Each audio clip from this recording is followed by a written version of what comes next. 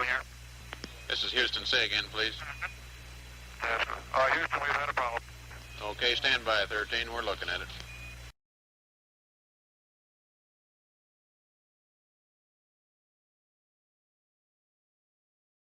This morning, and they have a number of things to integrate. They have to put the photo plan in, they have to put the storage plan together, etc., and the lens stuff together. And then they're going to run this in an integrated fashion with the two simulators today.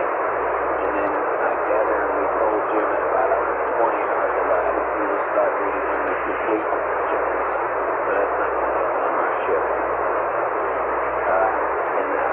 I don't think we have any particular thing to do relative to that, except just be aware of what's going on there. And if any of you have any thoughts, or as you review the paperwork that's coming out, if any of you have any comments on it, let's get them in. And for God's sake, let's not be 100% pure engineers. We have a tight timeline, and we have to get the things done right. So the comments you make ought to be so appropriate.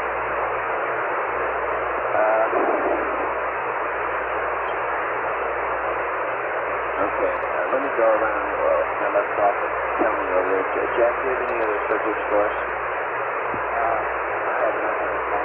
Okay, let me try control. Do you have anything for us? Negative flight. You already mentioned that we blew the first first last time. Okay, we still got good pressure locked up in the dips, right? Roger. Oh, what's our blowdown right now? It still must be 800 or something, huh? Got 800 pounds flight. 2%, 2%. Okay, GNC, how about you? We saw some thermal data last night, and we're probably going to preheat your thrusters, and you know that from your module RCS, right? That's correct.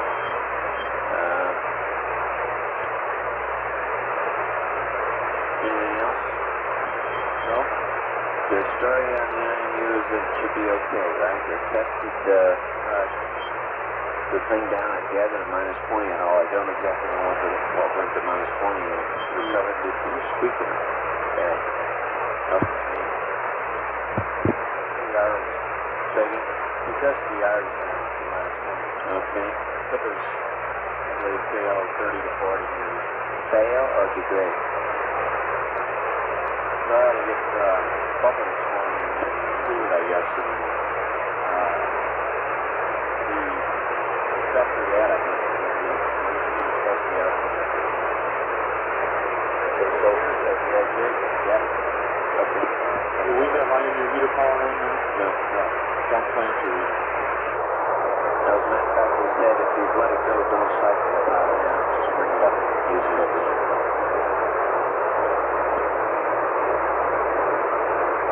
Okay, Econ, do you have anything? A couple of items I might mention to you. I believe you already said that you were aware you're charging that many. You just started charging that, and from what we've seen thus far, it looks like the charge is going right down the middle. Secondly, there might be some conclusion from some of the data we read out yesterday when we had to find some data once we did. I don't know if you want me to come back to later on that. Let me come back to it. Okay, I'll go over that whole thing.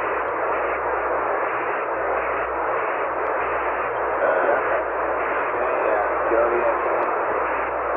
No, I wanted to verify what I heard a while ago, that they're going to move the mid-course up, and the hold in this timeline occurs after CMS and stuff. Is that correct? Well, the 1 hour opening up. I think the 1 hour opening up occurs in the area of the mid-course and the service module jettison. They're somehow stretching all that out. Service module jettison occurs earlier also? That's what they have done? Yeah, okay, so after that is when we hold. That's the whole thing. Okay, just wanted to verify. It's not a hold, it's a relaxation of the proposed timeline. And near as I can tell, the mid-course opportunities you have is 5, and the CSM beginning of work is -6:30. Right, Bob? Okay. Surgeon, you got any comment? Negative. Have you been keeping up with the sleep? They've been sounding good to you, etc.? Well, they sound pretty good. I'm having difficulty keeping up with sleep. They've been up and down, up and down. Good. Nico, how about you? Roger, Mike. This very fast PTC rate is pretty degraded now, and it's causing the crew to switch antennas about once every minute. And we told Jim earlier this evening that he didn't have to do that we could live with about half of a 2-red cycle by staying on one antenna, but he said he didn't have anything else to do. So if they get busy, they might have time to switch antennas at this rate. Okay, Joe, you got that. And it's also pretty degraded. That's all. What's degraded? This PTC, some rates are developing. We're not holding very good signal strength, but we're getting some more degrading. That could give us a problem when we get that entry pad to read up. It's going to be a long pad. Oh, yeah. Well, like long pads, we can always go to the power amp on. We'll do the time number 1 and get to reading that checklist stuff. And we'll be a lot closer to it. I'll say that. We'll be some closer to that. Okay, anything else, Phil? No, no. IFD? No. FAL? Have I got a fair summary in my mind of what's going on in this checklist business? 6.5 entry to the CSN is, to start doing real things in there? That's the power. Yeah, power up. You can do storage and other things before that. That's right. And if we did make that point, they would like very much to have the storage information to be able to start that real thing. Yeah. And there's been a discussion about offices bringing them over, and the general inclination based on primarily on the crew's feelings, rather than not do that. There has been discussion of that in Spanish too. Okay, tell me, Clyde. Go ahead, Clyde. You got a refresh pack readout, and did you see the surge tank during the data? That's a fine. You got 6 pound black. Is that right? That's about right. Okay. Yeah, so It was 762. quite a minute then. Okay, let's see. Go ahead, Bud.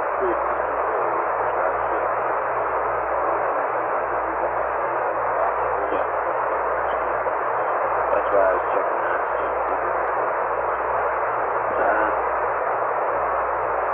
Somebody's calling. Hi, Kevin. Good.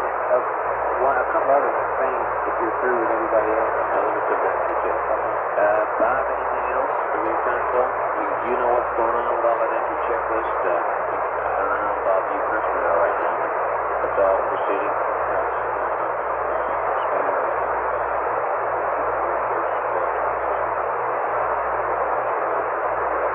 Okay.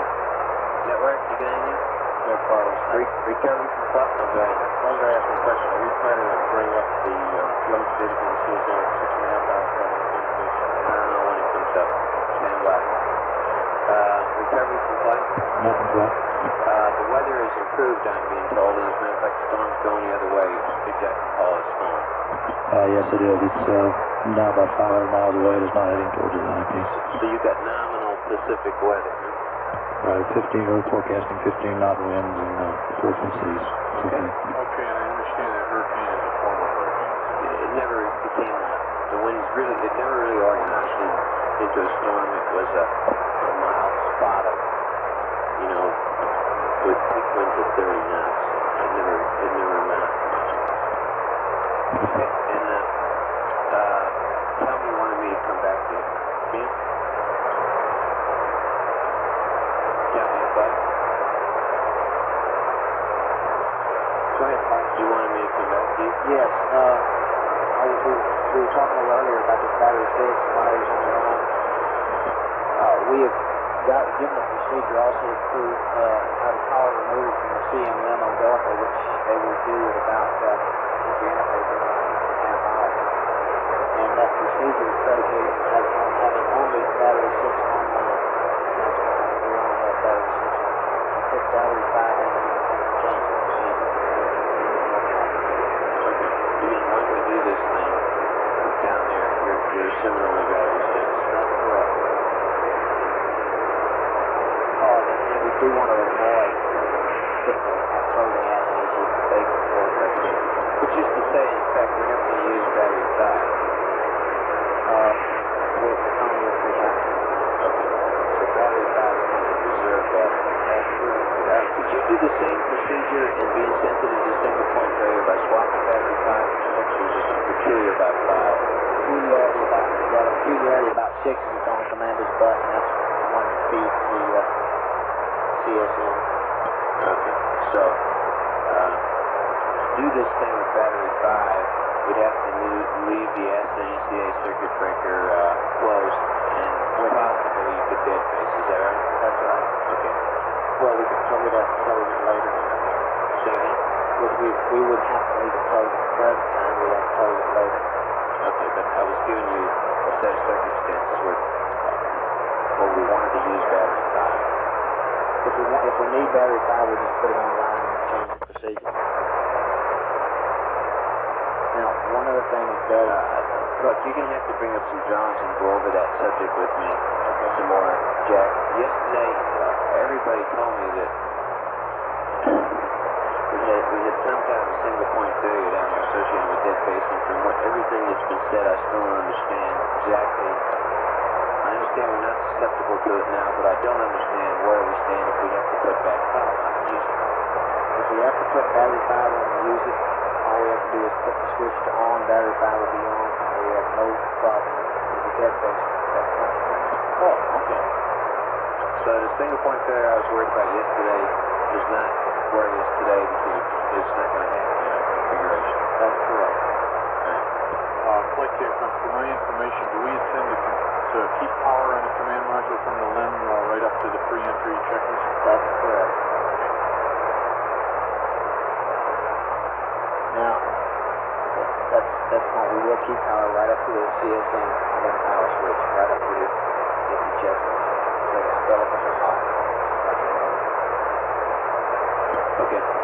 Okay, everybody, you want to go back green? Let me first ask if anybody has anything else that they want to bring to the attention of the people in this room. Okay, we've had the briefing. Let's go back. Etam, I'd like to hear some more from you on the thermal stuff. And Jack, I'd like to hear some more from you. And when you have time down there, bring me a schematic and show me in a little more detail what you're talking about, okay? We should have essentially, there's no planned activity of any kind that I know of. We're just going to continue to monitor the PTC and the systems, charge the battery and read it out, and updating will be done on the next trip. So we're just in a kind of a watch mode this morning. Okay, I have the lithium hydroxide thing to read up, and I guess I'll get at that. Okay. And I wanted to ask Etam, does he really need readings every half hour for the next 15 hours? Right, we would like to get those. So we can do the most effective job on computing what's in that battery by getting at least every 30 minutes. We would prefer more often. Okay, if we go to an activity mode, can you slip it to 1 an hour and live with it? We can if we have to. I think we're going to end up being pretty inactive for about 8 or 10 hours. Is anybody going to sleep upstairs?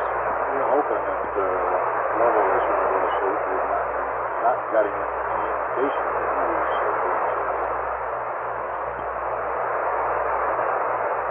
Capcom play. Go play. You might tell them that after you read this canister thing that we don't have any real big news. They've been updated that the details on the checklist will be available by 1:20, and we're looking forward to a kind of a quiet watch so they can do their sleep accordingly. Okay? Roger that.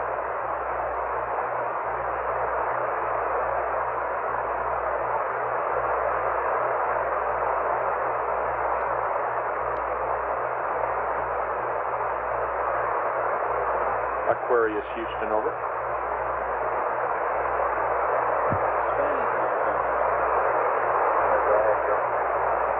Okay, this is your friendly do-it-yourself Capcom with a suggested procedure on the lithium hydroxide situation. You're looking good. We read 1.8 millimeters, and you do have sufficient LEM proof to last you the rest of the flight. However, being on the conservative side, we would like to use one more set of command module canisters to guard against some possible problem with the LEM primary canister. And I have a simplified procedure for doing that if you want to listen to it now.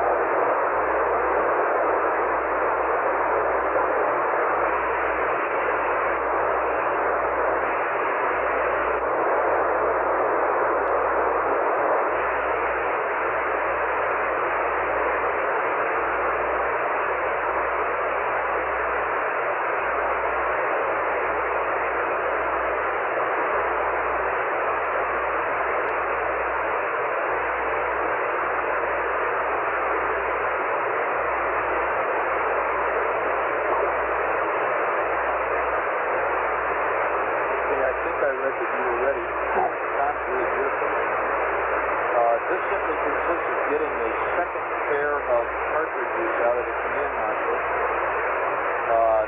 putting one band of sticky tape, that is of the gray tape with the sticky side out, around the sides of each new canister near the top,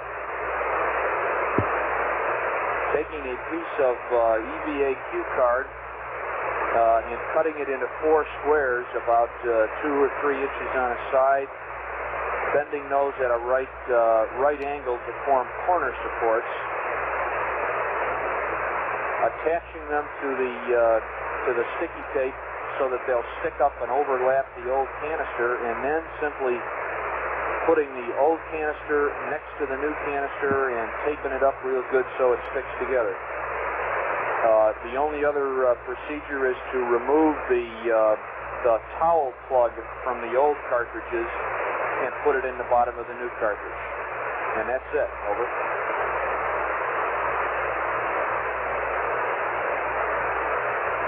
Okay, as I read you, we get the gray tape and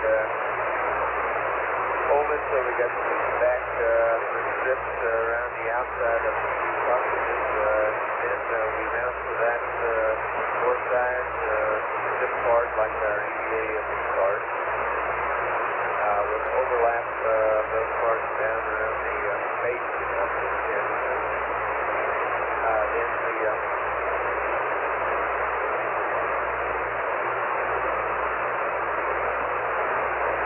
Then we just flip this part overhang over the old part, stack it right on top.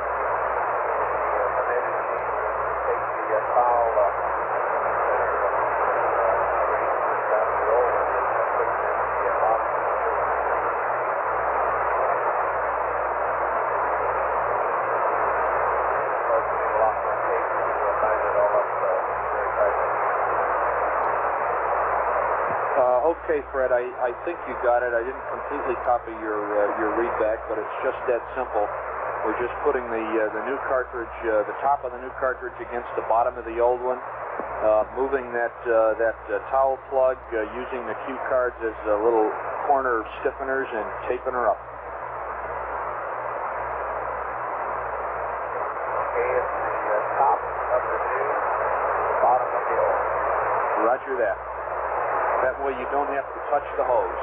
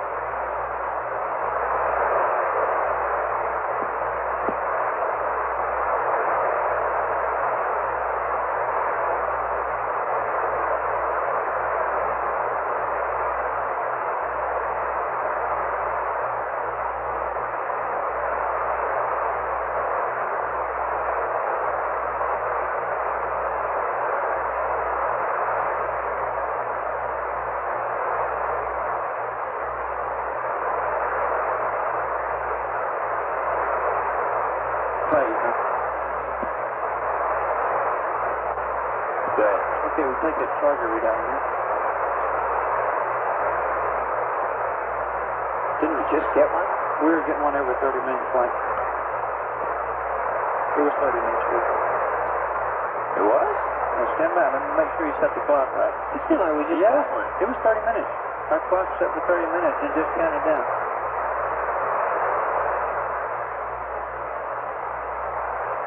Capcom flight. Capcom flight.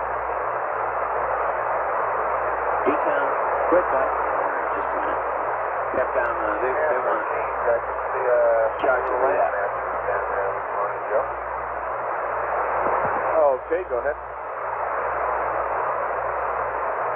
I got all of the jams and the at its range. So everything's also there looking from the side. And also portion of India.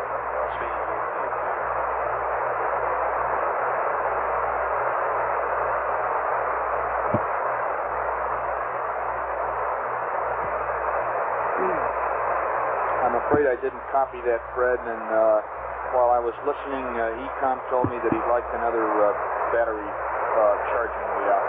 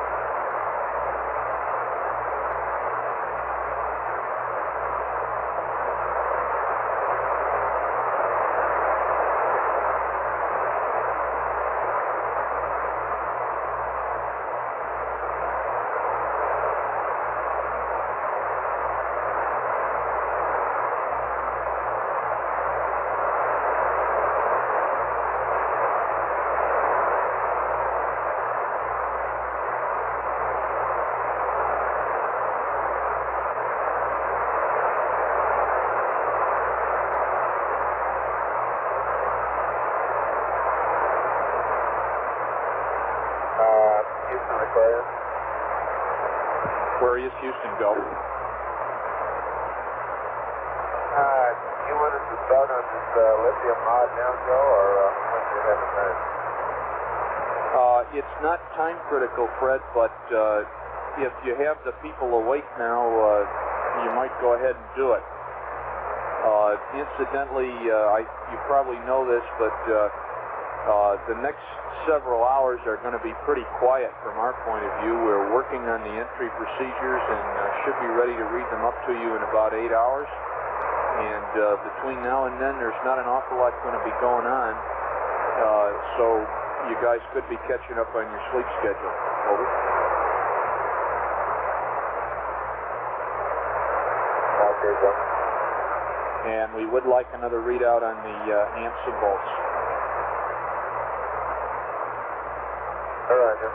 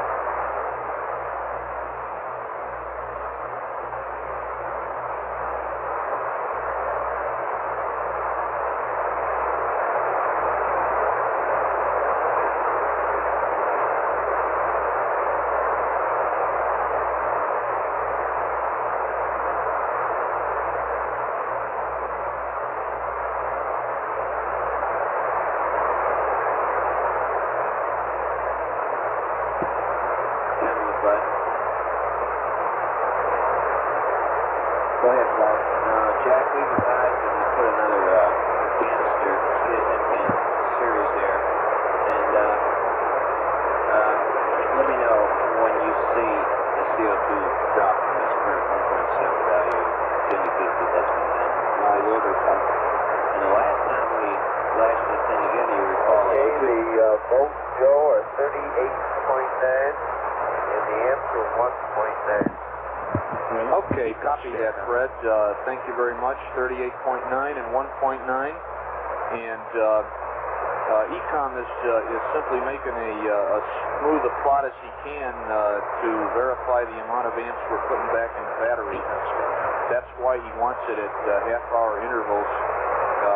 if that schedule begins to interfere seriously with your rest cycle or so, give us a call, over.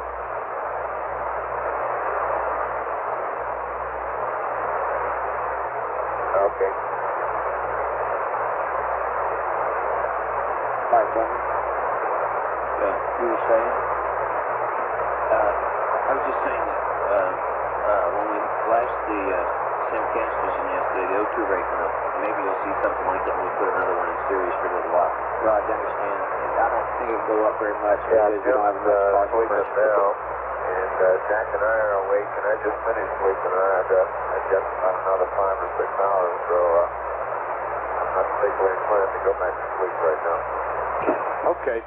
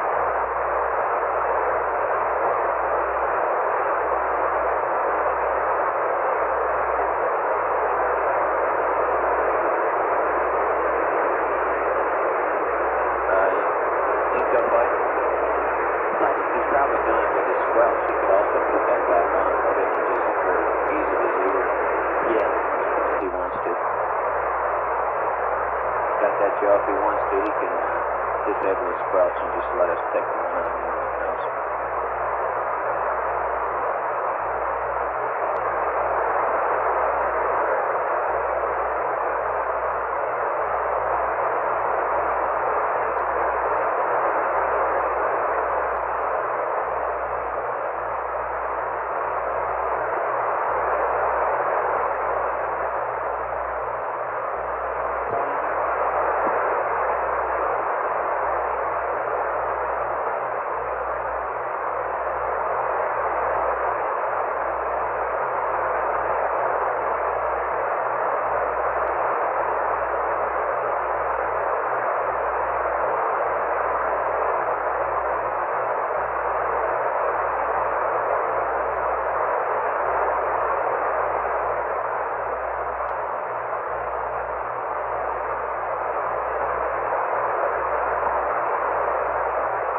Flight gentlemen. 113 hours, assumed elevation on channel 58, and the decrease in time remaining is based on CSM. Yes. Yes, I'll put a battery. Okay. Thank you, Jack.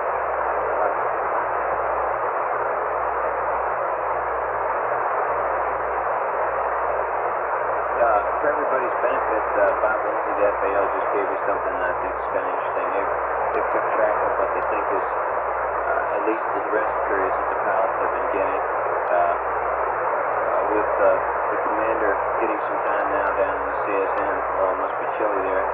It looks like they're starting at about 1:20 this afternoon, GT. They'll all be about even on off-duty time. About 35, 36, 38 hours for the flight. And then there's a block of time there of 8 hours. The CMP and the CDR will probably be up, which would give us time to read all the checklists, and Fred will probably be up and get through most of that, and maybe he'll hit the hay for a number of hours, and then there's another period there prior to the power up for the entry portion, when the commander and the CMP ought to be able to get another fair-sized rest. So all in all, it looks like the off-duty time is being pretty well distributed amongst the crew members, and it looks like we've got the proper amount of time to both read and discuss the entry business, get some rest, and be up for the power-up push.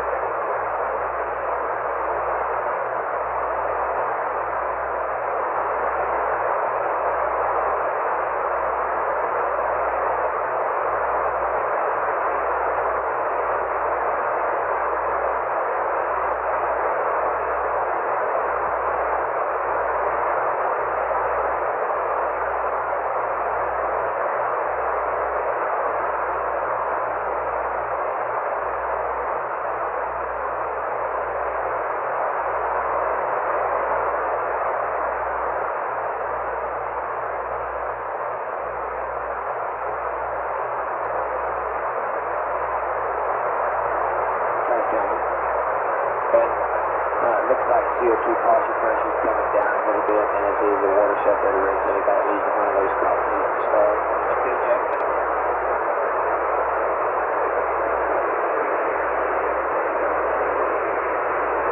And the water separator speed is coming down a little bit. Yes, yes.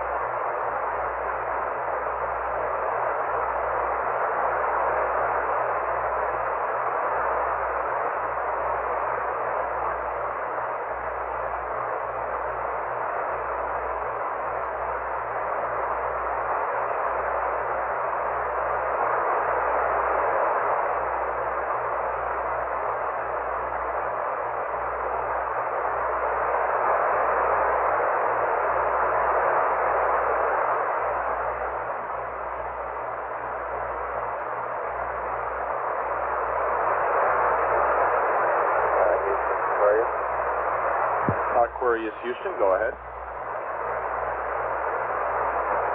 Okay, we got one of them ready to go, and it looks like we could do a pretty good job just using 10 strips first combined the two together, and then just using the strips of paper up the side. We got to get a good feel that way without even using the cardboard. Hey, okay, Fred, we suspected that you'd gotten at least one on. We've noticed a partial pressure drop from 1.8 to 0.8, which is real good. Okay, we might run that by the CCD and see if they approve our in-house mod. Roger that.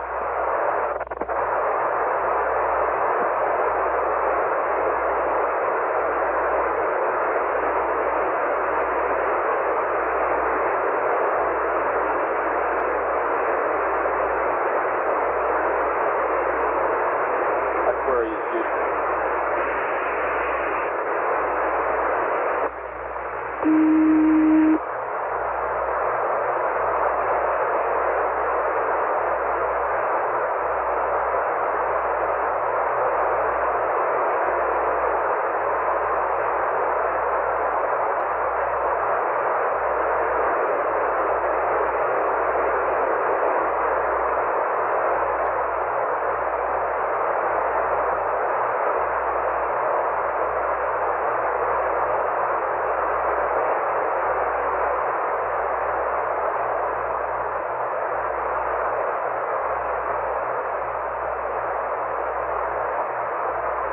Aquarius Houston. Go ahead, Joe. Roger, we're convening the CPCB on that change, Fred, but flight has given you an interim go-ahead. Over.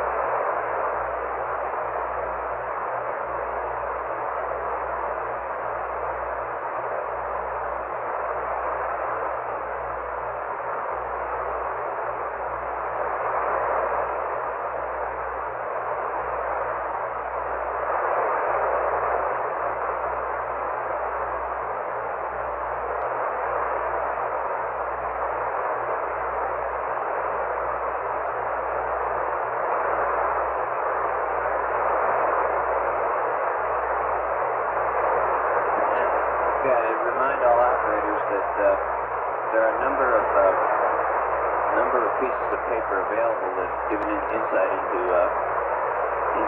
what's being planned here for entry, and if you have some spare time, or your people in the back room do, although I want full attention on what we're doing right now, if you have any extra people around, they can usefully spend their time looking at what's being proposed for the entry. Decon flight. Quit, Mike. Clint, whenever you want to, you can talk to me about what you learned when you powered up the instrumentation last night in CSM. Okay. And you also, Jack, we got some analyzer RCS pressure data, I assume, and it's all okay? Did you power anything in the service module? Quads or anything? We had telemetry. Telemetry on, that's what I meant. Right. Quads all look good, yes, basically. Okay, everything looks normal to you then, huh? Right. Thank you, Tom. Anytime you're going to tell me about the thermal, I assume everything else looks normal to you. Sorry? What, Deacon? Tommy, I'm ready to proceed and tell you about what we saw. Okay, why don't you come on up here? Okay. On this little thermostat sheet, or wherever you want to talk to us, right? Let's be sure well, you don't have much place. Keep forgetting that.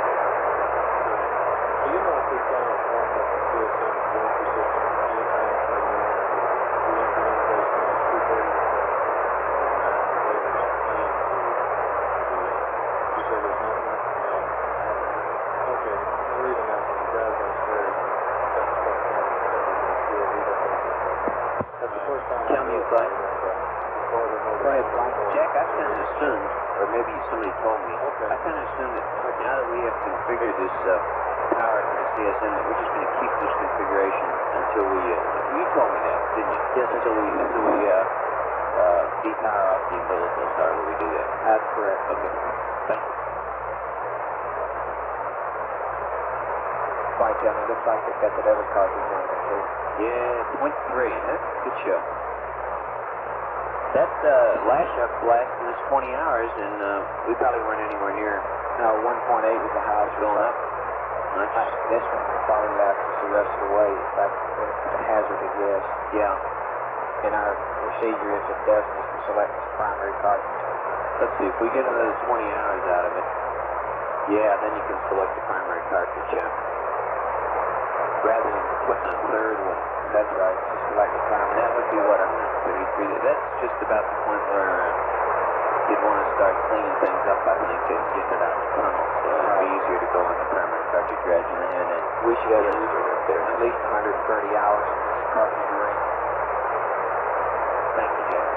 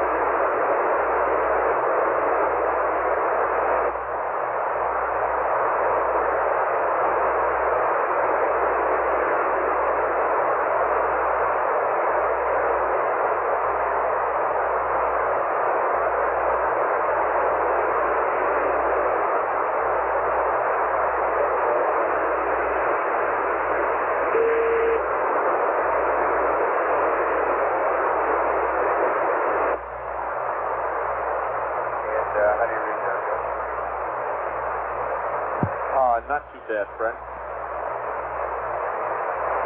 Okay, we've got both canisters completed now. Okay, roger that, Fred, and you're reading 0.1 again on the CO2. Incidentally, are you guys having good luck getting water out of the command module? We hadn't tried that yesterday. Okay.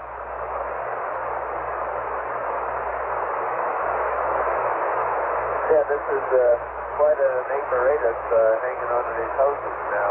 If that ECS design engineer looked at it, he'd probably think that it sure seems to work. Roger that.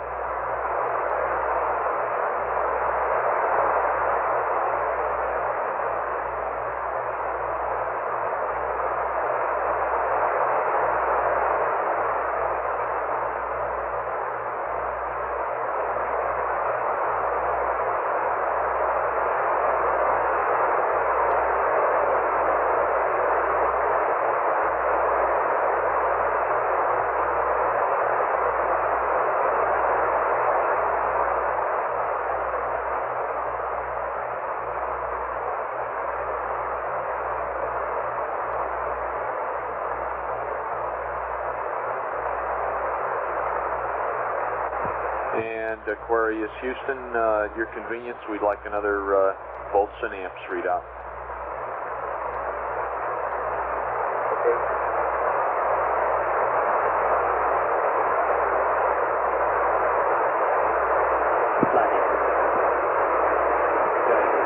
During the night, we turn the valve switch off to get better voice. We're using it. During the night, we turn the valve switch off to get better voice. And that leaves them in hot night. We're doing right.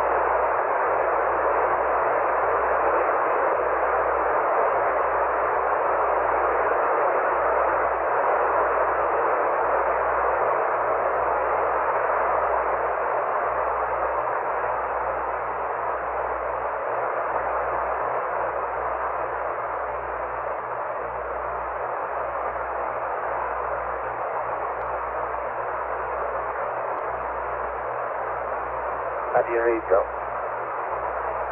Pretty good, Fred. Okay, volts 39.0,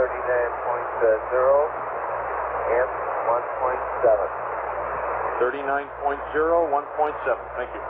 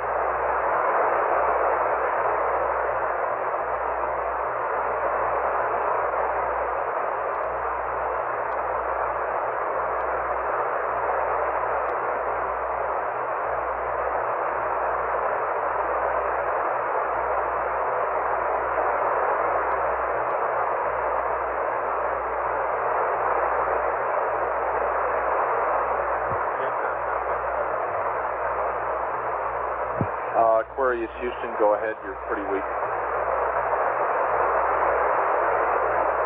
I did call you, Joe. Say again? I did call. Oh, sorry about that. Incidentally, Fred, if switching Omnis every couple minutes bugs you, you can skip it for now. We can always wait till you come around. No, it doesn't. This is Jack. So, Fred is upset. It doesn't bother me at all. Okay. Just happy to know that you're standing by. Roger that. Except I'm sitting by.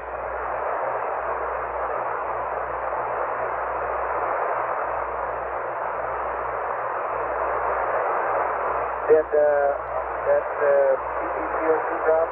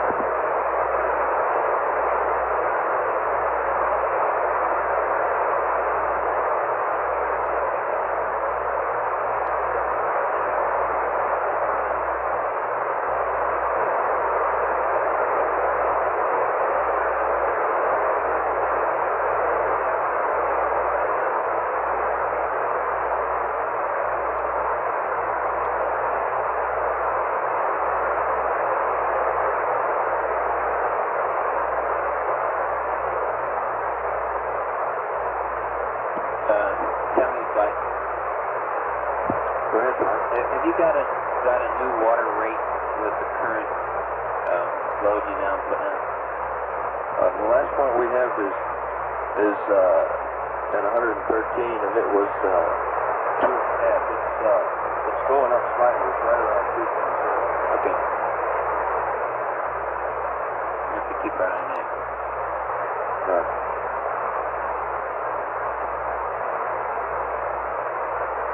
I have a feeling we may get some of your measurement uncertainty here before this flight's over there. Tell me. Say again, Frank? I have a feeling we're going to get some of your measurement uncertainty before the flight's over. I think we may bite into it.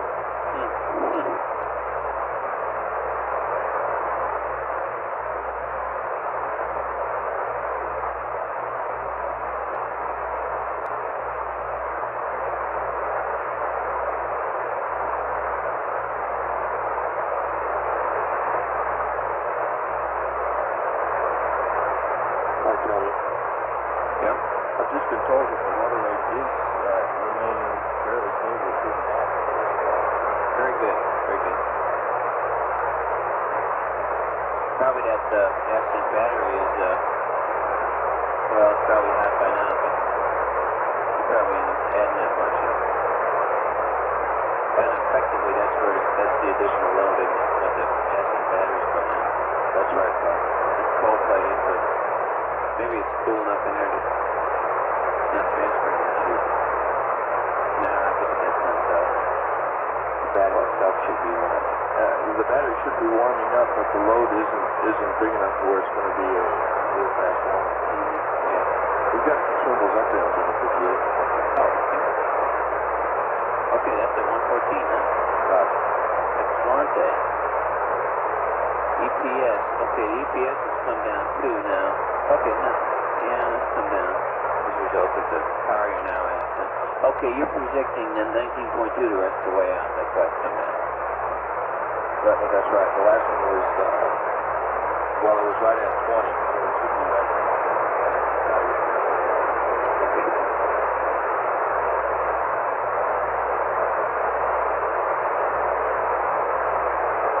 Okay. Okay. I understand.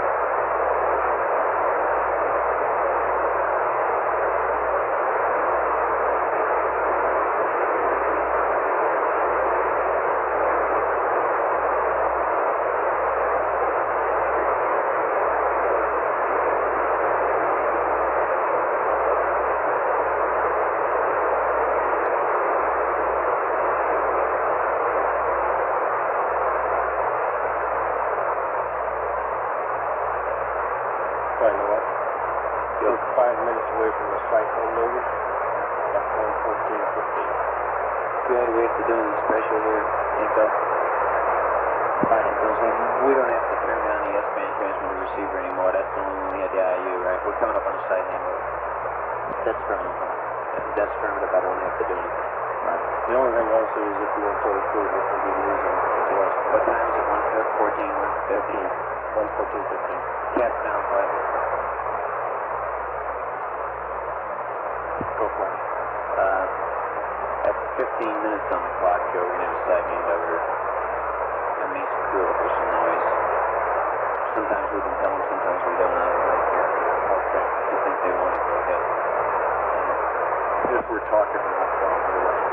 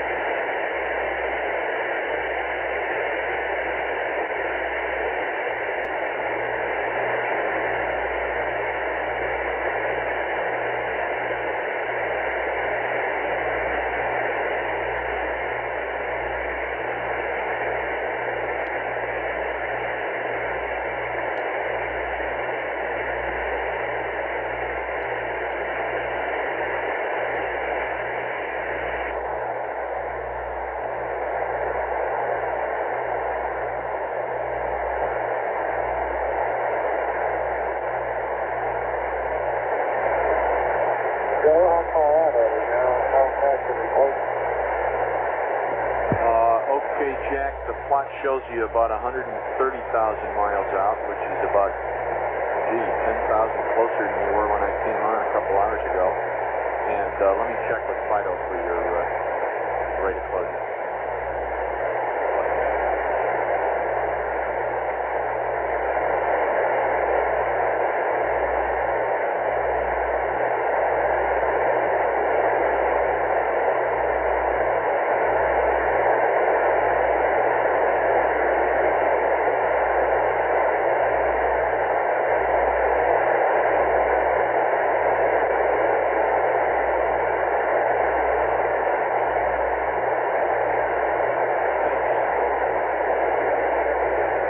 Jack, over.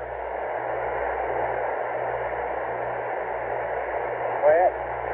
Your Smiling Fido says you're making 5,040 in a 5,000 mile zone.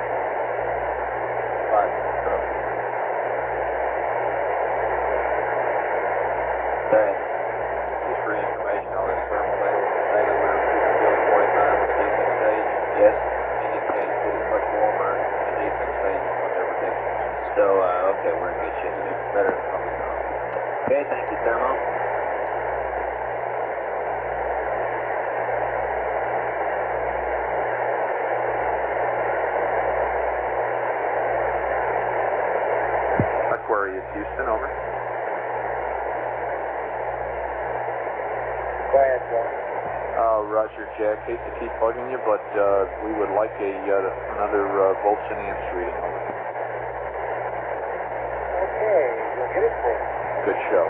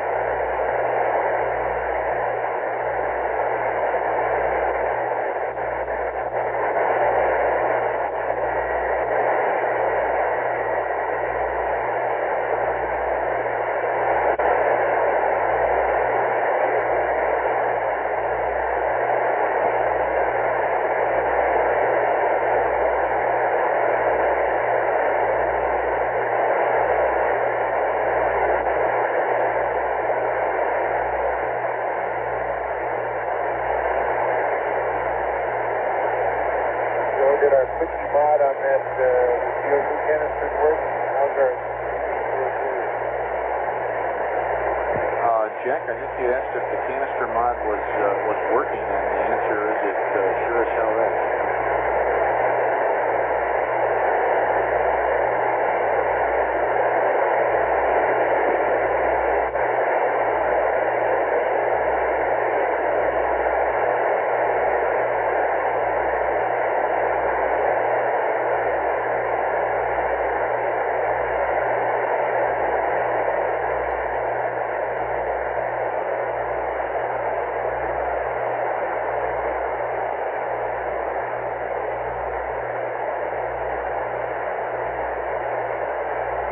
Joe, I got the voltage 39.0 and 1.75.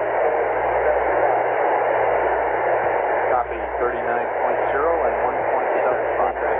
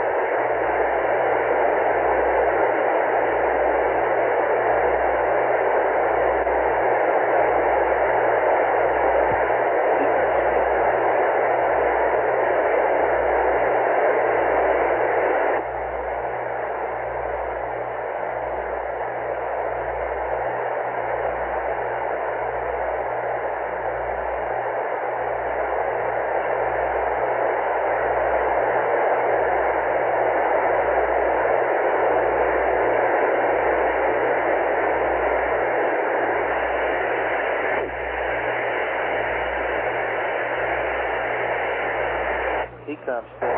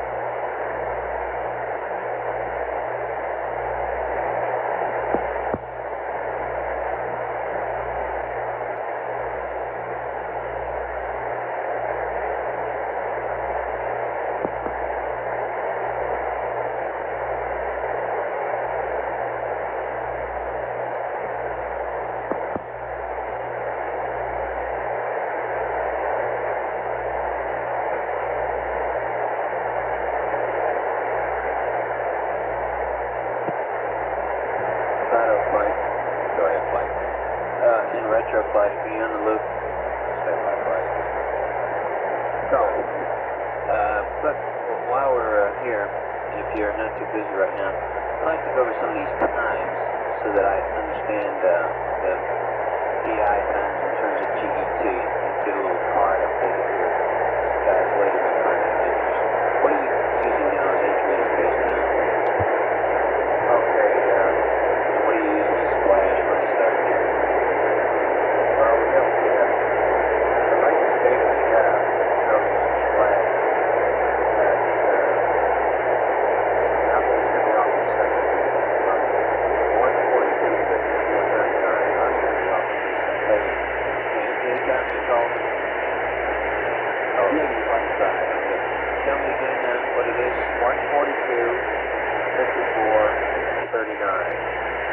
Ours going to be second. Is that with the mid-course? Well, that's with the mid-course we computed on the previous Vector flight. We have not.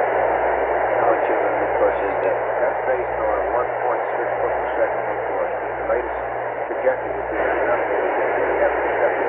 We're up to around 2.2. Right. So it's second to top it now. Right. The latest entry interface time based on the state of the Vector is 142.40.39. Exactly 455. Say again. Exactly 1455.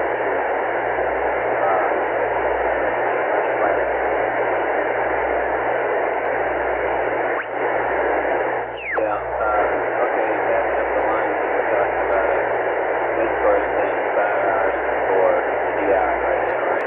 Confirm. And then jet and then the service modulator, mid-course, right? Yes, 4.5 hours. 5 hours and then 137. Service module at 138.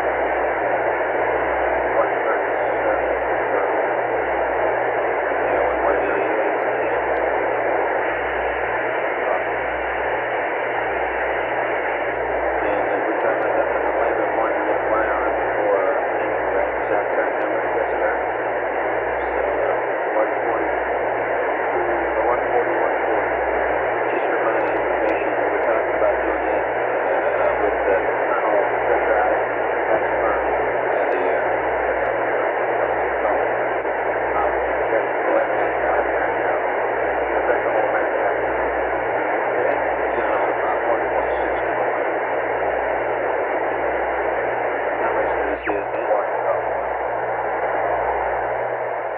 that's a phenomenal number. But of course, a 1 at that time is kind of incidental. And Well, that's what we chose the Jettisat to. We did it. We were put in the direction. We got 5. Aquarius Houston, that's affirmative. and but Okay, we had a dropout here.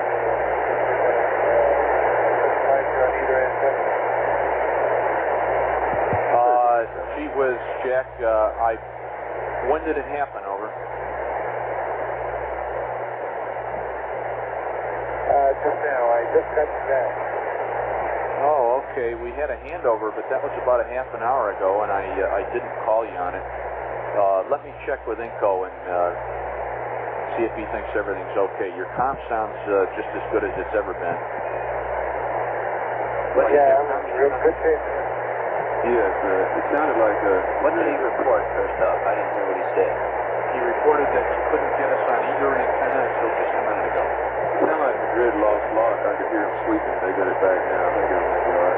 Would you determine that we had a ground problem so we can let the pilots know that? Right. That's the case. We're gonna check.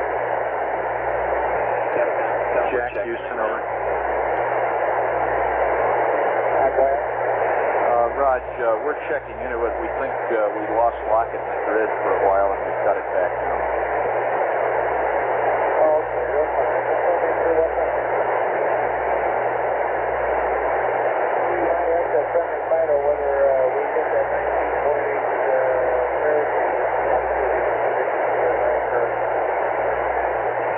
You're getting a little weak. Did you say you wanted to verify what your vacuum perigee is, over? yes, that's it. What's the vacuum perigee? Flight. No flight. Check as what his current vacuum perigee is. Roger, stand by with everyone.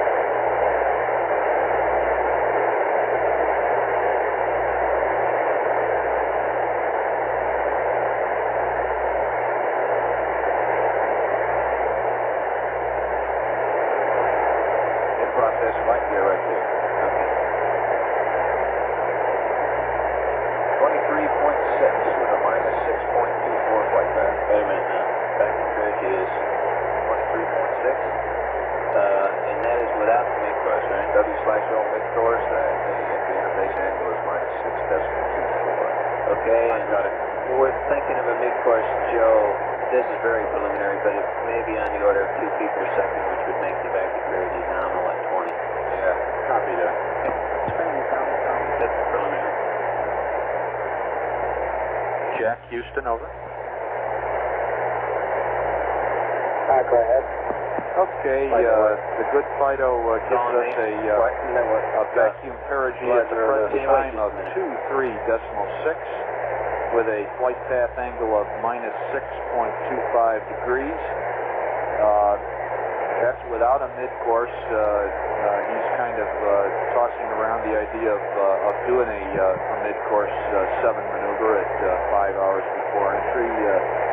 If we do it, it looks like it won't be more than 2 feet per second. Over. Okay.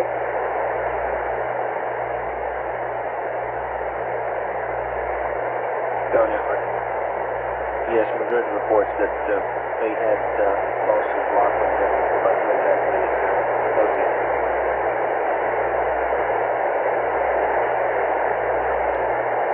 Get down, bud. Get down, bud.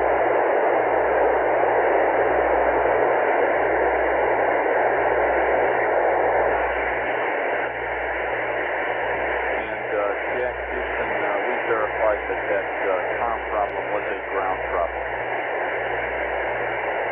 Okay, thank you. That Fido is really busy today. Oh, he's having a ball.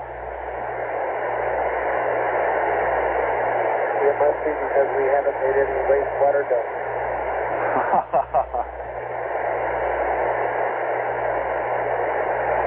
You could tell Jay and David and I went the whole flight and didn't use the evaporator.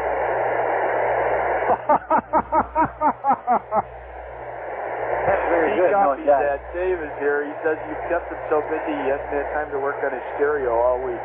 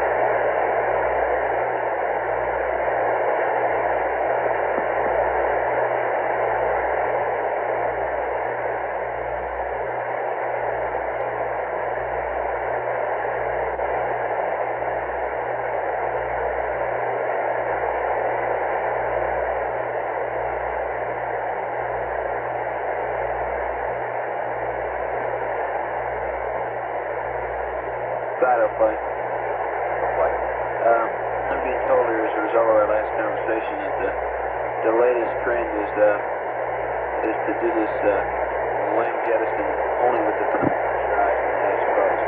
That's okay. Let me ask you what right. I'm telling you that the latest discussion is with the hatch closed. What kind of job do you do? I do not know. Okay, so you're saying that people need to decide how we figure out to do that.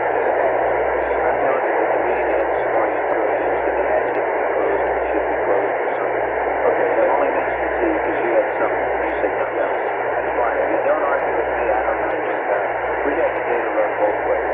Good. Okay. So we'll argue. You can expect some correction to show, right? No, I'm telling you, I don't want to. You don't tell me what the dynamics are. I can think. Well, Retro, why don't you tell me what the dynamics are?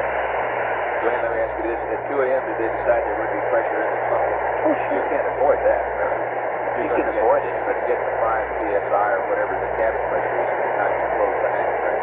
No, you can vent the tunnel mechanically, but there probably will not be that. That's what we use for separation, right? I know that. I'm explaining that to you. I'm just telling you, you guys told me the hatch was going to be open, and I'm telling you that the last meeting on the subject said it was going to be closed. That's all I'm saying. The tunnel will be pressurized, and you will get the delta V from the tunnel. So, that's right.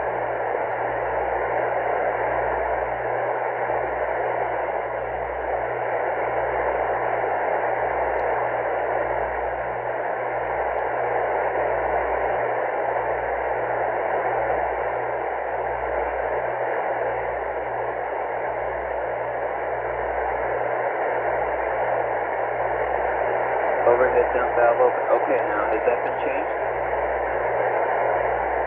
Okay, would you call Don and have him tag up with the meeting? Now, the FAO people say that the meeting this morning was agreed to close it. Close the hatch.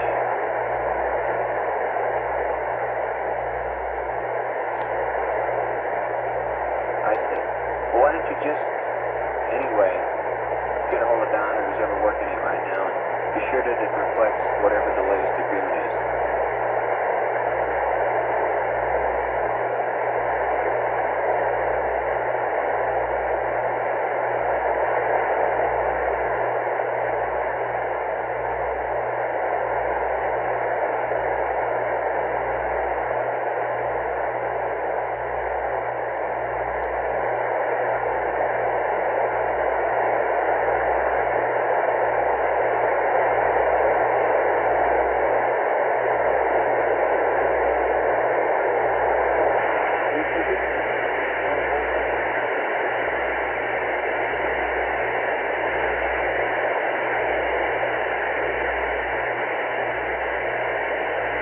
Yes, sir.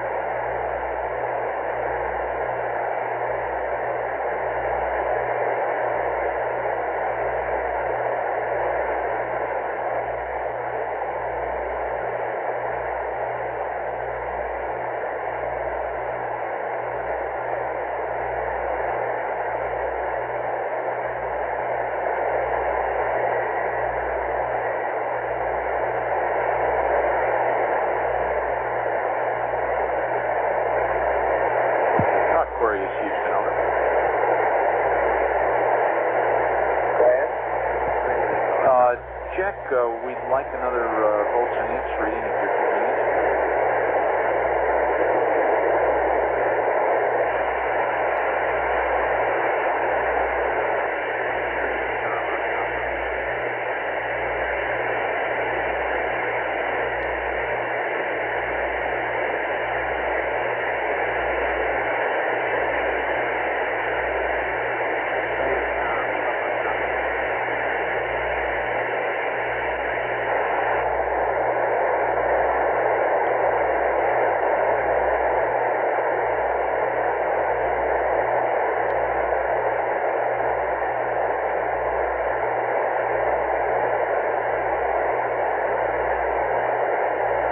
Okay, I had the 115 consumables. Tell me anything to note about it? DPS looks a little better, huh? The average is a little better now. Water's still good. Oxygen's still the same.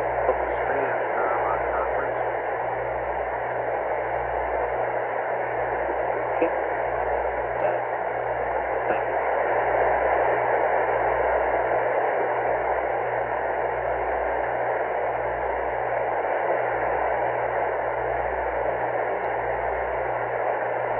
Okay, Houston, it's 39.2 volts, 1.6 amps. Okay, thank you. We copy 39.2 volts and 1.6 amps. Right.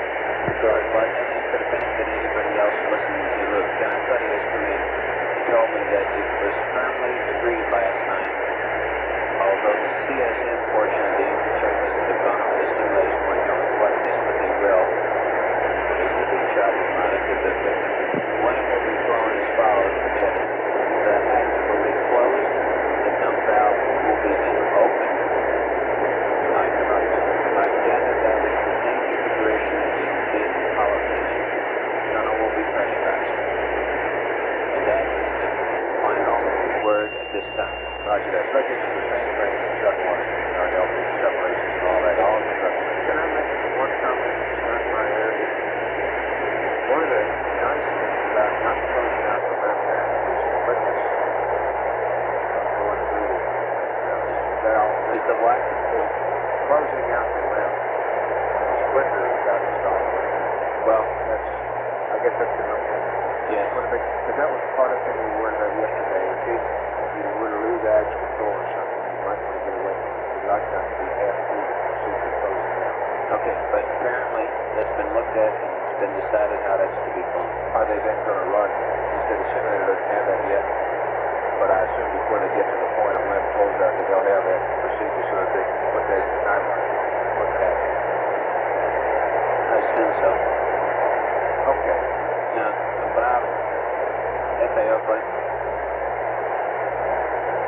And it is written correctly in the LAM procedures that went over this morning. The LAM procedures that look in this area are different from what somehow or other this is referred to as CSM procedures. And my question, Bob, is did somebody get a hold of Neil and are they going to change that before they go into the run this morning or what? Fine. Thank you.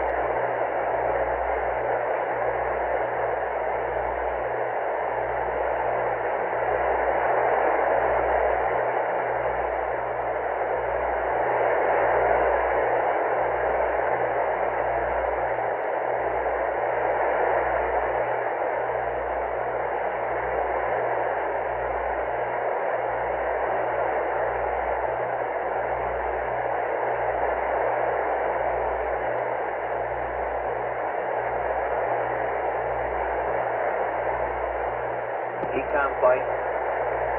Go ahead, Frank. When are you going to be there? 39 or 40 amp hours, whatever you're trying to get back in there. When are you going to be there at GDT? Well, we should have about 4.5 amp hours in now. Let me get you a GET. Okay. Okay, got an update. We got 6 in now. Let me get you 10. Fine.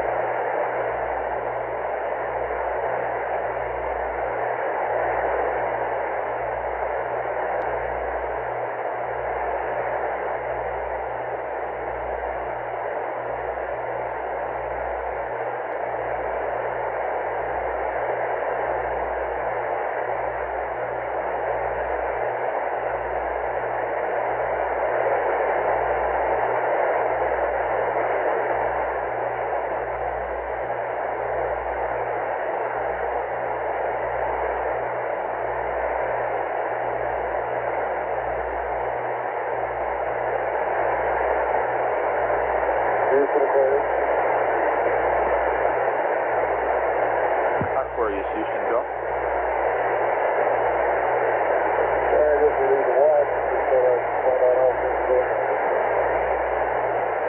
Okay, Jim, good morning, and I understand you relieved the watch and the rest was kind of blurry. Did you have any questions? No questions, Joe. I just wanted to establish communication. Okay, that was loud and clear, that one there. We don't have a heck of a lot going on, as you know. We're working out the entry procedures. I've got preliminary copies, but we're not ready to pass it up to you. Looks like you're about 125,000 miles out, starting to really pick up speed. And the Astros won last night, and that's about all I got. Over.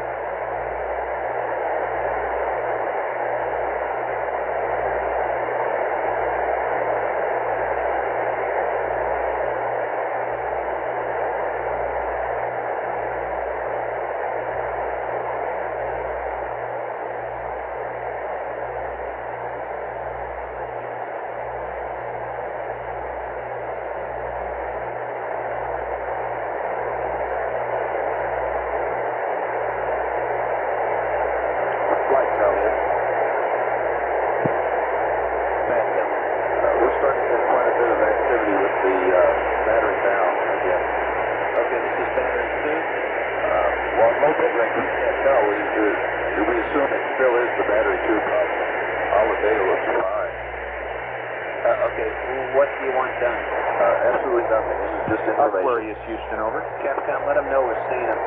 what looks like some battery now stuff on battery 2. Okay, Jim, it's about time at your convenience for another voltage reading on the battery module. right on board. For your information, we put 6 amp hours back in that battery already, and we've got about 14 to go. It's looking real good. And I also just got the word that the entry weather tomorrow is looking better all the time. It really looks great. Did you mention the battery now, Joe? That's good. When I went to bed last night, I got a hurricane.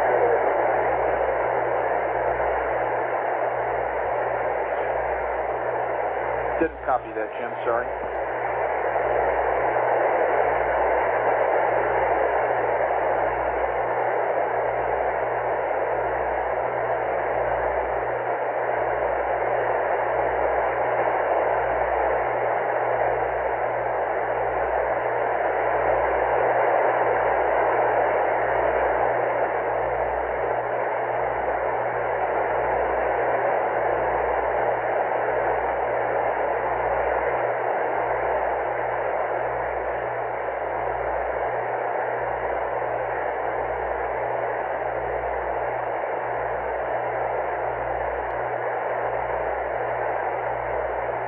Tell me if I...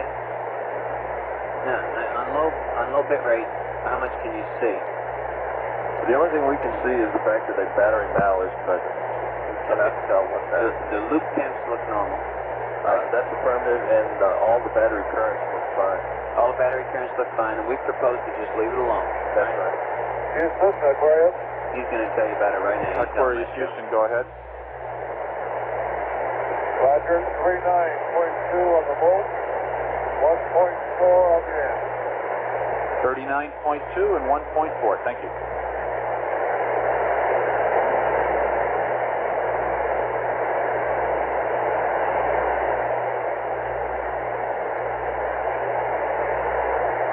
Is the master alarm circuit breaker still pulled?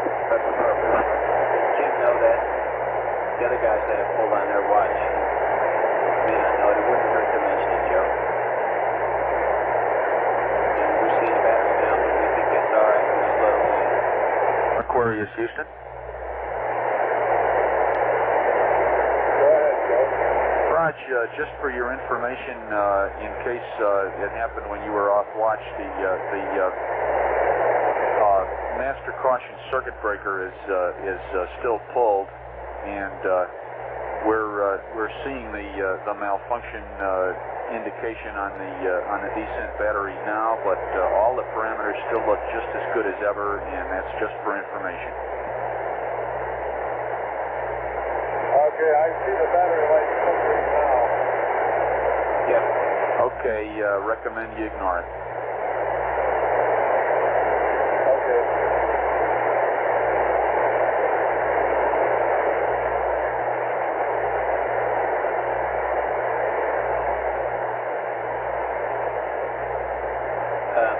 Tell me if when you have a minute, come to me on that subject, will you?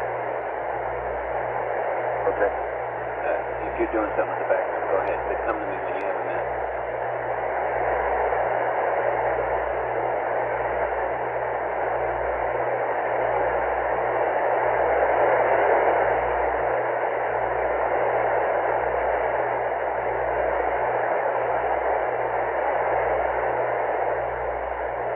Quite tell me. Go ahead. What would you like to say about the battery? Let me write something down about the sun filters for this section.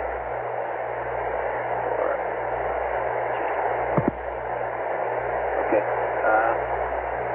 Let's see. Review for me now the things that can light the light. I haven't been over this in a while. The tamp on the battery, right? That's right. Which you don't have. Do you or do you not have a thermocouple on TN? We do not. We do not, but we don't see anything in the loops indicating anything. That's right. All the loop temperatures are very, very stable. Okay, now the other things are over or under current? One is a reverse current. That's right. And that could be happening and we couldn't detect it, but on the other hand, all the currents look normal and the battery behavior looks normal. That's right. We could detect the reverse current by watching the battery currents, and it's obvious to us that it is not a reverse current. Okay, so it's obvious, it's conclusive that it's not. That's right. And it's not Temps, and how about the other ones? The other is an overcurrent. Right, it takes something like 150 amps to get the overcurrent. But we're not seeing anything like that either. That's right, and in addition, an overcurrent would take the battery off the line. Right, the ECA would. That's perfect. Okay.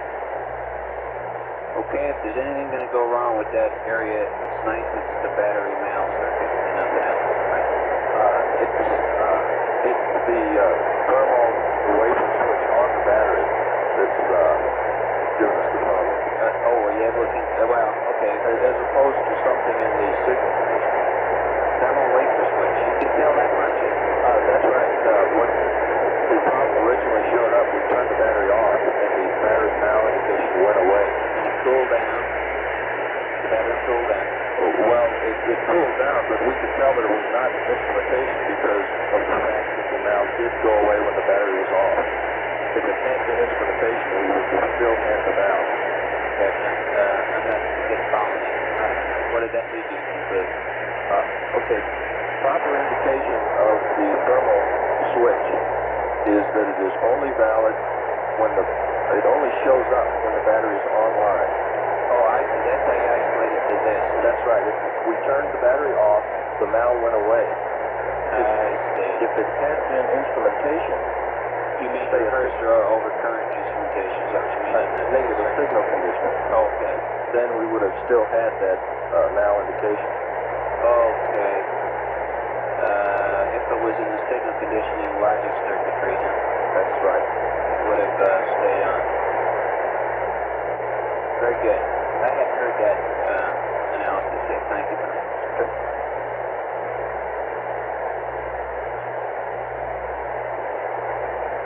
Friday, huh? Yeah. Estimate on full charge on battery 127 hours. 127 battery will be fully charged. That's the estimate this time. And what GET, assuming we swap to B at that time, will take the tap off B? Well, if you charge Bravo, it won't take more than probably an hour and a half or 2 hours. Okay, I'll put you down for 129. I'm just trying to get an idea here. Okay. That's all. Okay, got it. Okay.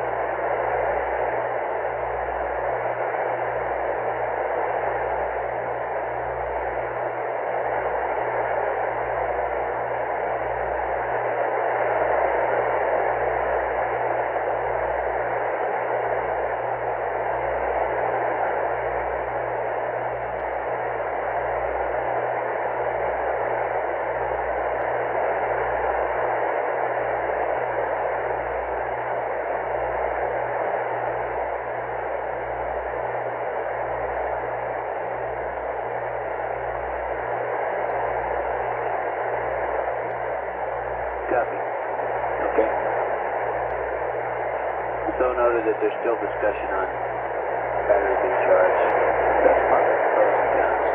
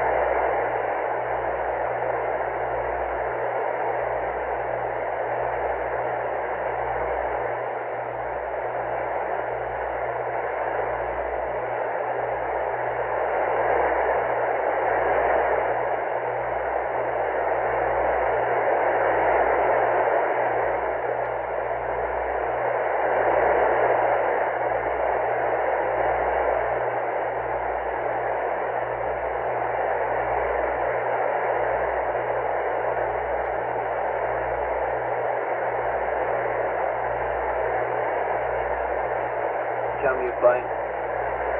Go ahead, Mike. Do you know if that analysis was passed in flight crew yesterday? The thermal wafer switch?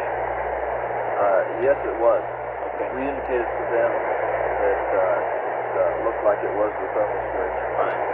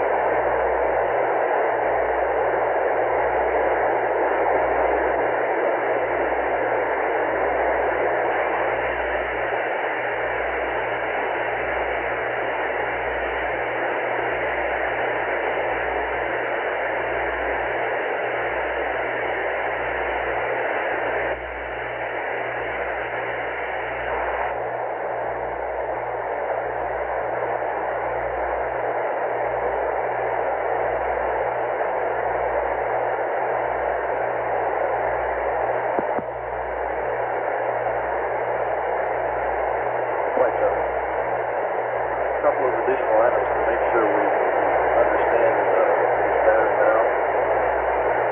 Yesterday, when the problem originally occurred, we turned the battery off for a little over an hour. Yes, I recall it. And when we turned it back on, the battery now was still with us at that time. Came back immediately. Came back I immediately. remember that. Let me see, it was off for about an hour. When you put it back on, you can get the light. Right? We did get the light. Yeah, I recall it. Okay. The other thing is that we cannot say without the shadow of a doubt that it is this thermal wafer. Yeah. Because it is possible that there's contamination in the relay contacts of either the overcurrent or the reverse current relays. If there's solder jumping around in there, it is possible to get this indication. The most likely situation by far is this thermal. But if that was the situation, contamination in the relays, again, it's a sensing system. It's a sensing. It's strictly a sensing system. Okay, the more reasonable failure then is the thermal wafer switch. It's conceivable that there is a contamination, but again, that is a sensing circuit contamination if it exists, and we should continue to use the battery just as we're using it anyway. That's the problem.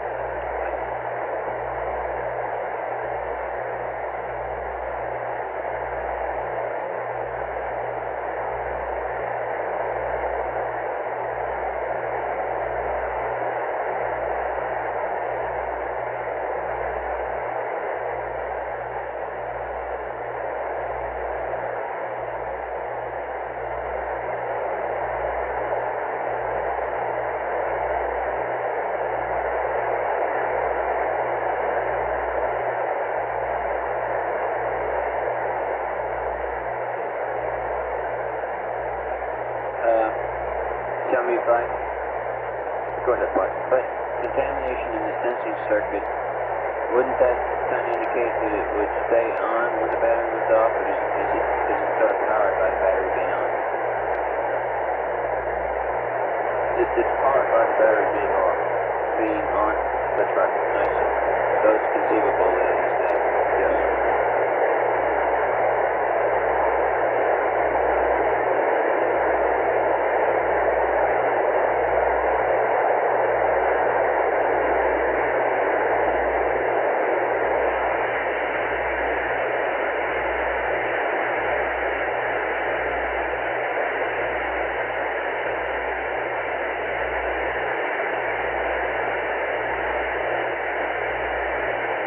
Miller. Go. We've got a slight VSM problem back in this area. It involves 3 SSR consoles. We would like It involves 3 what? 3 consoles in the SSRs. Yes. We would like to get into the VSM and work on it, and it will not affect any displays other than those 3 consoles. However, we will not be able to select any new displays we presently have up. Anywhere at all? For about 2 minutes. Did the 3 consoles know who they are? I think so. We passed it on procedures, and they're Procedures are those 3 consoles satisfied that they can stand by for a few minutes? Well, I checked this with the guys individually, flight looking for it. Okay. I would like everybody to dial up the channels that they want to look at for the next couple of minutes, because once you have them up, you're not going to be able to change them while they're doing something to the video switch matrix. So get your channels, and I'll give you a minute, and then we'll proceed.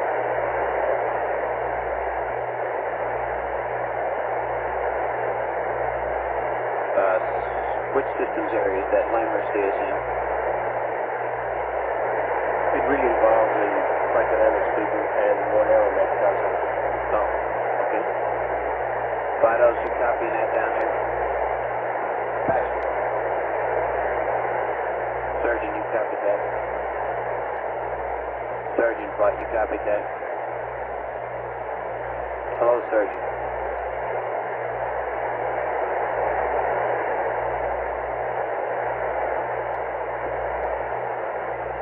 Surgeon, flight.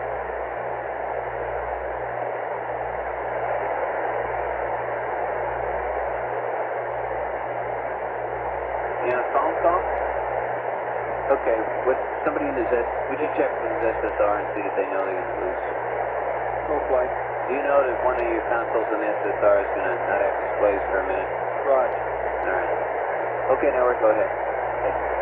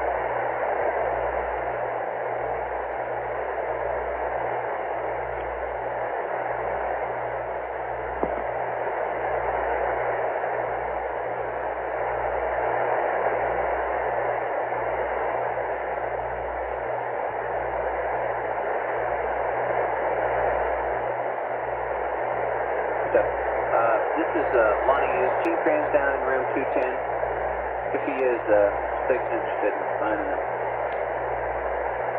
Are you going down the stairs so you don't cross him? Are you going down the stairs so he's not coming up by the elevator? Okay? Stig's coming down. If you're down there, Gene.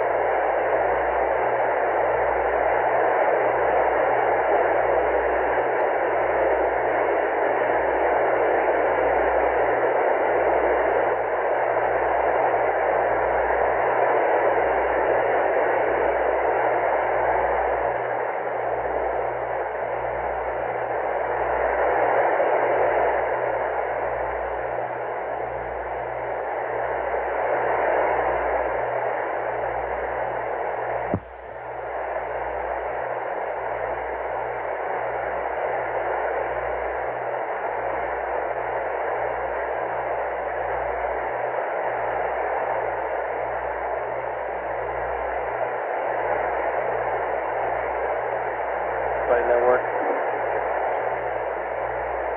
Go ahead. We're all squared away as far as our VSM. Right, Okay, everybody, so you have your ability to change channels back. Did you get the console fixed? That's part of it. Thank you.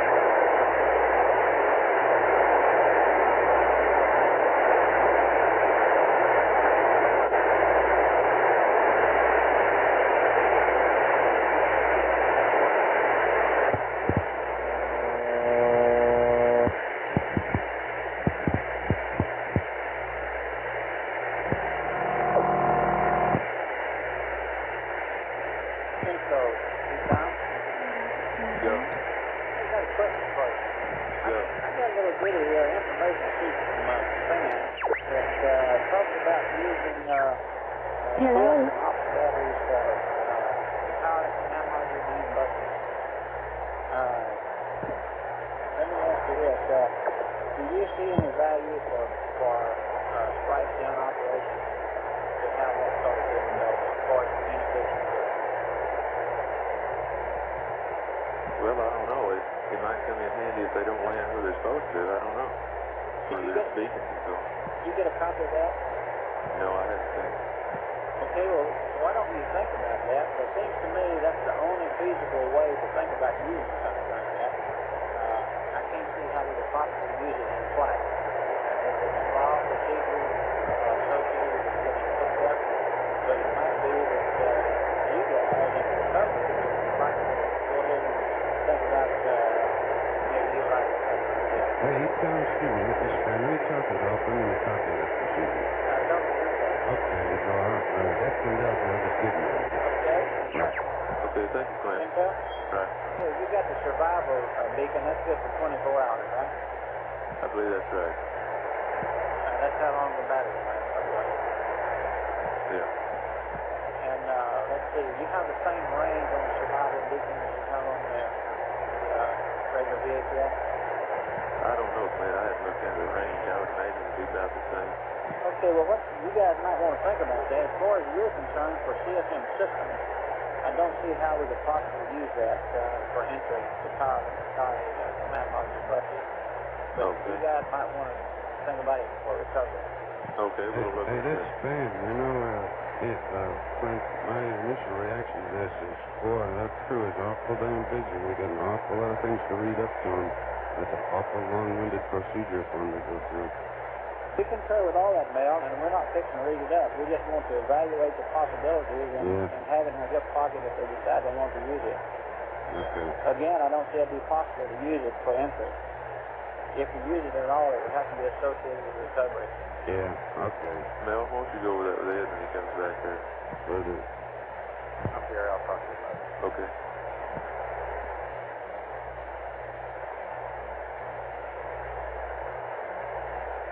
Any comments?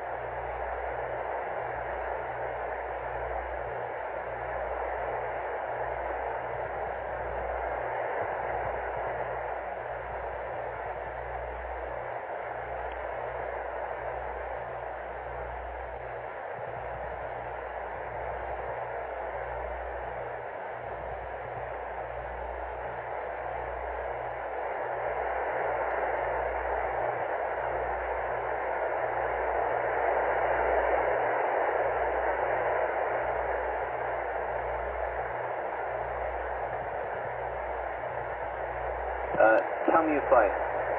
Go ahead, Mike. Deke, I'm going to ask this guy about this. We're discussing here the LEM hatch. If the LEM hatch is closed and the dump valve is open, can we bleed the tunnel down and get a pressure check of the command module hatch? Or will the fact that the dump valve is open just, although we vent the tunnel, will it just replenish from the LEM? I think it will, won't it? Yes, sir. I think it will. I'll check for sure. Thanks.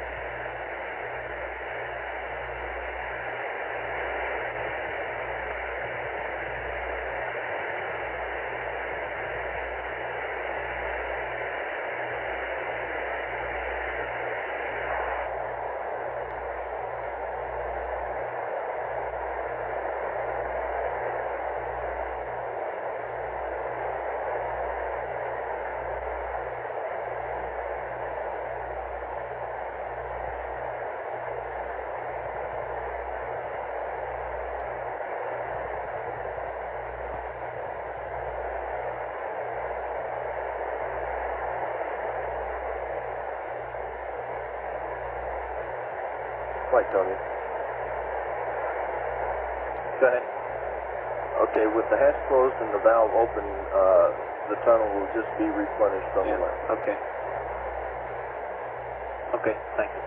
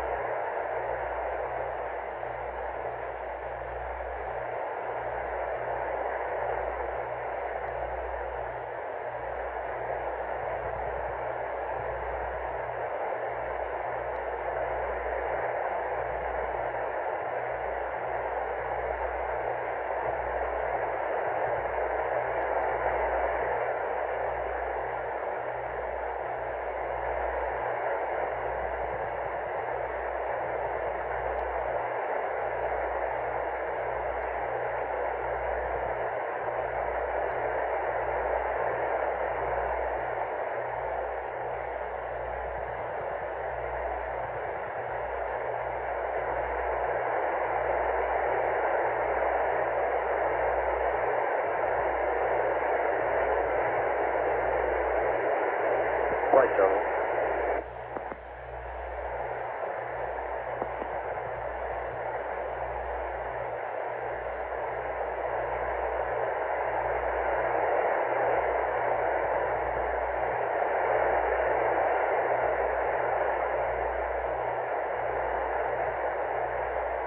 Somebody called me. Who is it? Who called flight? Or did I not copy it right? Say again? Okay.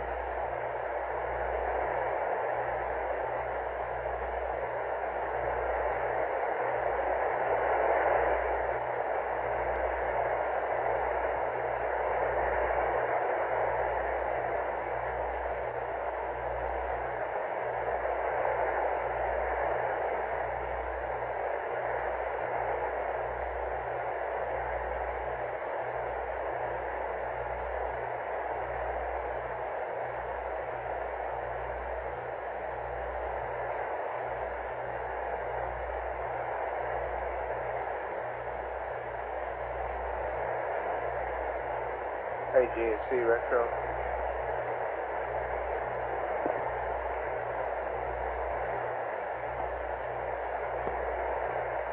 GNC Retro.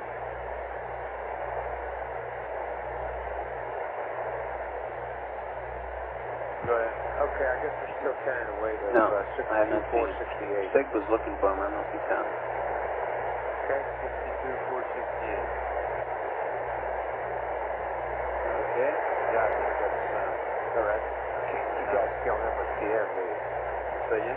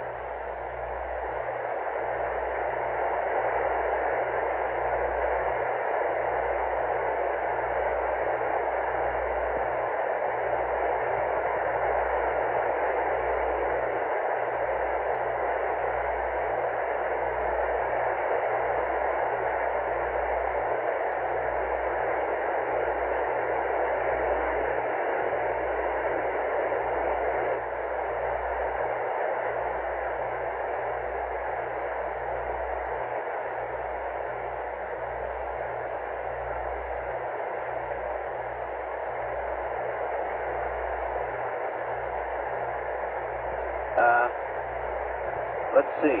I need the LIM guys on the loop a minute. Control and tell me flight. Good, flight. Retro, FIDO, and guidance flight. Retro, Yes, sir. FIDO, guidance flight. Look,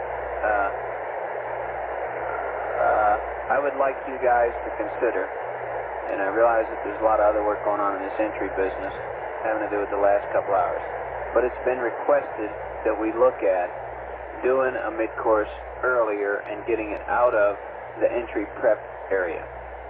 Now my question to you guys, FAO, I should have called you too. Bob, you listening? Chuck?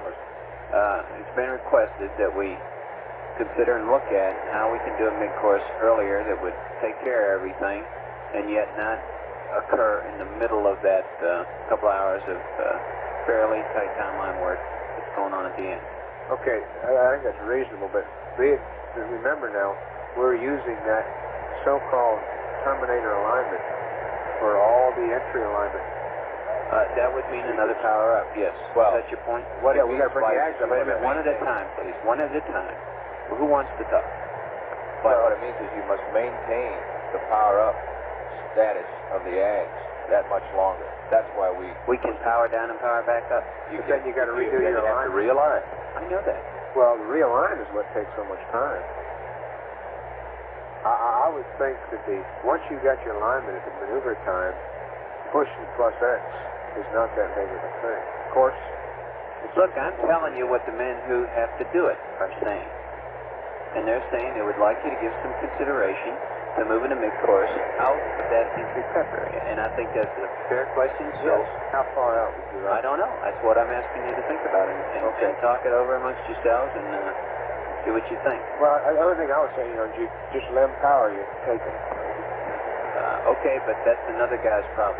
Okay, Flight, let me say this. If we do it, I think our recommendation would be that once you do it, that you don't have to go back to the realign. In other words, if they want us to do it at an earlier time, that time should be in consideration of the fact that we'd like to leave the ags in that powered up state from there on in.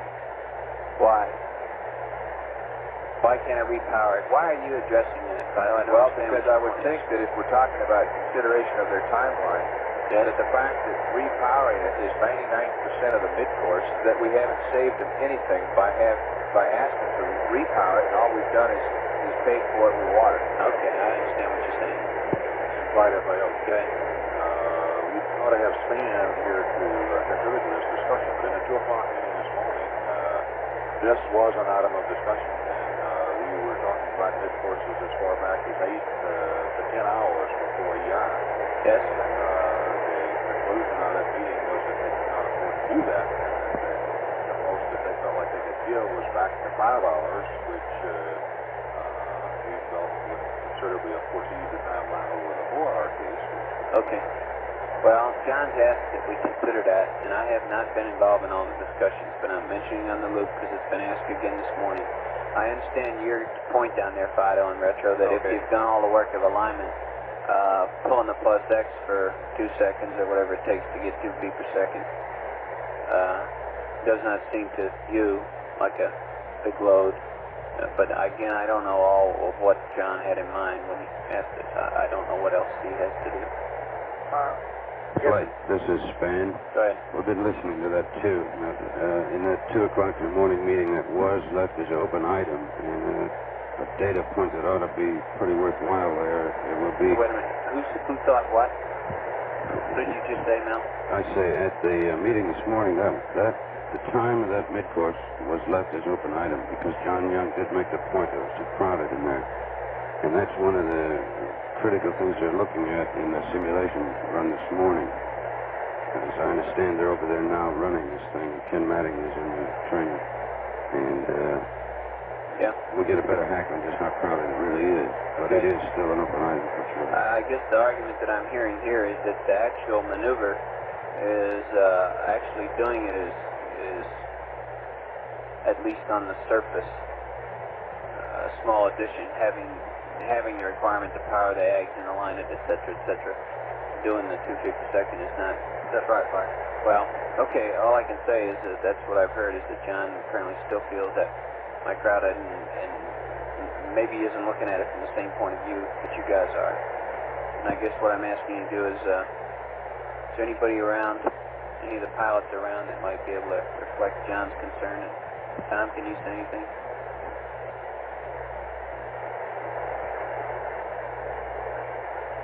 Flight Fighter.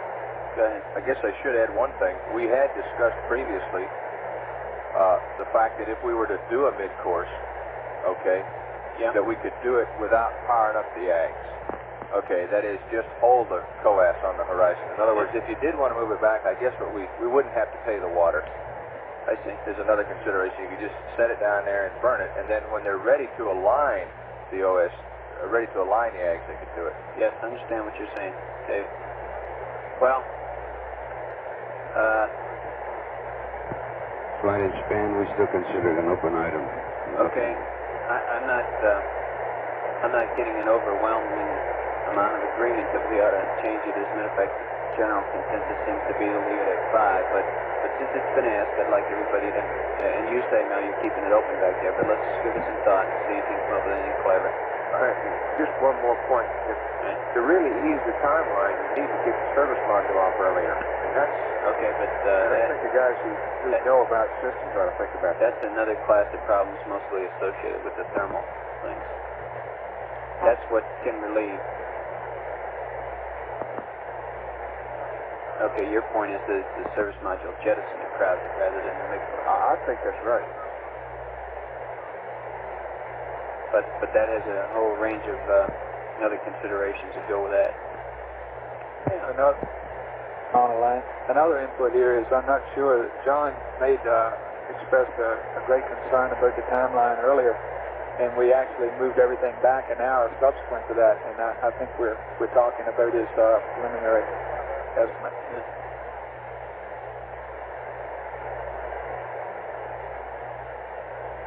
Okay. Okay.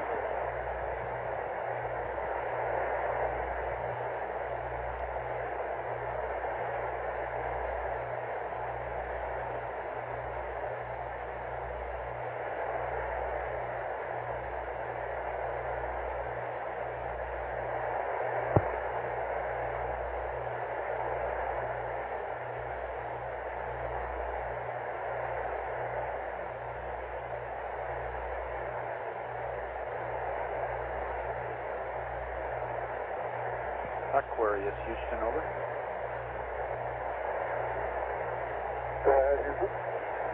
Jim, it's volts and amps time again at your convenience.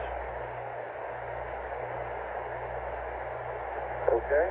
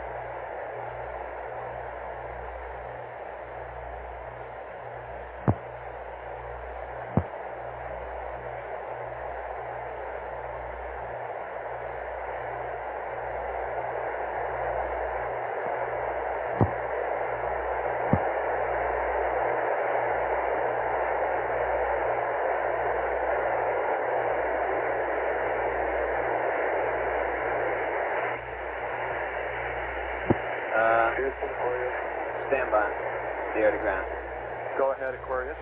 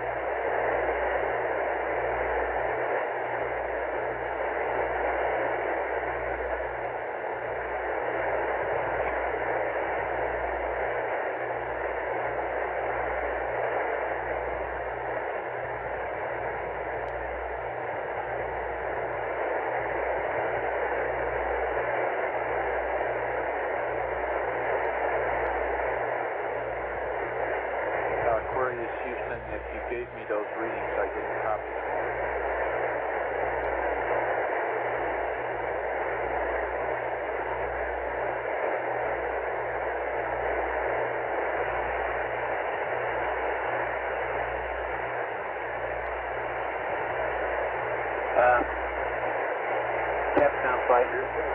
Here he comes. Stand by. Here comes Where are you, airground. Houston? Okay, go ahead.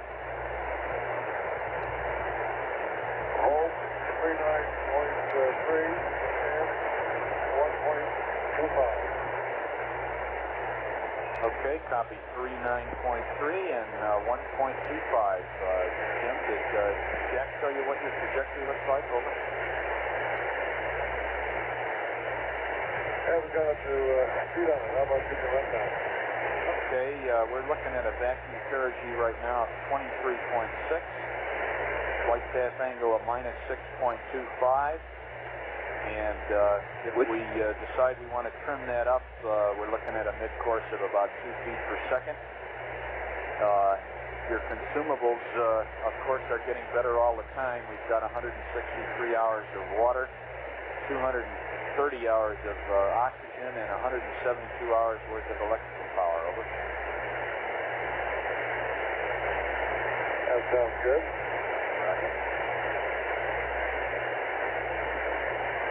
Ecom and span flight.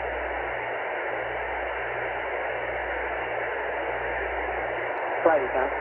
Would you get span up on the loop? I assume Jim. Flight span, go ahead. Is Jim McDivitt back there, Larry? Yes, he is. Listen, we were talking. He doesn't have a headset on. That's okay. Would you convey this to him? We were talking about out here. Zeke brought up the subject of command module pressure vessel integrity check. And we understand there was some discussion about it last night relative to finding a way to do that, you know, the whole problem with suiting. We're wondering if it was considered and if people talked about checking the pressure vessel the same way we did on Apollo 10, and that it was by pumping up the command module and watching the Delta Free across the hatch.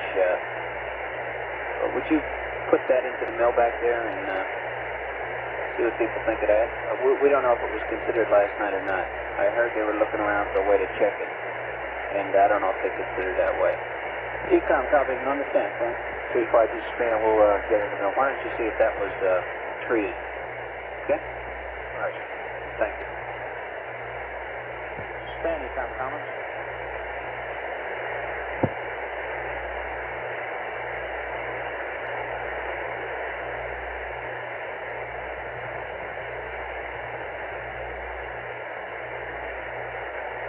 Recovery on motor system going.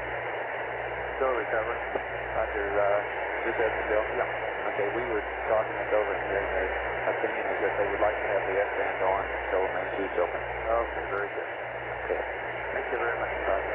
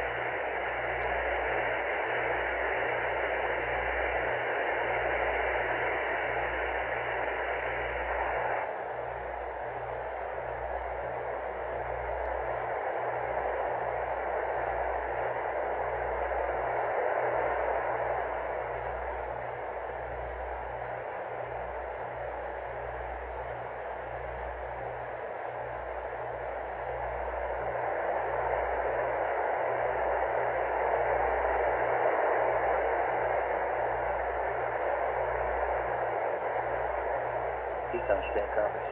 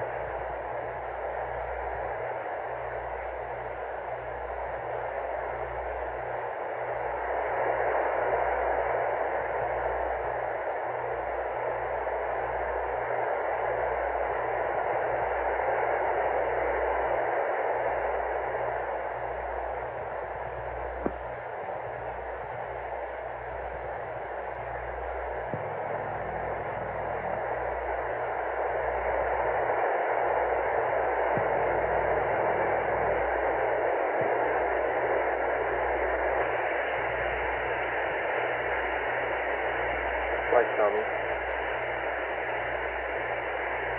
Go ahead. Referencing your tunnel venting question. Yes. Okay, you are aware that if we go to egress on the demand regs, Yes. okay, then it is possible to vent down the tunnel. Okay, but that's not wanted to be done. That's right, the cabin pressure will also match tunnel pressure. Yeah, with the overhead open. Right. The overhead valve open. I Yeah. just wanted to present that alternative.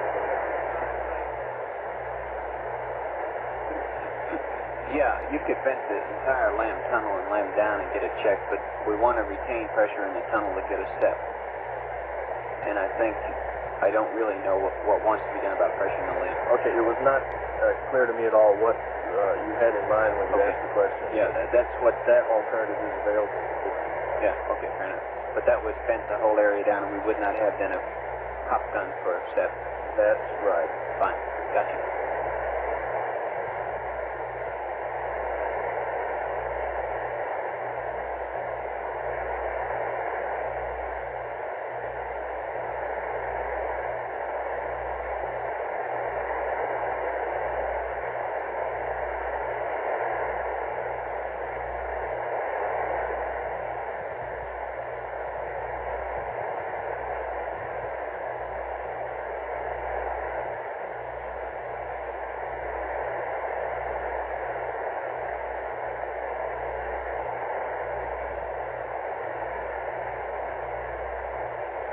Span time on conference.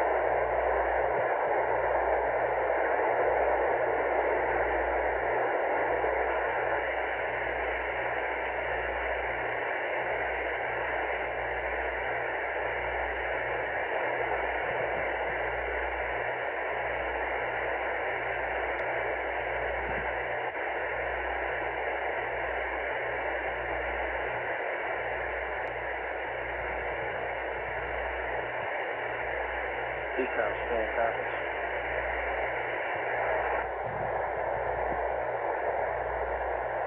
Decom scan copies.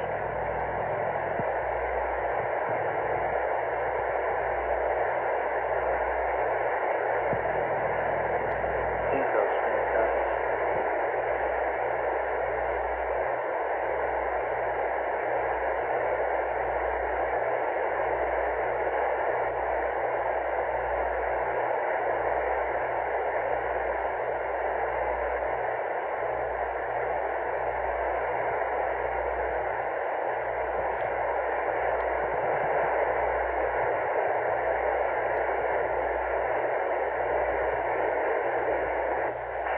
Decom scan copies.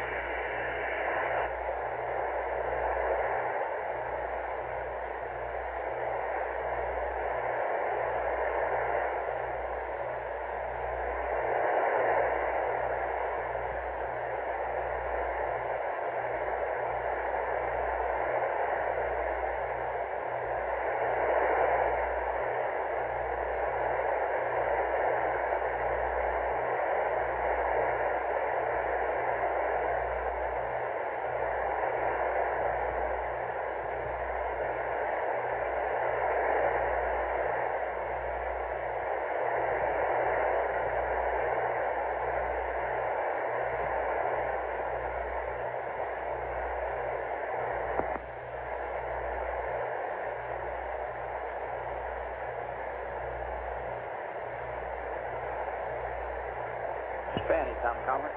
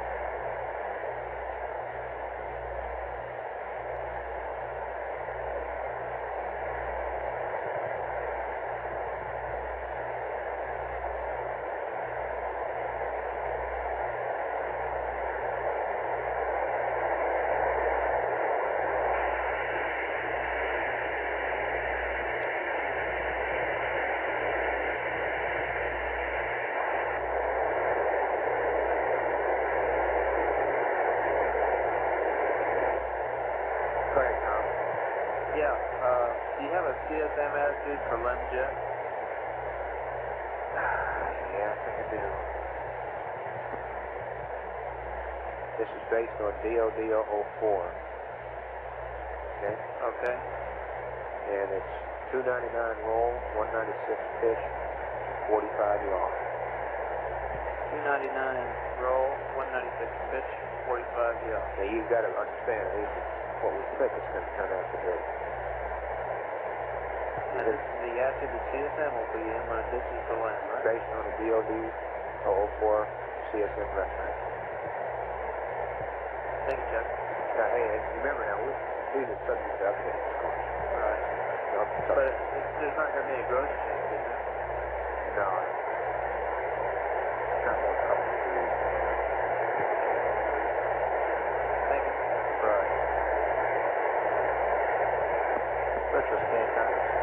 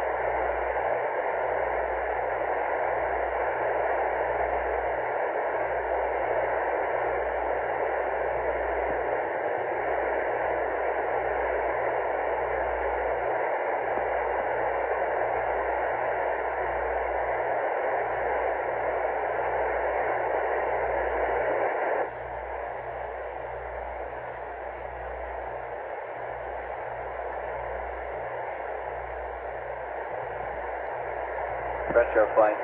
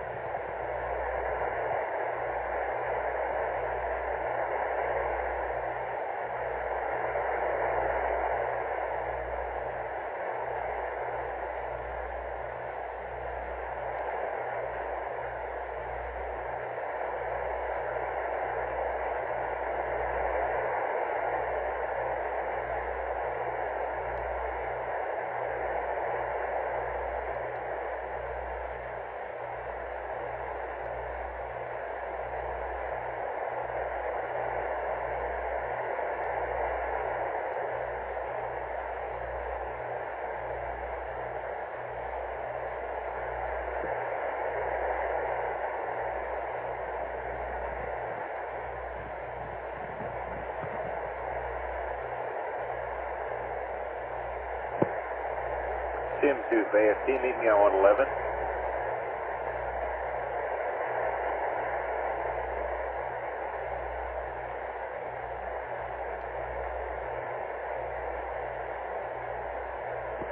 Sim2 AFD, meet me on 111.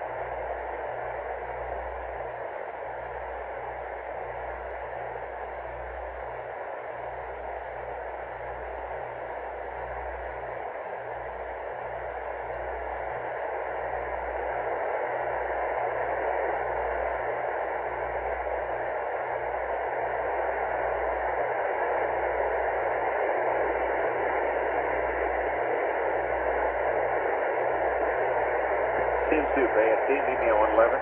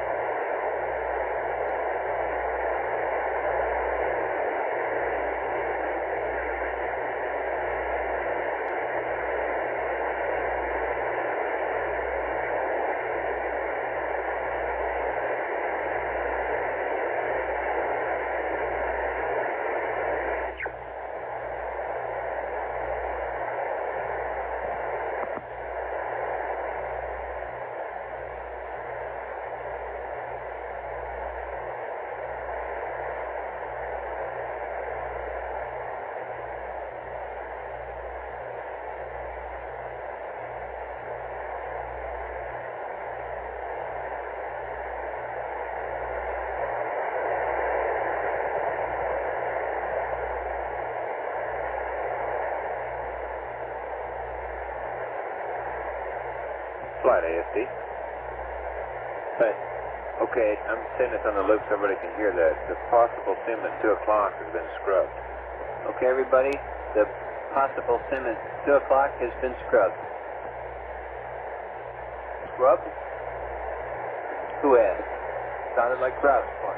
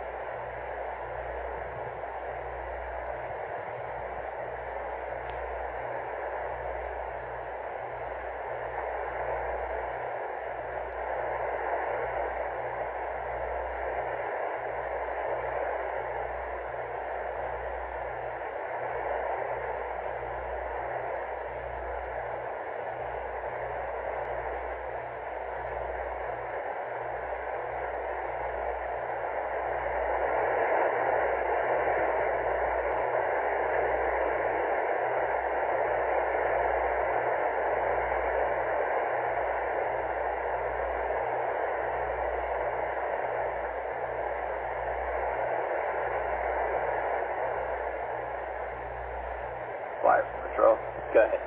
Time to play thermal expert again on those prop tanks. I got you. Capcom flight. Go play. Do you still have the circuit breakers that need to go in and out to get a reading on the descent propellant fuel temps? Fuel and ox temps. You recall that from yesterday, Joe? I recall it from I have it here. I'll have to go. I think it'd be easier if you just read them up to me again. Would you bring it over on paper, Joe? Okay, let me look it up. Be right back. And we must be getting close to another battery charge, Joe. Battery charge reading, so you can give them the both of them at the same time. Okay, can I have the circuit breakers again? Coming at you. Ah, beautiful.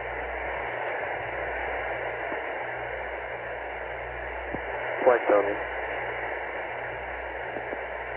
Go ahead, tell me. In approximately 45 minutes or so, they will be getting a water quantity caution light on board due to the quantity in the descent tank. Okay. To reset the light, they need to go to caution warning reset position on the O2 H2O monitor. Please write it out for us, okay? I mean, we're liable to have Jack in the cockpit at the time, or somebody. The more we can write these things out, the better we're going to help the guys up there. Okay. On all sides of the cockpit. Did you copy that one, Joe? I copied. We're going to get a caution warning on In about 45 minutes. And he's going to pass me a procedure to reset it. procedure. What is it light at? Tell me. There's still plenty left in there, isn't there? That's right. It lights at 15%. Okay. And it's no problem. It's just a matter of what to do. Okay, stand by the air to ground, everybody. It's dips propellant time, and it's the battery charging redox time. What query you need, Tom? I'm over 1. Stand by. Okay, Jim, we'd like to get another check from you on the propellant tank temperature. As we did yesterday, there's going to be some talk about the procedure is how long you know how long it is from entry interface circuit breaker plus 1 minute till in the blackout. / engine override logic close. to exit blackout. Then go to your display and read the tank 1 and tank 2 temperatures for us, and then open the circuit breaker again. Over. Okay, I'm closing now the display engine override logic. Roger.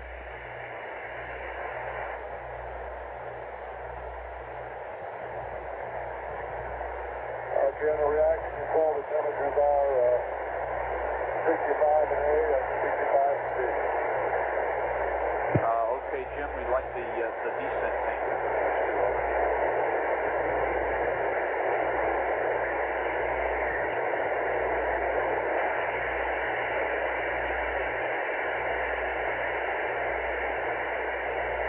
Recovery. So 3 minutes, 34 seconds from DI to exit S-band blackout.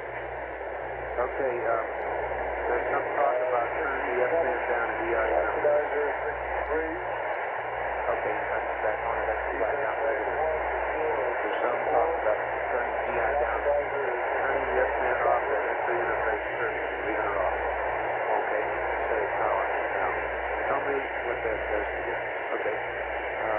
What we do with it is, we know when the spacecraft has station traffic.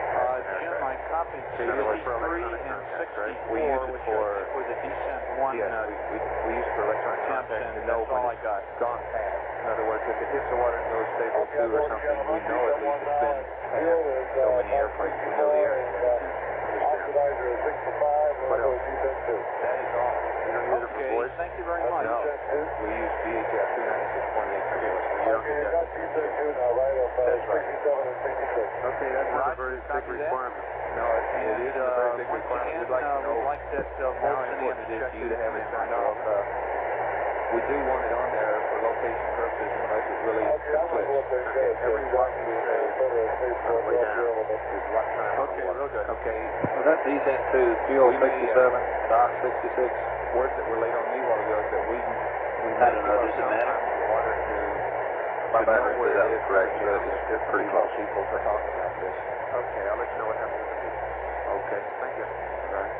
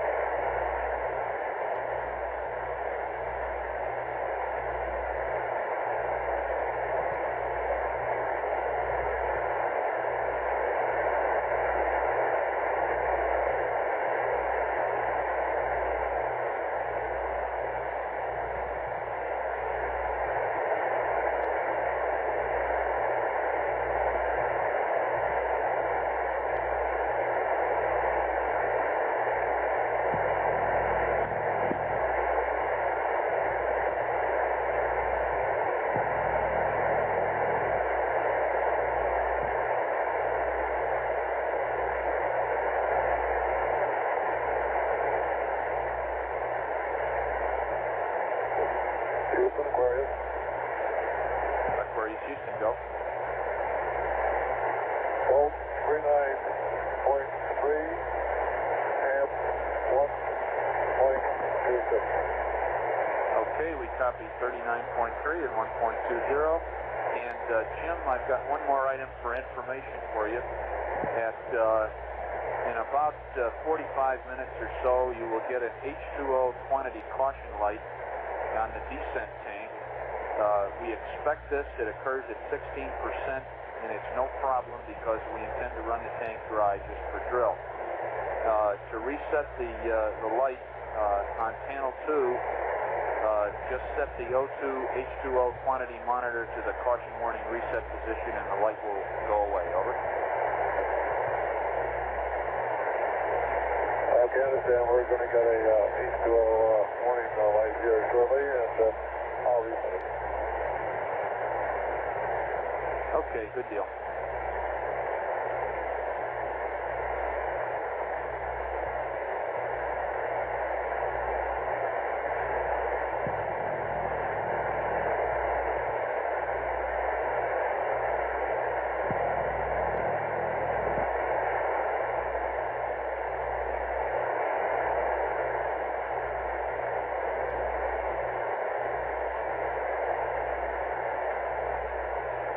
Flight procedures, we're going to run a checkpoint.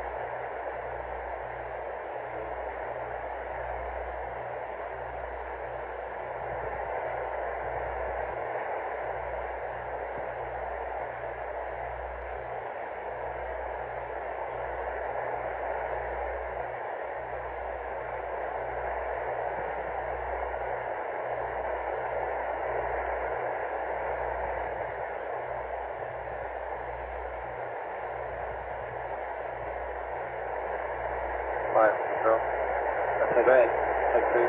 Okay, Thermo.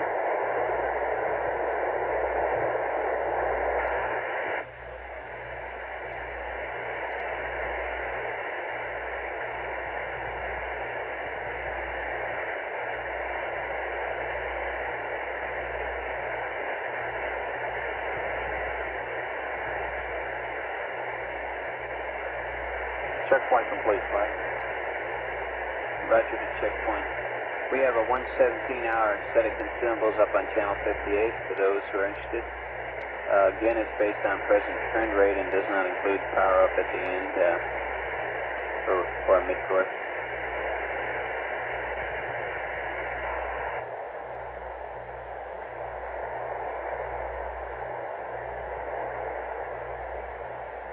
Capcom flight. Capcom flight. Capcom flight. Go flight. Joe, for your info, there are people who want another swatch of high bit rate from the command service module telemetry system. This is in work right now to get some more insight into the thermal condition of the vehicle. In order to accomplish that, we're going to have to take charging off, and we're going to have to go through something similar to what we did yesterday. The ECOMs are writing it up. We'll write it out step by step, since Jim may not be as familiar with the COM as Fred or Jack would be. Say again? I don't know exactly. When do they need it? I mean, if they need it in a couple hours, it would be easier to do it when the other guys are up. No. They want it, and I think justifiably so.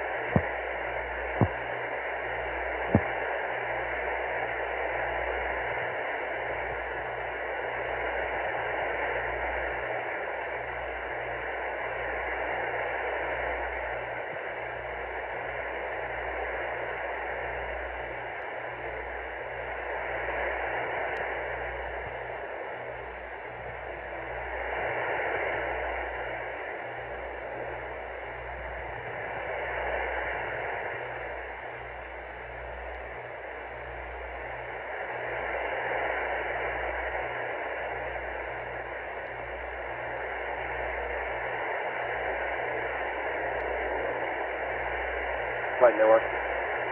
Right. We got that standby CPs back now, and whenever we can stand at 2 minutes data loss. 2 minutes? Yes. Okay, everybody, let me see if you can stand a 2-minute data loss right now while we bring up another CP. Can I get some thumbs? Yeah, ECOM can stand it. Control, tell me 2 minutes. Trench is okay. Inco, 2 minutes lost data while we get a CP up. Surgeon, proceed. Thank you. Flight terminal. Good. Can I take those 2 minutes? Yes.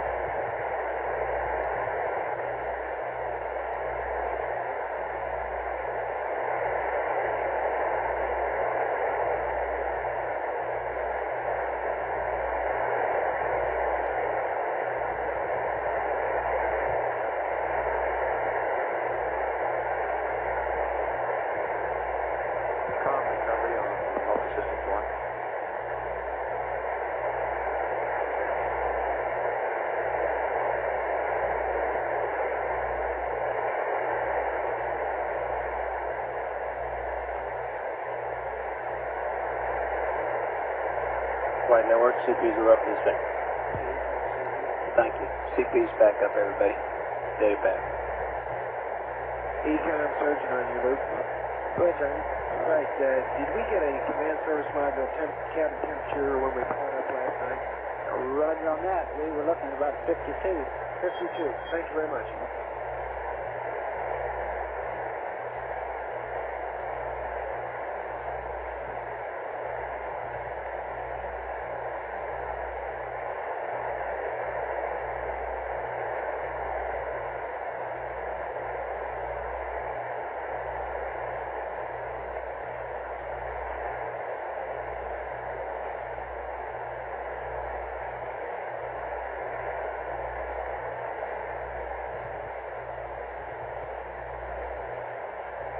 Flight control.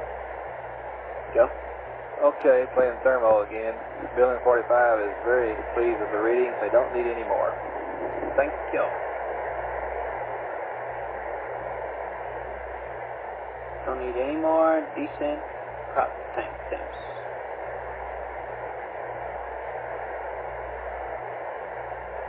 ECOM span conference.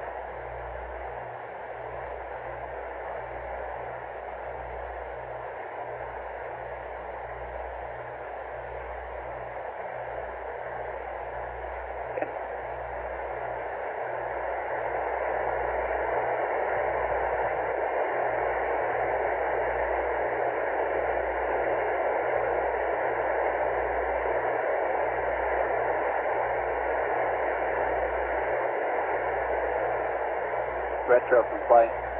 Go, Flight. When you have a minute, Chuck, would you come up here? I'd like you to describe to me what the entry conditions are for the current flight path angle. Not the one that we would have after correction, but with the current 624, 625. You mean what the entry techniques would look like? What the what? You mean how we fly the Yep. entry? Okay. Yeah, it'll be a few minutes here. Okay.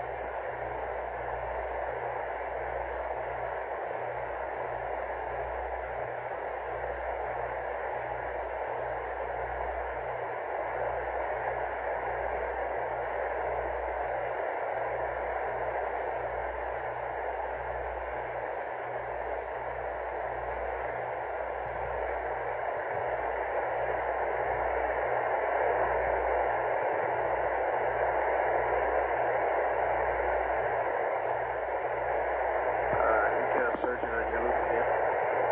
Go ahead.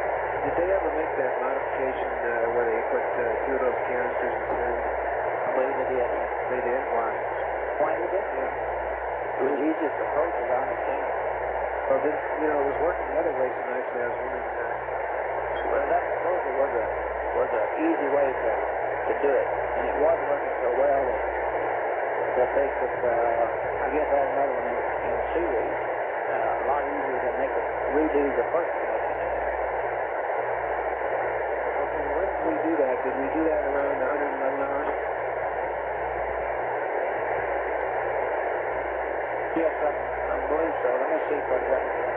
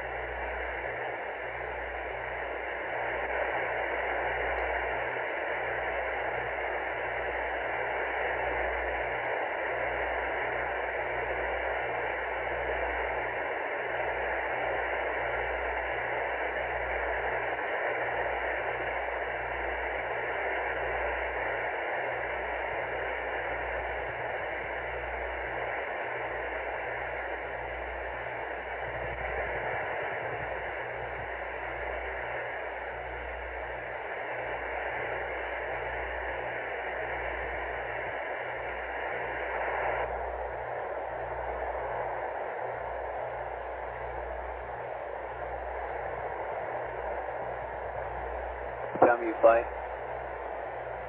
Go ahead, Mike. I assume we're getting pretty close to that descent light, right? Roger, we're 1 PCM count away from it on command. Okay.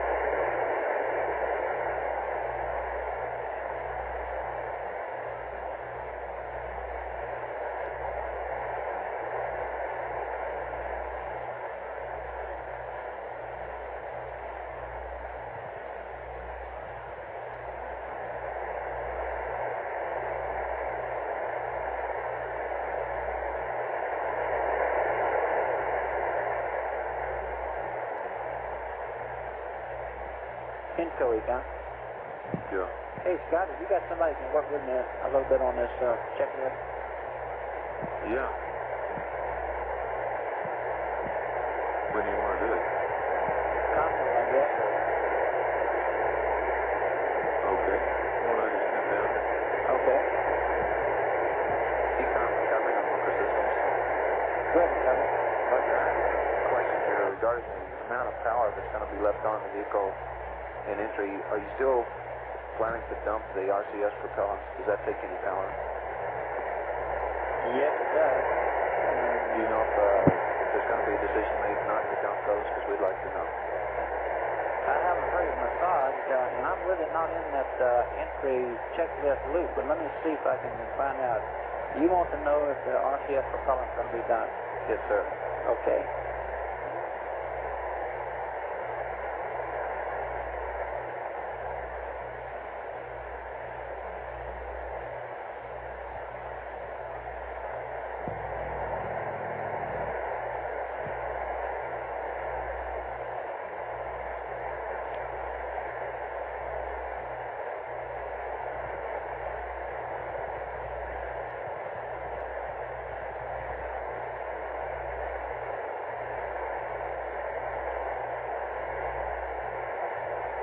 Charlie Mocha 1.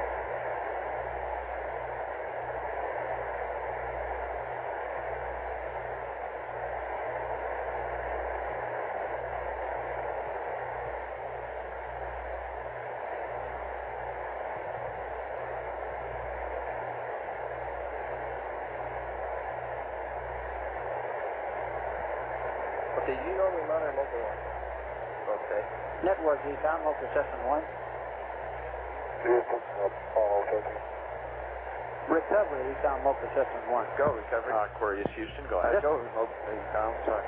Okay. Okay, so we just got the water going. The answer is affirmative. Okay, They will roger do. that. We're playing to. Okay. We copy the quantity light flight. Okay. Did you copy that flight? Yeah, quantity light. He's resetting it, I assume. I'm sure you. Yep.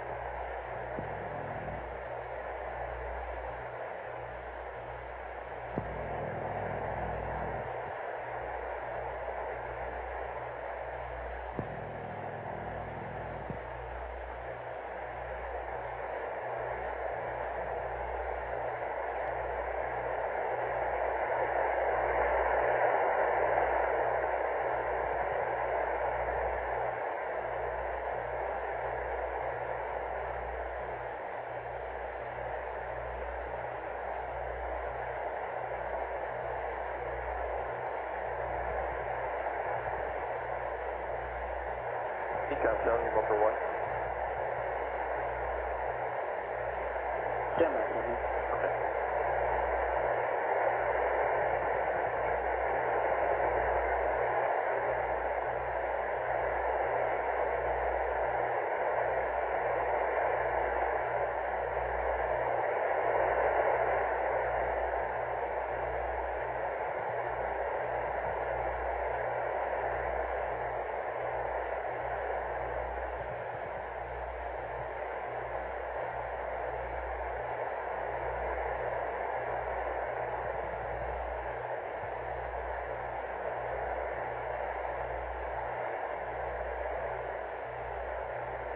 Tell me, Econ. Yeah, Econ, I'm curious as to why you want to know about diodes. Okay. I was just wondering if we hung a battery on the main bus at the same time you're supplying it, if we'd have any problems. We're not planning to do that, but I wondered if we did that, if there'd be any problems as far as you're concerned. We have a diode in our circuit from our battery to the main. It says current can only go, to the main from our battery. Right. And I don't really visualize any problems even if we did it. The higher battery would just take the biggest load. Yours is 28 ounce battery, isn't it? I mean 28 volt battery? Well, it's slightly higher than that. It's closer to 30. By the time it gets to your bus, it's down around that. Okay, well our batteries are normally anywhere from 29 to 31 volts with a load on it. So there shouldn't be any problem even if we did do that.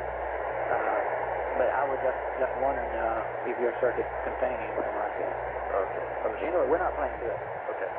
Thank you. Right.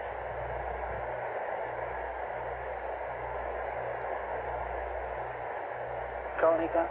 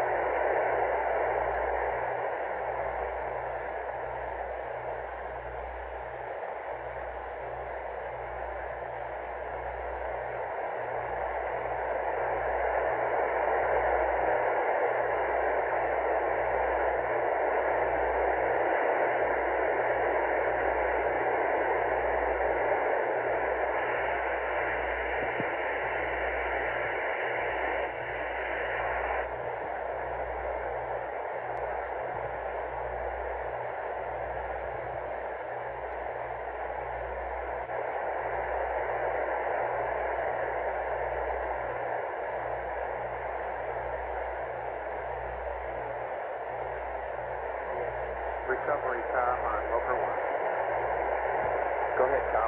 Okay, went to the meeting, and what we're going to do is we're going to develop this checklist so that you will have S-band downlink on. It's just voice. There'll be no telemetry, which you don't need. No, we just need a Okay, signal. so you'll have the signal, okay? Okay. And at 10K, when we bring the VHF on, we're going to turn it off. Okay, might be able to help you one little bit here. We don't need it on before exit blackout time. Yeah, well, it's already on. Between the blackout time, I don't have enough to talk about. Okay. Okay? Okay, see ya. Keep on into MOCR 1.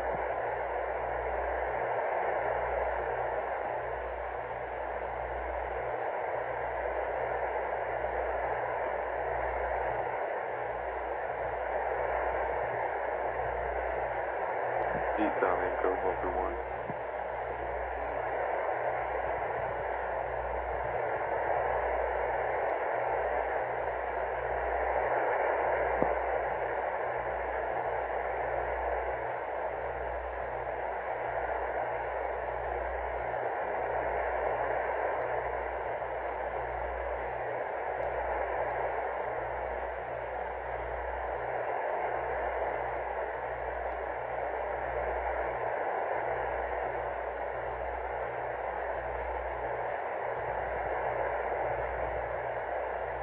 Econ recovery on MOCR Systems 1. Go ahead, Recovery. Roger, we due for an update on what we can expect for battery lifetime and water now? Yeah, I know you did. No, I'm not trying to tell you to give me one now. I'm saying, are things changing from what we had anticipated? Since when? What reference are you using?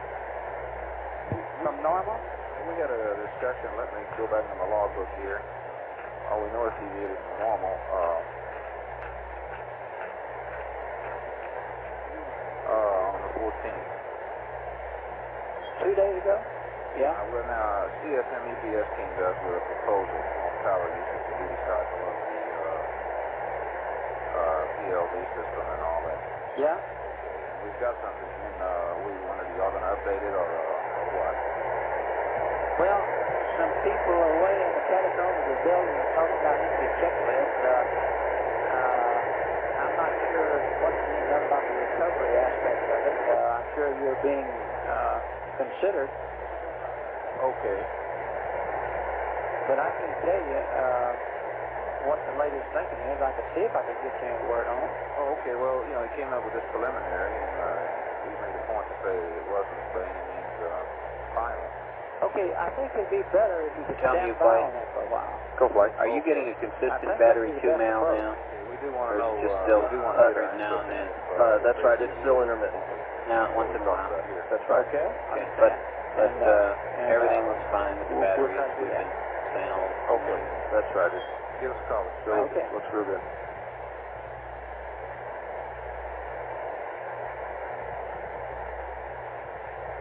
Flight, you go. Go. Okay, you asked about CO2 partial pressure. Without any scrubbing at all, starting from a clean cabin, within about an hour, we get to about 7.6. Of course, this goes up exponentially, so you really don't have too long. But, Yeah, okay. if you use a duty cycle of about 10 minutes out of an hour, you can keep it about normal. Okay. How many amps does that take? Oh, that's about 3 amps for the compressor, I believe. Okay. Got it.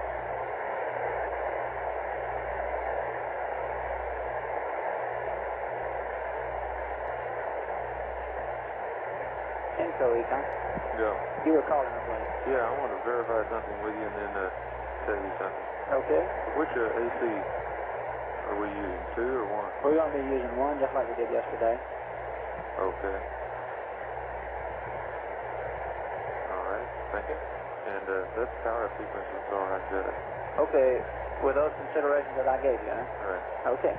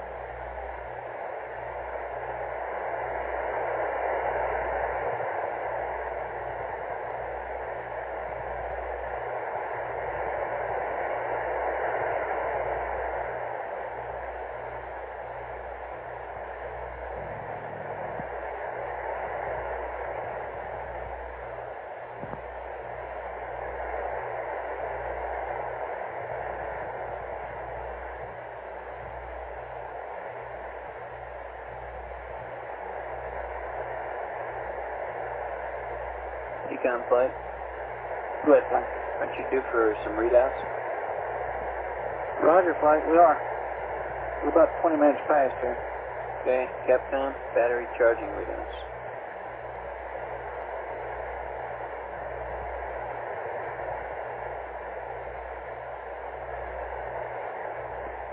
Capcom flight.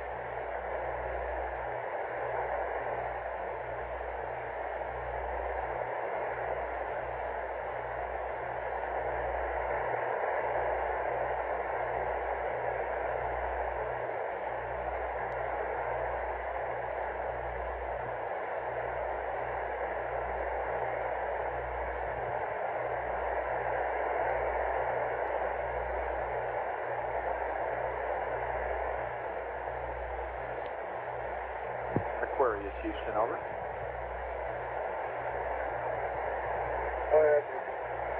Okay, Jim, the experts would like another volt and amp reading. Okay, that's simple. Okay, all right.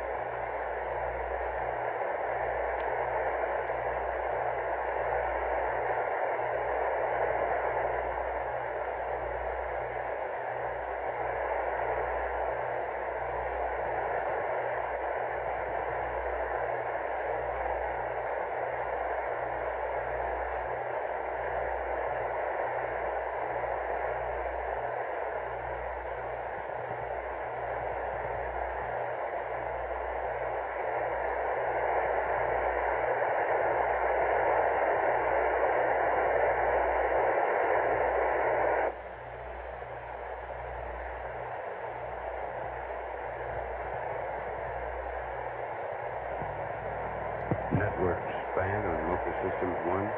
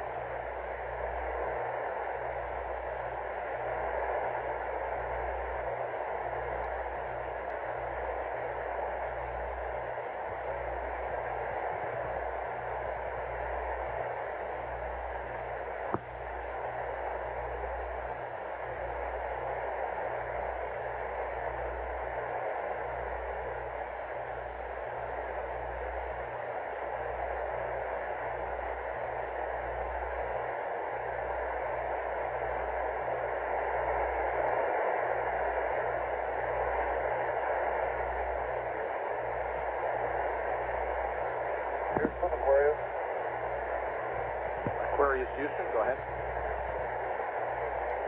Foliage is 39.3 and 1.26. Copy, 39.3 and 1.26.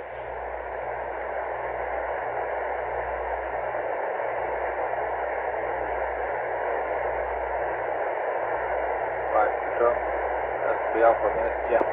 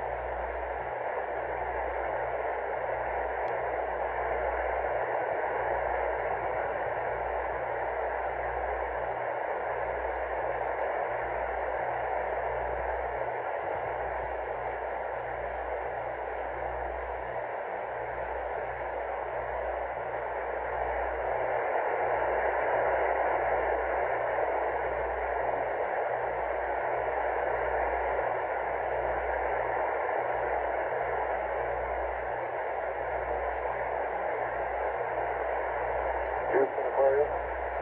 Aquarius Houston, go. Joe, you might pass our friends in Crew Systems that lunar boots make great foot warmers. I guess you need them up there too. Is anybody sleeping in the command module right now? Negative, Joe. I missed your call them there. I've got Fed guys over here to my left. He's station back. Put my meeting together. Roger.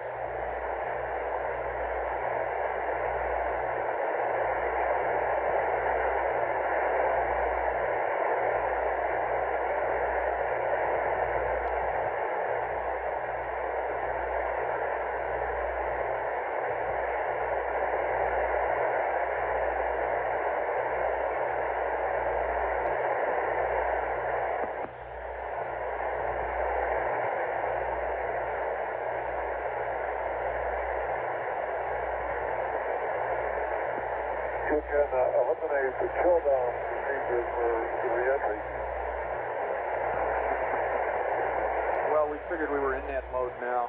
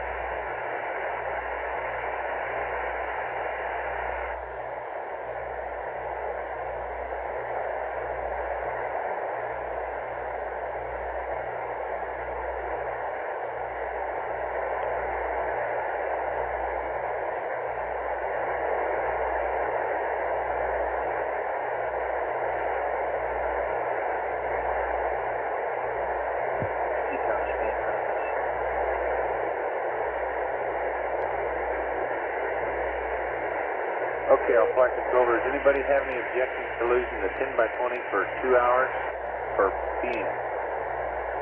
For who? Preventive maintenance. You're going to come back with that same background slide? Yes. You be advised that you'll have a big hole in it. That's why Is that going to hurt anything? you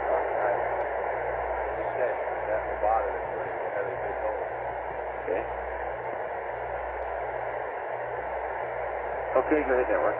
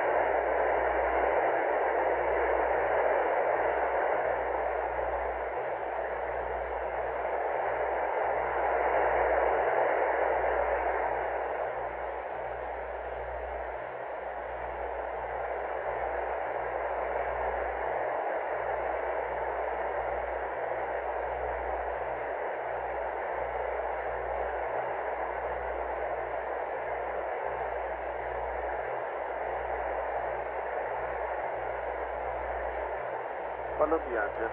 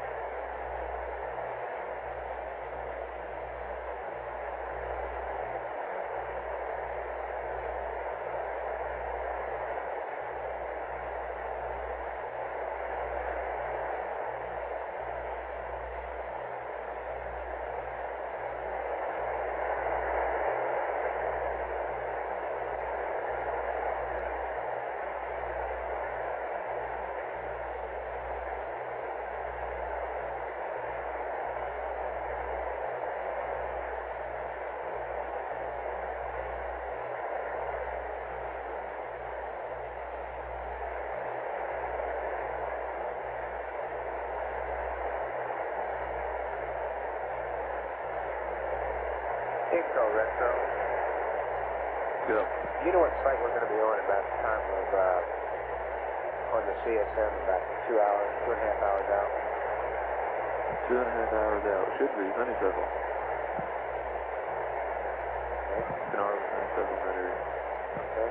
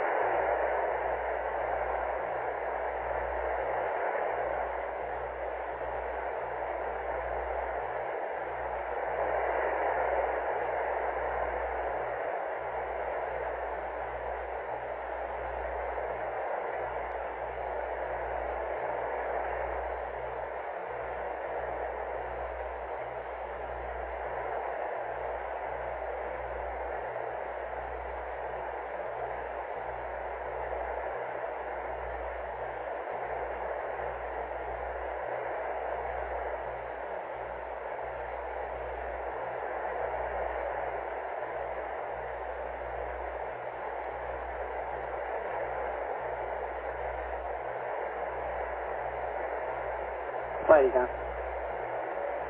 Okay, we have 9.3 amp hours back in the battery now. We're at 29.8 amp hours capability for battery.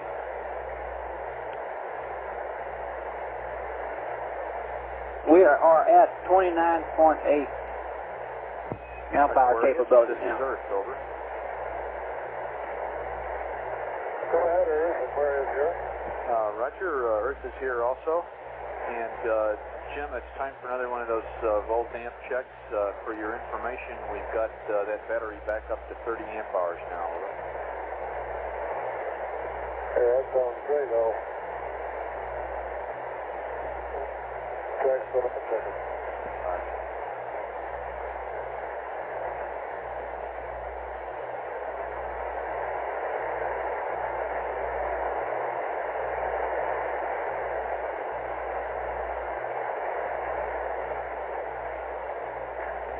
Aquarius Earth. Go ahead. You know, I think Aquarius is becoming an age here.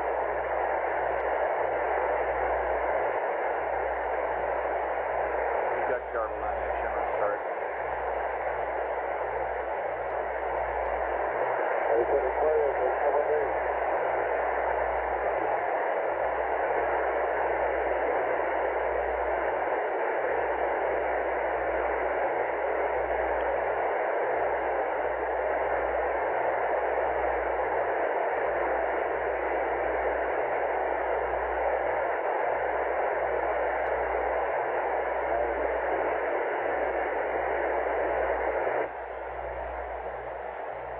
Houston Aquarius.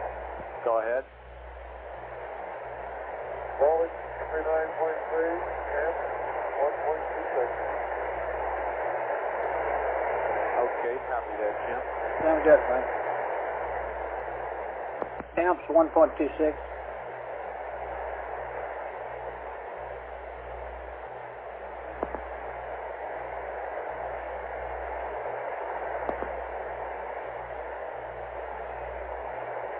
Jim, Houston, have you guys put on any extra clothes to try and ward off the nip of Jack Frost? Over. Well, the winter boots and a new pair of underwear. And every once in a while we crawl into a suit thing. Yeah. We're a little reluctant to break out the suits. Yeah, that's understandable. You can always use them if you have to. I guess it's pretty hard to get extra coveralls on, huh?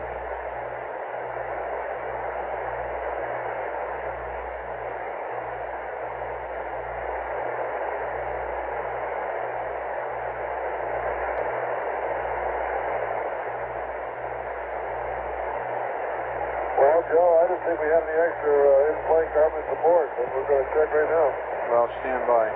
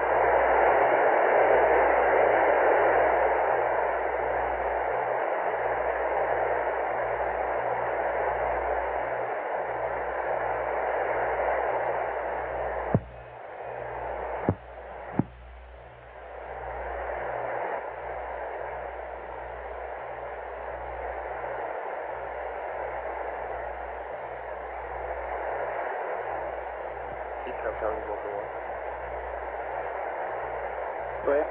But if you've got a couple of minutes, would you like to discuss the pressurizing your cabin for the integrity check? Yeah. Okay, Have you got your background pulled up on that? Negative. I can get him up if you want. Yeah, I'd like to bring my background up and make sure they're copying that. Okay.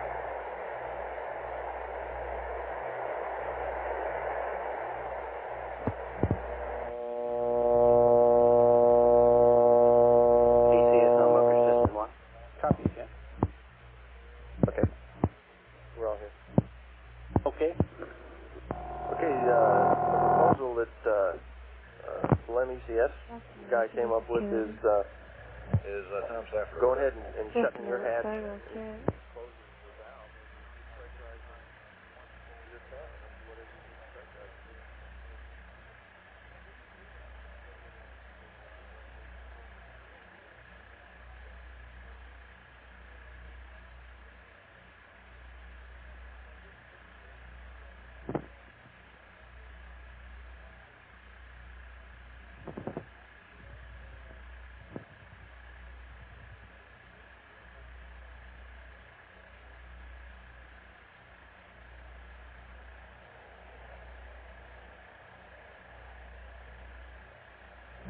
Sir? Yes? He isn't over here. Could Mr. Faber help you? Yeah, let me talk to him. Okay, just a moment, please. May I tell him who's calling? Yeah, Dick Slade. Just a moment.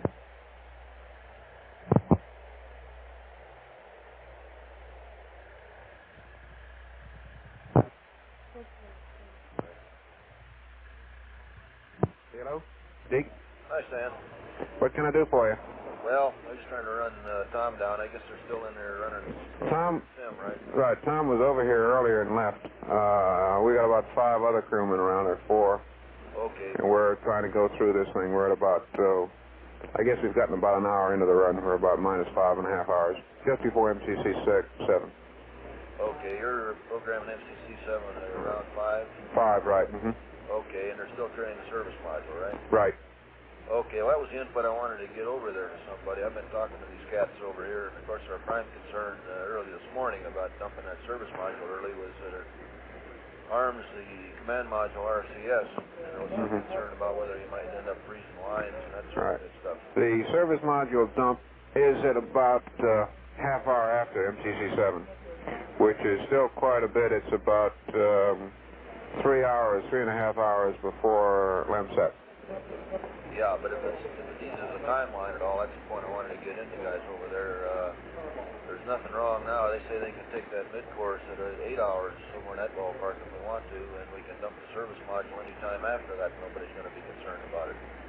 So my whole point here is that if we're getting tight in the timeline the way it's running right now, there's nothing that says we can't back it up. I know Young has been trying to get that MCC 7 out of there, but thus far it doesn't appear bad. We're having a problem with the simulator getting a decent alignment on the Earth. You know, the AGS alignment, your sight on the Earth. Yeah. And this is well beyond the capability of the LMS, and our kludge isn't accurate enough. And we've been trying to make it more accurate. Okay, well, they aren't playing the game of bringing up the LEM ping center. No, we're allowed. It's an AGS align. Well, and in the spacecraft, it should be well within a half a degree, but in the simulator, we're probably within about 5 degrees. I see. And that's not accurate enough, so that we have a method to more accurately align it, but the simulator won't accept it. I see. Okay. But other than that, it doesn't appear to be too tight, or at least as far as I can see. But of course, the crew will have a lot of comments when I come on, I'm sure. Yeah, that's true. Well, okay, but I guess it seems to me like there's nothing wrong with bringing the LEM up and doing a ping and a line on that and going from there either. If that's going to buy us anything. I don't think it's a spacecraft problem. I think that's a simulator problem, mainly. Okay. Okay? Well, okay, you might get the word into John anyway that we don't know of any real problem in either the mid-course or the LEM or the service module jet in terms of backing them up some that's going to help the timeline. Okay, will do. Okay, fine. All right. Thank you. Bye.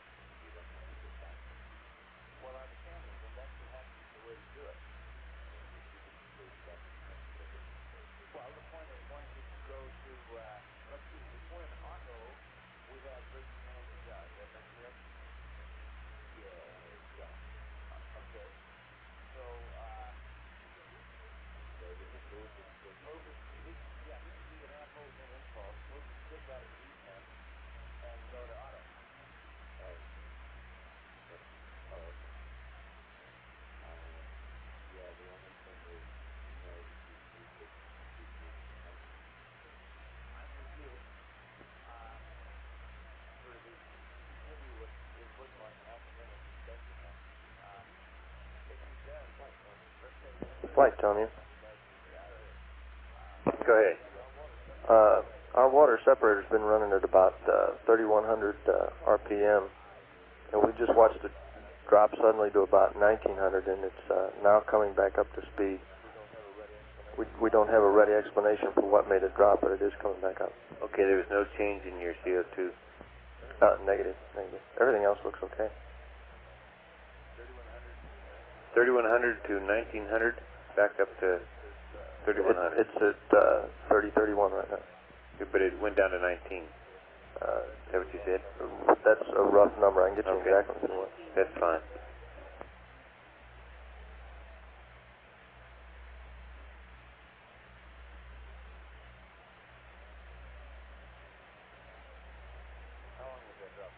How long was that drop for? Tell me. Okay, we noticed the drop at 118.33. How long did it last? Well, it started coming back up to speed immediately. It's just now reaching the speed we've seen it. 6 minutes it took to come up from 19 to 31, is what you're saying. That's right. Okay.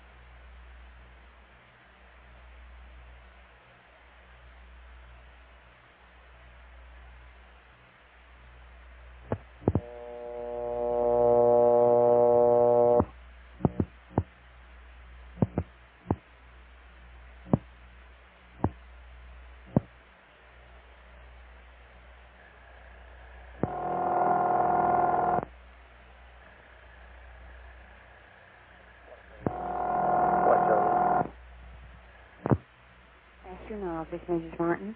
Go ahead. Okay, we have an explanation on that water separator speed. Okay. For some reason that we don't understand, he apparently went to auto on the suit relief valve, and started flowing into the cabin. That would bring the rate down. He's now gone back to closed. You didn't notice the time that he went back, though. Would it correlate to the start of the increase? Yes, it did. Okay.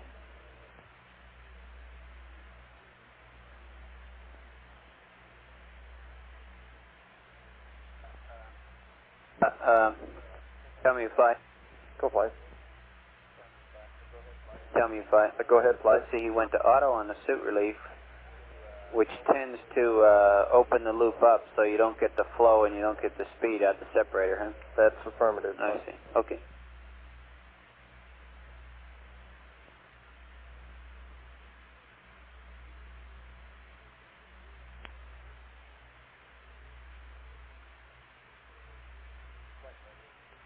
Flight, tell me.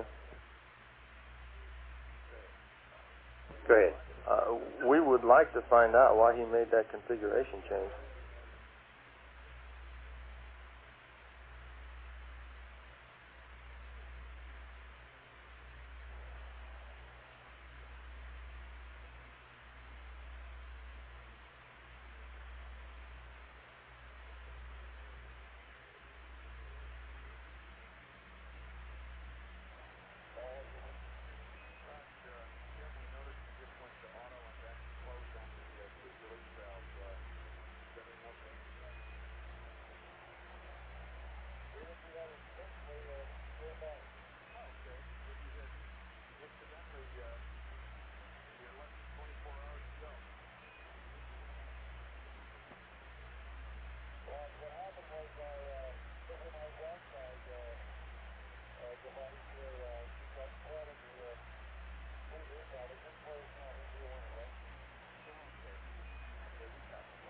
Okay, we copy, flight.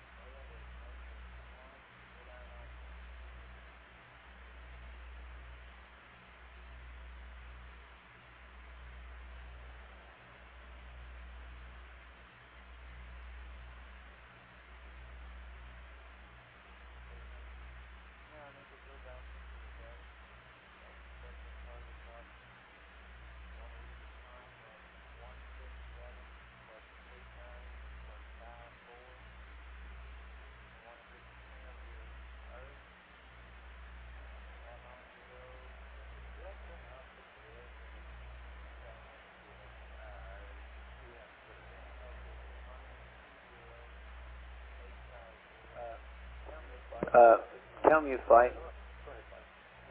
Go ahead, Mike. When we are powered up in the LEM, up to the pings, you know, full blown, okay? What water rate do we use?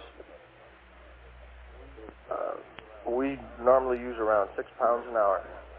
Fully powered up, huh? Roger, that's a nominal fully powered up LEM. Say again? That's a fully powered up LEM, yes. Suppose we just knocked off a couple of the incidental jazzers, like if we powered up the pings, we could knock off the eggs and something and something. I'm just trying to get a feel for where we're standing here.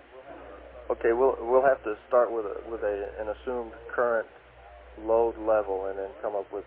Okay, well let me just take 6 pounds an hour. We have from 142 to 163 now currently at the present rate. Okay. 142 to 163 is 20 hours. At 2.5 pounds is 20 hours at 2.5 pounds is 50 pounds. So we could go to 6 pounds, which is a delta of 3.5 for 3.5 pounds into 50 is 17 hours, or something like that. 15. In other words, we could. Yeah, I'd like to try that again. Okay. You want me to say what I said again? Okay, you're talking about taking the. I'm just trying to get a feel for 20 hours at 2.5 and upping that by 3.5 pounds. Yeah. Which would be, I got a 50-pound margin out at the present rate, right? And I'm going to land 20 hours earlier than my present depletion. Okay? Okay. So adding 3.5 pounds to the load means to me that I could spend that 50 pounds, a spare 50 worth of pad by being powered up for, say, 12, 15 hours. Full up. That's right. Okay.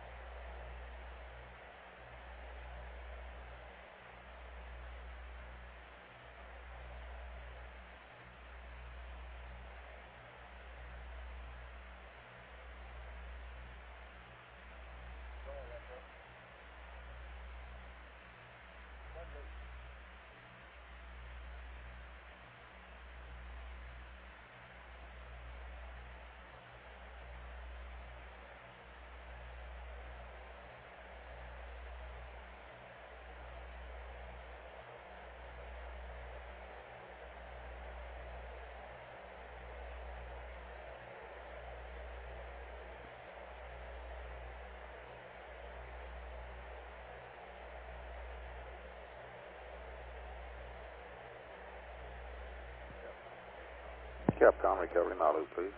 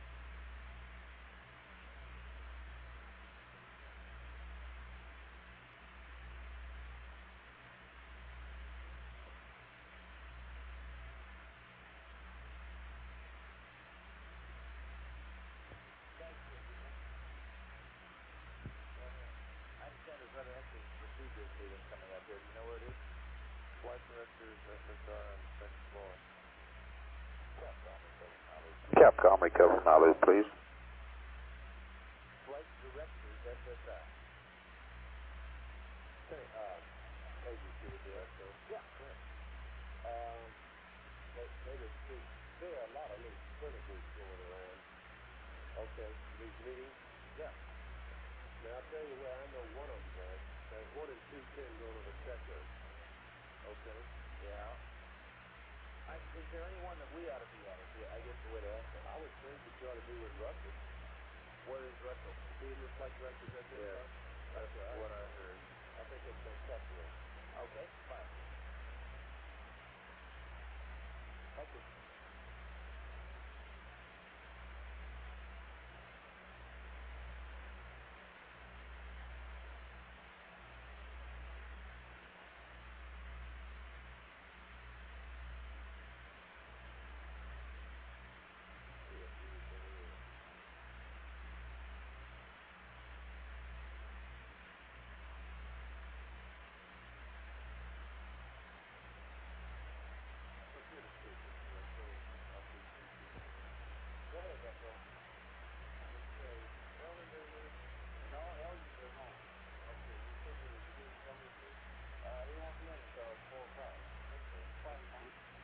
Flight Econ.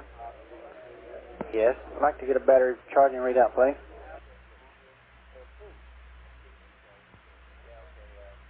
Yeah, okay, Capcom will get it here in a minute. This is something for retro.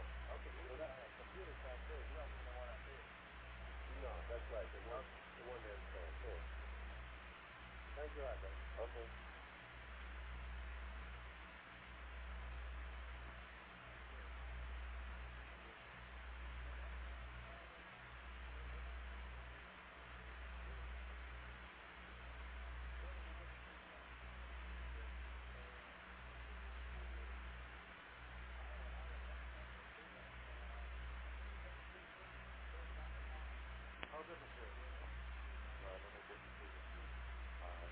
Total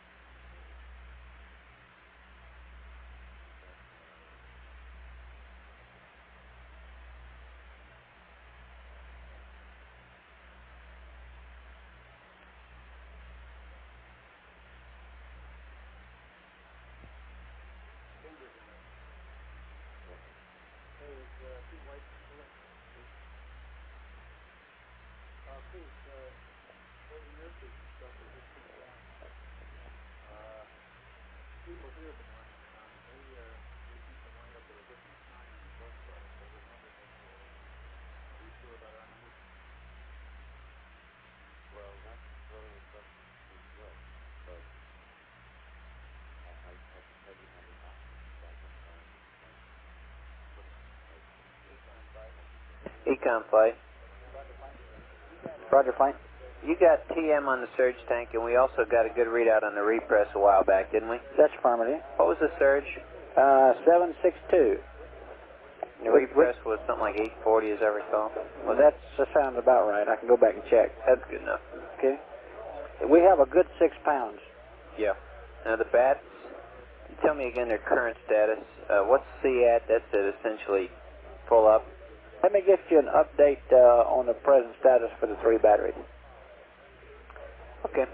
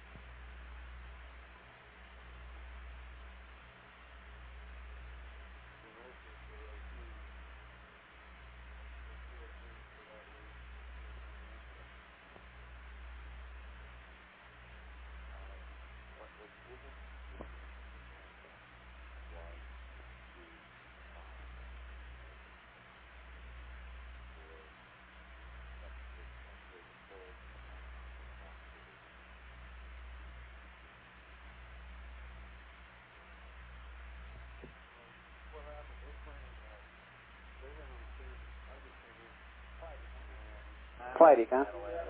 Go. Okay, as of 1:18:27, Alpha was 29.8. Yep. Bravo 37.3. Yep. And Charlie 38.8. Thank you. Roger.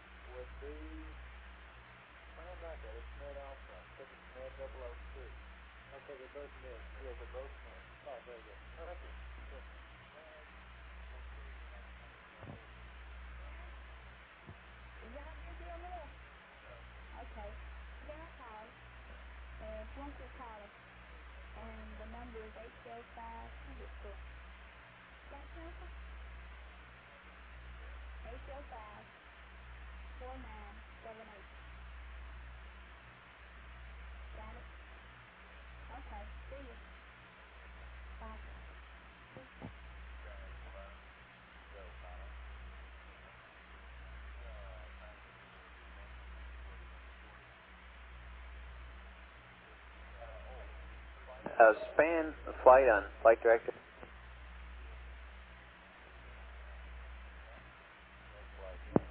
Go flight. This flight span.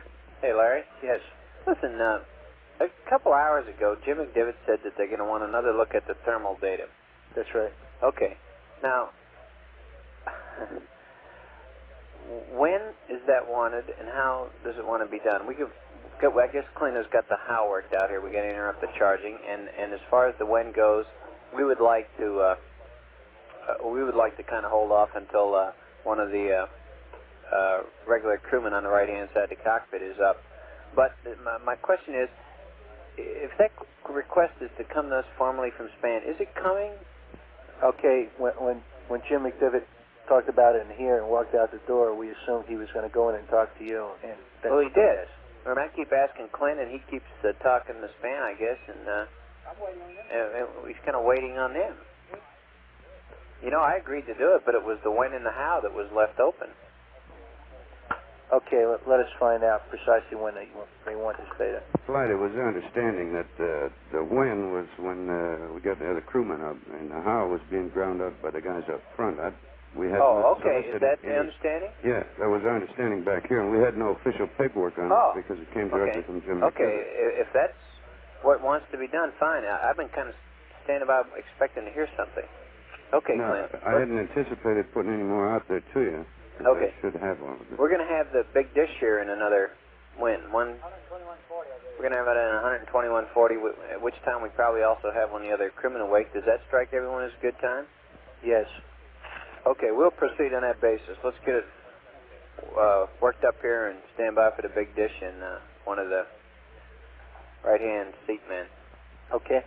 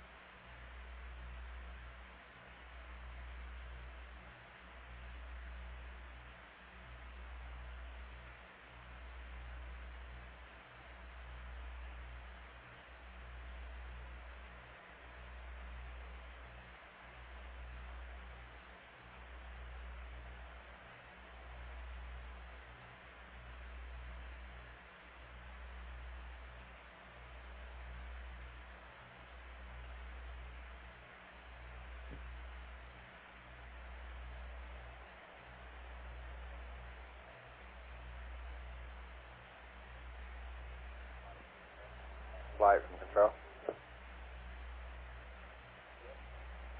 Yes? Hey, on 64, we've got our prediction for our RCS here, based on our sequencer of events coming up.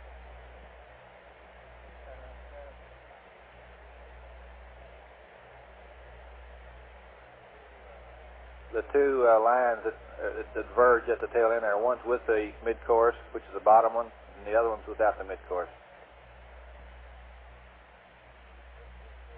Even with the mid-course, we end up with about 25% RCS remaining. Okay. Or about 12% usable. Okay, I got it. Thank you.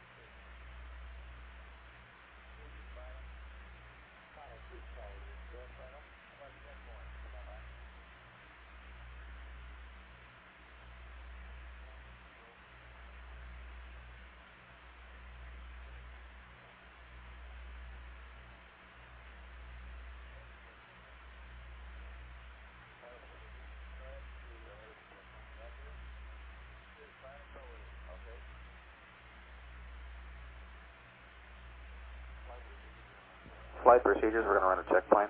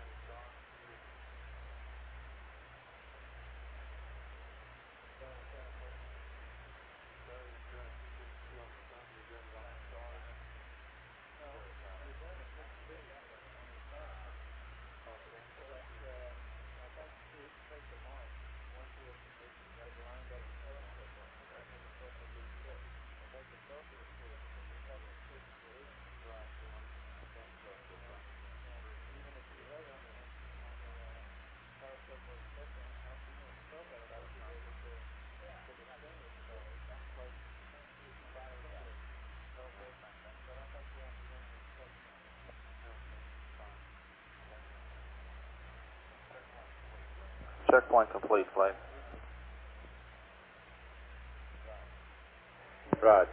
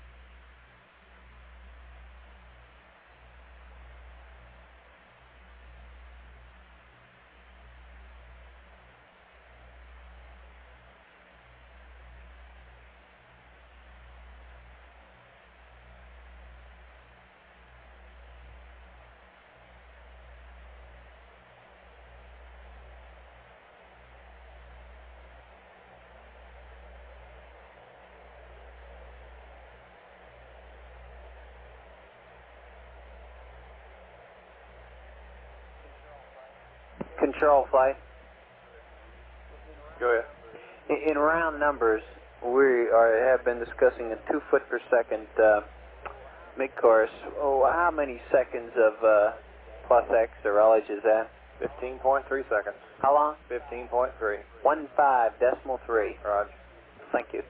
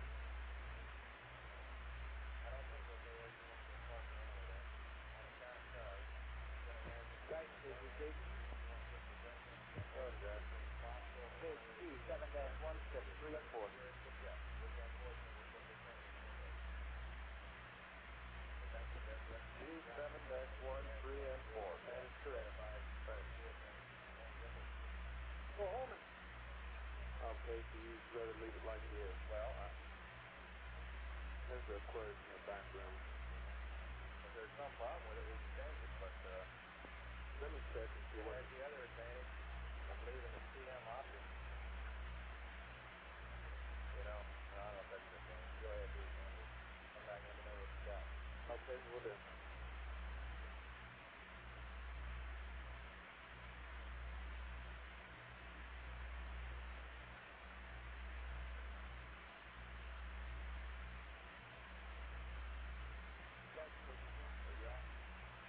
No. Did you pass that on to Will? Yeah. Thank you. No. What did you think I did with it, Dad? Oh, I thought you might have swallowed it.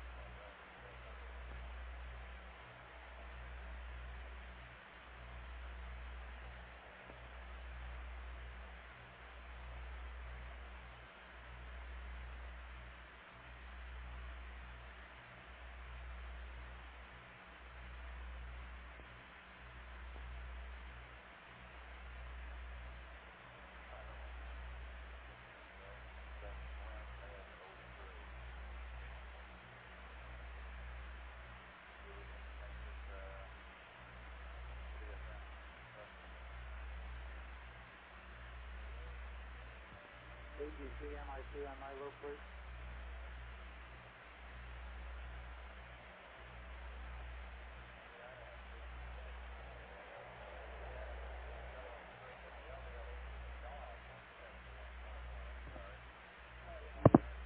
Play, huh?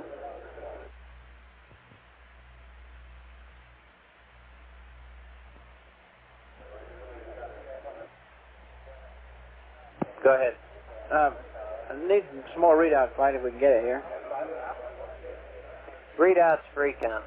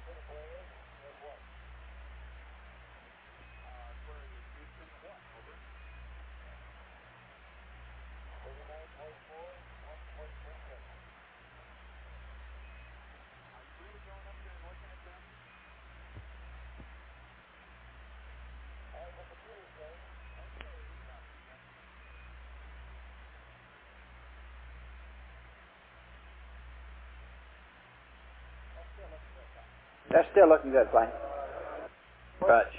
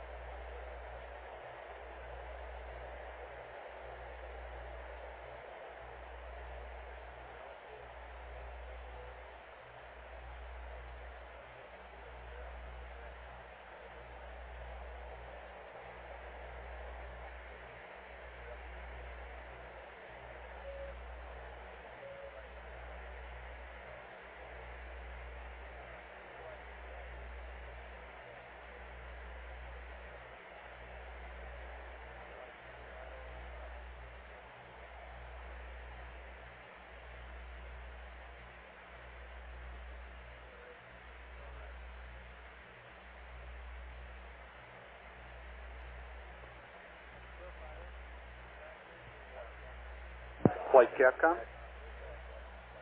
Go ahead, Joe. Okay, before I call Jim here for this, I'd like to verify with Telmu the switch configuration procedures for getting the power amp on. I think I remember them, but I want to make sure. Okay, and stand by before you go. Tell me, you give them some words on the power amp, or Inco. Inco Flight. Go Flight. We're going to use a couple amps here for the power amp to get a good story up to the LEM on this procedure. Okay? Okay. That is the procedure, the overall sketch of the timeline for tomorrow. Right. Give Joe what he needs to get the power amp on. Secondly, I would like all positions in the room to settle down a little bit, be quiet, and especially down there, and listen to what's transmitted. Joe is going to try to convey the plan for tomorrow, so pay attention to it and listen to it to see if it could just possibly be misinterpreted in any way by the crew.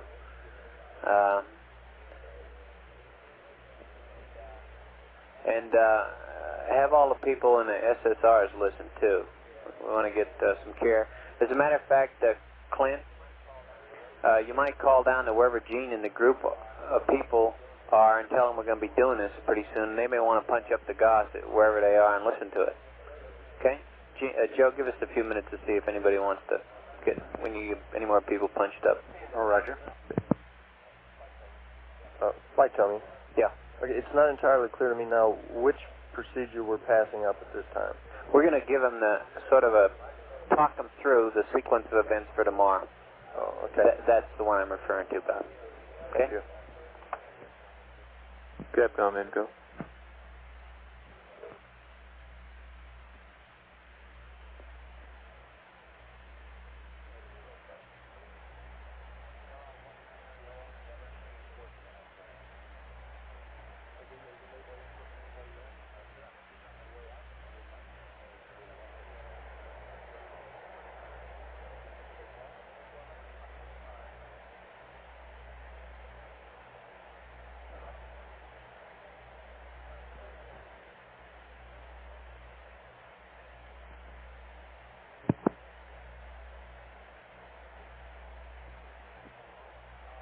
Ho ho. Okay, EI is 142.40 something, is that correct? Retro Flight. EI flight is, go ahead, just like you read it. Well, what's EI's EI time? 142.40.39. Okay, you can probably knock off the seconds, okay? But you got to hit these things to the nearest minute for them. Flash is 14 minutes later. Say again? Flash is 14 minutes later. Okay. Joe, one other thing I mentioned to Jerry is that before they go to sleep tonight, we ought to get their feeling on when they'd like to be up. We don't really know what all they got to do to clean up the cockpit. And when you lay this out for them, Roger, they ought to have some time to think about it. And then one of the things you want to be sure to get before they bed down is when they'd like to be up, if they're not leaving somebody on watch. Okay, of which course, they probably will. They don't have a clear idea of their stowage problem either, and that's an item they've asked about. Yeah, how is that stowage coming over there, FAO? It'd be nice to have something for them to get started on that. Let's not bunch that up with the rest of the stuff. Isn't that easier? Roger, Flight. I think they just about got the list finished. We'll have it in a little bit. All right. Yeah, that would help, I think, to get started on that before the sleep period. Roger, Flight. And we got plenty of other stuff to talk about. That's cool. All right.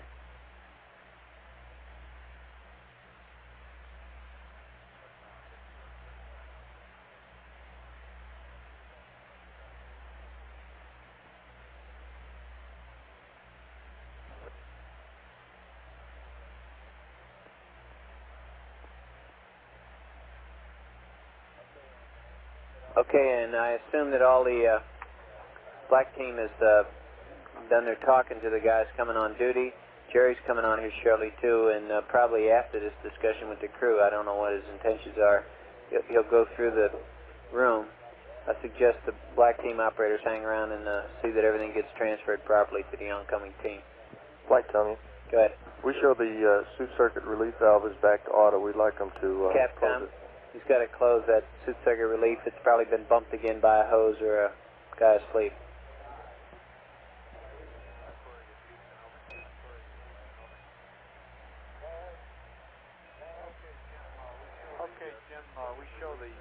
circuit relief valve is back in the auto position, and we'd like to have it off for good scrubbing. Over.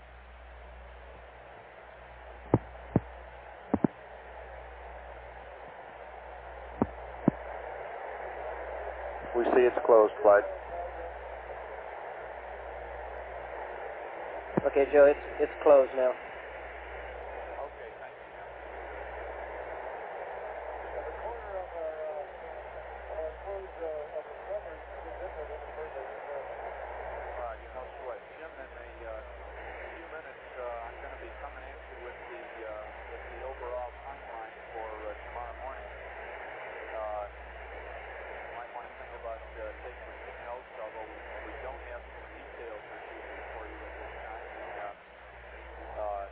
Maybe you want to have Fred or Jack listen. Over.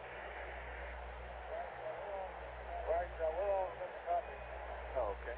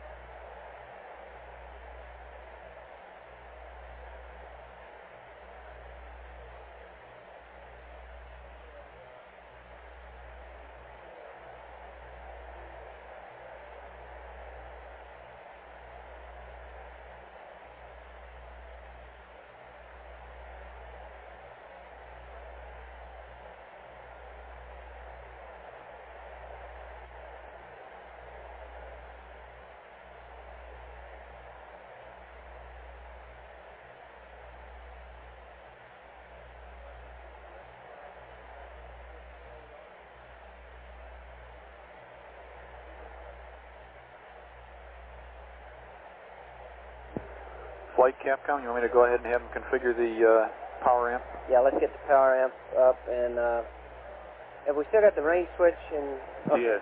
Okay, so we'll get that automatically. Okay, yeah, let's get the power amp up. Oh, okay. Where is this Houston? Over.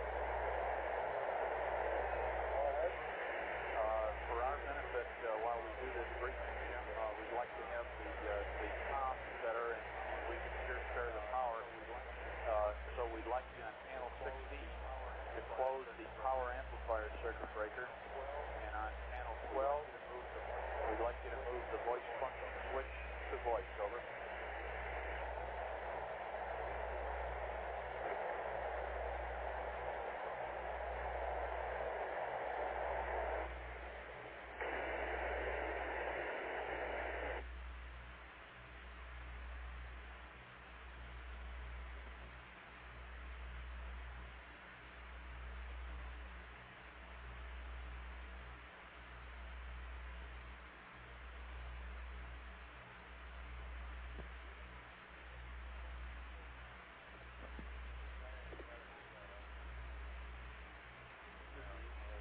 That should be it, Flight.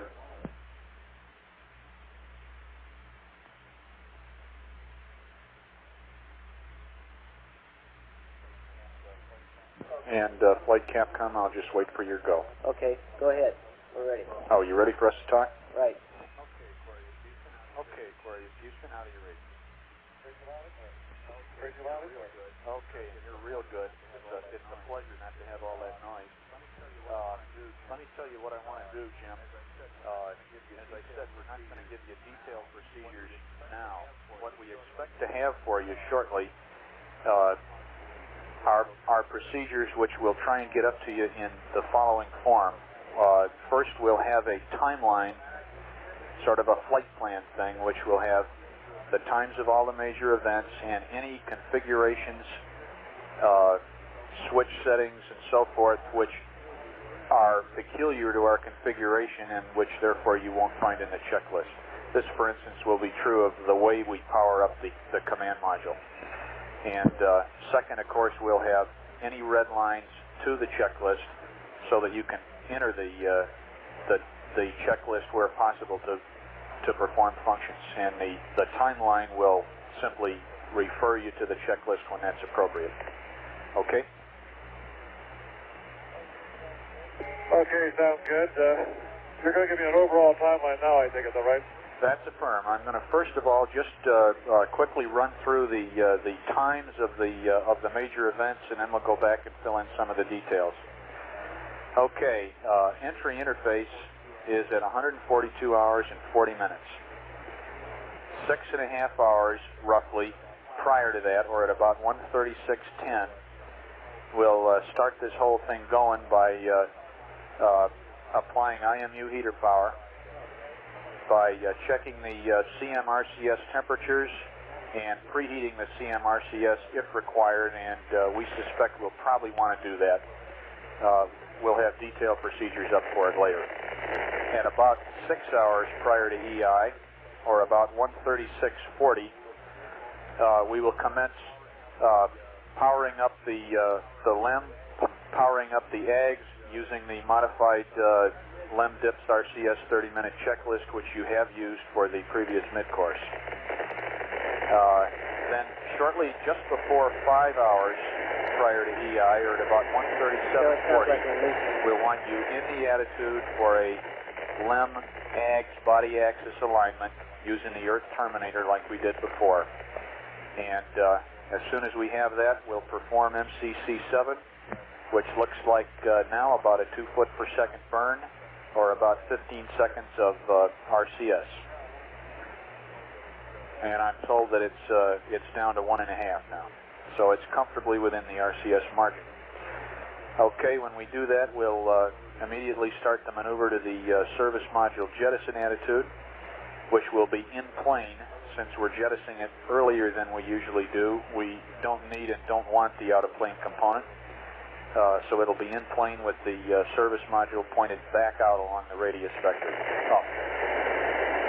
We will then commence to get the command module ready for service module SEP, including command module RCS checkout and a hot fire. And at approximately 4 hours and 30 minutes prior to EI, or 1:38:10, we'll jettison the service module. We'll pitch the LEM up until we acquire the service module in the hat and try and get some photographs, but we're not going to fool around with LEM translation maneuvers or pictures because we don't want to foul up your flight path angle at that time. Okay, that gives us 2 hours to more or less open time here to finish up. If we're late on that, to run over the checklist. We're doing fine. The PTC, when you get over the edge of the Omni, it gets noisy. Module full power up at EI minus 2 hours and 30 minutes, or 1:40:10 GET. We'll get the computer on the line. We'll get the IMU up. We'll start uplinking interstate vectors and so forth, and aligning the command module platform. At about 1 hour and 30 minutes at the latest, giving us an hour to do this command module stuff, we will start the maneuver to the LEM jettison attitude.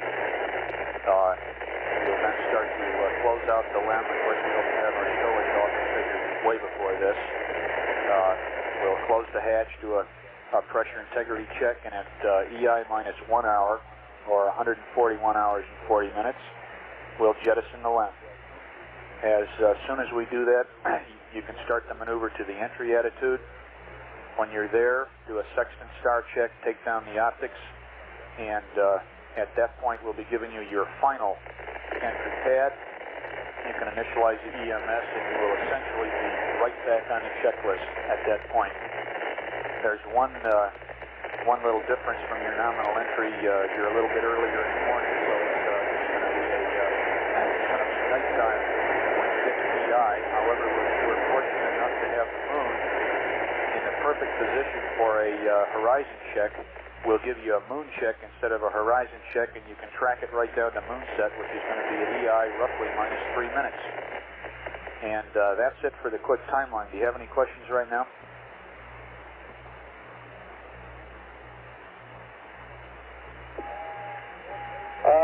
Don't believe so, Joe. Right now, we'll have to look over the timeline and think about it for a little bit. Okay, real fine. We're ready to talk in some more detail about the alignment procedures, the CM power-up procedures, and so forth, but why don't we give you a few minutes to digest what you've already heard.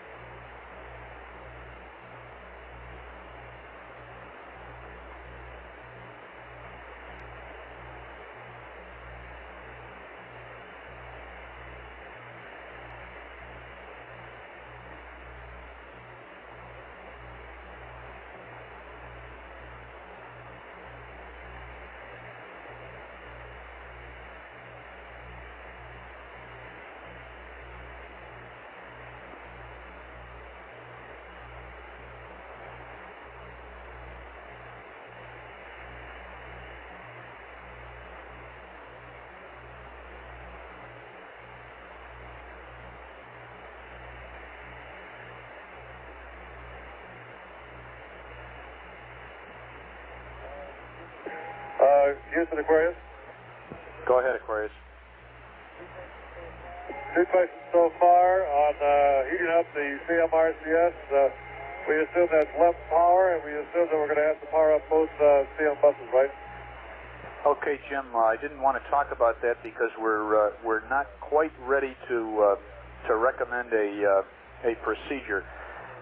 We can't power up the CMRCS per the normal checklist on the LEM power because we haven't got quite enough amps. It may be that we'll want you to heat, to do the preheat one ring at a time, and we're looking at that. Another possibility is that we may want to take down LEM power at that time, do the preheat, and then go back to LEM power until we have to take it down finally. Over. Okay, understand. Second question. When we finish MCC 7, that maneuver to SM jet attitude will be angles given to us by you using the AGS aligned ball, right? Right. That's affirmative. Once we get that AGS aligned and get a time hack on it, the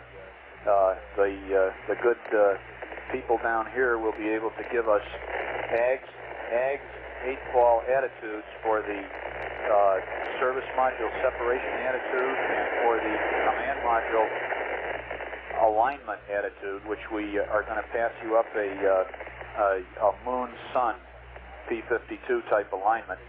We'll have AGS 8-ball attitudes for those, and we'll be able to uplink to the command module once we get the computer up a preferred refs mat, which will be identical to the LEM attitude at the time of the burn, and we'll go into details on that later. Okay. Just stand by one, I'll continue. Will do.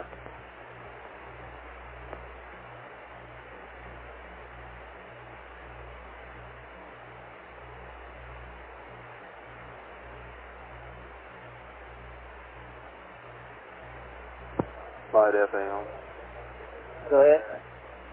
The entry storage list is being looked at, verified, and should be ready in the near future. Okay.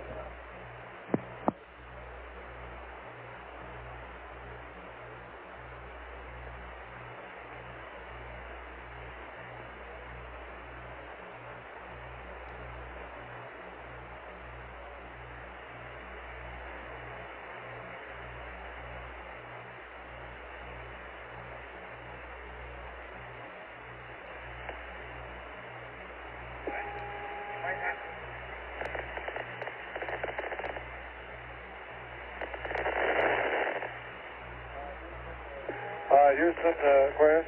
Go ahead, Jim. We would like to have somebody look into what the control characteristics are of the LEM command module and whether we could use the attitude controller only to maneuver the combinations to photograph the service module at 4+30. Okay, good thinking. Go ahead. Okay, yeah, they can use the ACA and we that's are, the recommended procedure. There's been a lot of consideration of what kind of maneuvers to let you do to photograph the LEM. I mean, the service module. We consider it quite low priority. The feeling is that it'll be real nice to get pictures of the service module, but they're not required for our troubleshooting program. As far as the attitude control authority and so forth, we'll get you more detailed word on that later. We are working it. It appears that using the ACA instead of the TTCA after service module jet will give you excellent attitude control authority, and that's what we recommend. Okay, I'm also going to use an add-hold configuration to keep the attitude, so turn the left jet attitude. That's affirm. We are probably going to recommend a tight dead band eggs attitude hold for that. Go ahead. That's not the data that we have. Now, okay. It's the best way to go. What's the difference? We're saying it'd be pulse mode all the way. He's telling that's for jettison now. That's right. Okay, that means you're not going to have any control. He was talking about for service module SEP, wasn't he? Negative. He's talking about LEM jet. Okay, for LEM jet, it would be a AGS attitude hold mode. That's what he said. Houston, Aquarius. And wide deadband, 5-degree deadband. Okay, the start check at the entry attitude, is it a sextant start check or a COAS start check? It'll probably be a sextant start check, Jim.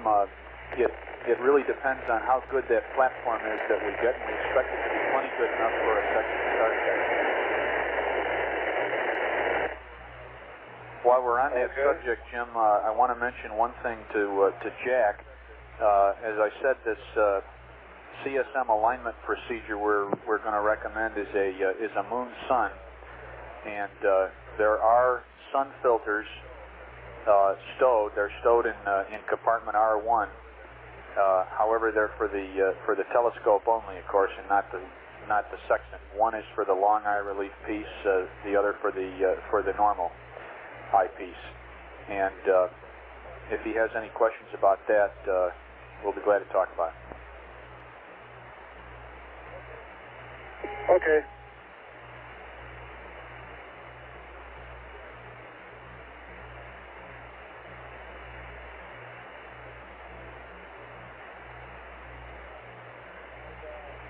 And because it'd be too late to do much about a hatch integrity check if it fails, you want us to have our suits on sometime during this period.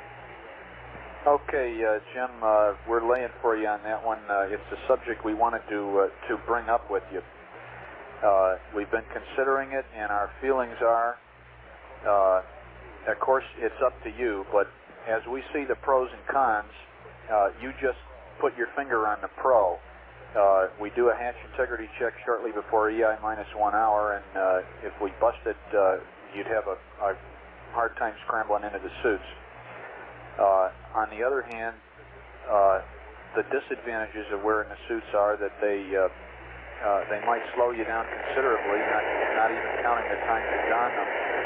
And someone has even raised the concern that after such and such a period of time in the suits, you might get warm, and we might have to power up the suit loop to ventilate the suits, and we don't particularly want to do that because it costs quite a bit of power. Consequently, our recommendation was going to be that you not wear the suits, because we have no reason to believe that the integrity check would show us anything but a slightly increased leak rate, and we can certainly hack that. What do you think, Over?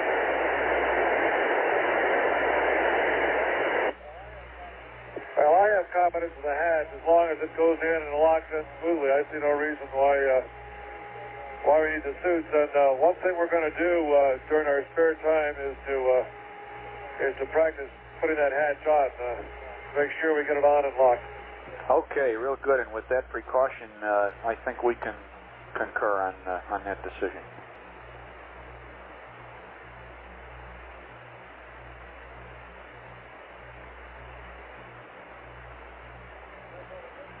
And that's all the questions we had about the timeline you gave us.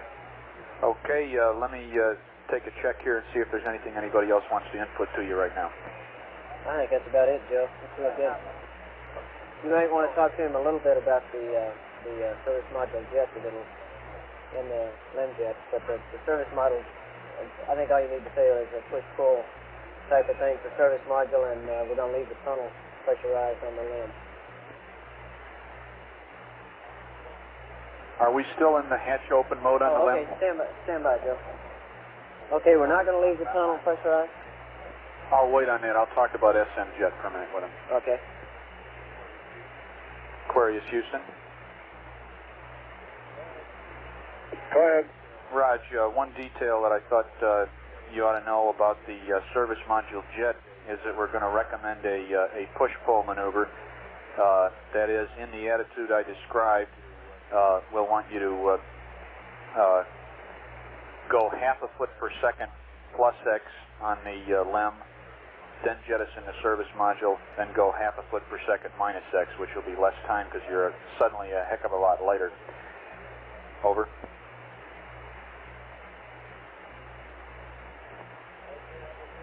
Okay, I understand you want me to go half a foot per second plus X, jet a service module, then go half a foot per second minus X. That's affirmed. We think that'll give you plenty of separation, and also will be a slow enough rate so that you'll have a chance to get some photos.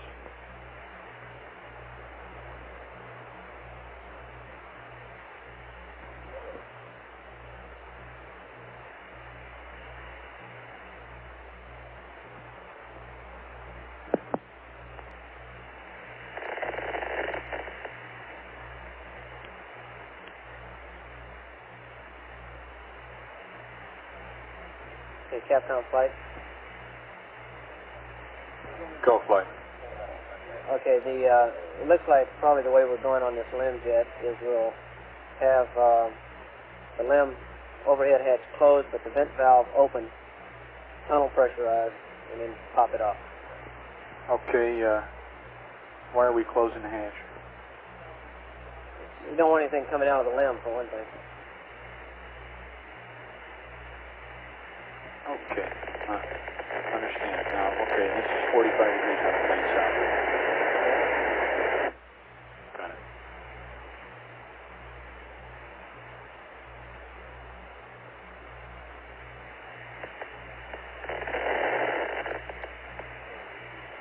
Aquarius, Houston. Go ahead. Okay, one more thing we want to update you on with a little detail. As we told you, the SM SEP attitude was in plane. The LEM jet attitude will be more similar to a normal service module SEP attitude. That is, it'll be LEM up out the radius vector and 45 degrees right out of plane toward the south. We are going to recommend that prior to jet, the configuration be with the LEM overhead hatch closed, with the vent valve open, and we'll jet with the tunnel pressurized. Over.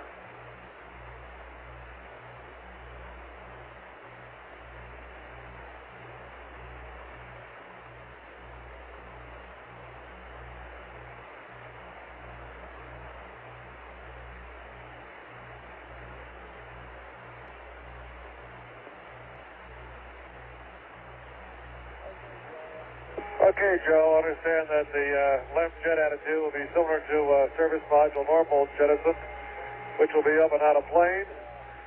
And as soon as I finish maneuvering the LEM jet attitude, I'll scramble up and close the LEM hatch, making sure the vent valve is open. And then we'll jettison with the tunnel pressurized. That's affirmative. And Deke says, don't forget to close the command module hatch on your way in. I'm always scared that Jack will have it closed before I get up there.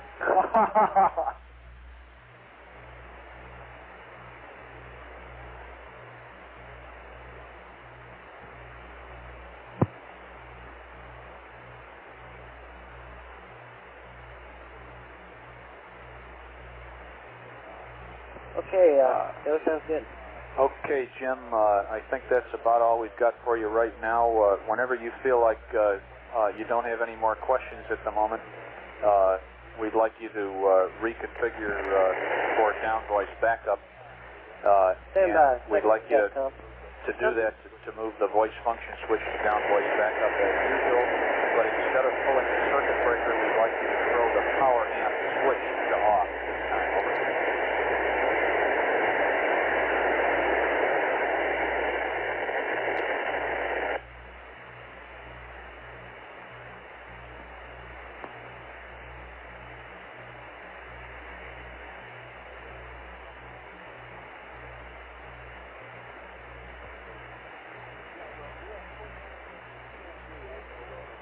Okay, Joe, I have one more question here.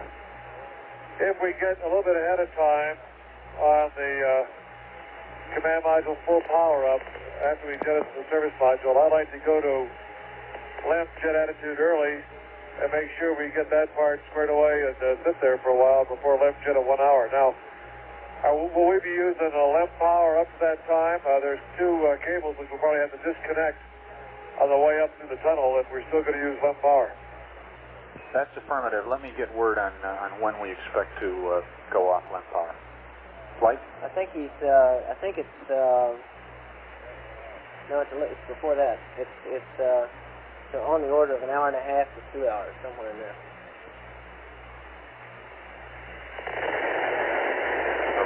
Let me see if I get that answer. I don't know what the answer to that is. Queries, Houston? Point, tell me. Joe? We show that we go off of LEM power at EI minus 630. We expect to go off LEM power at the time we start powering up the CSM, or about minus 2.5 hours. That is not a hard number, and we'll be updating you on it. As far as going to the LEM jet attitude, that's completely permissible. As soon as you have a powered up command module on a satisfactory platform, you can go there immediately. We're giving you a maximum of 1 hour just for grins. Over. Okay, fine, and that will be a LEM maneuver, I assume, because we lost the service module, so there's no strain there. Affirm.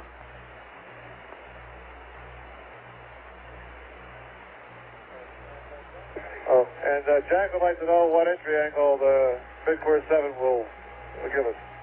6.5. What's the entry angle after mid-course 7? It'll put us right in the middle of the corridor, Jim. 6.5. Okay. Minus 6.50 degrees. And Jim, Houston, I guess as a last item, we expect that it'll take us about an hour to update your checklist and your timelines sometime later on today. High bit rate data. I reckon we could get the high bit we'd just like you to consider that. I expect it'll be 3 or 4 hours before we have all that stuff ready. Okay, we'll be standing by for that, and now power amplifier switch is going to go off, and then I'll be going to down voice backup. Okay.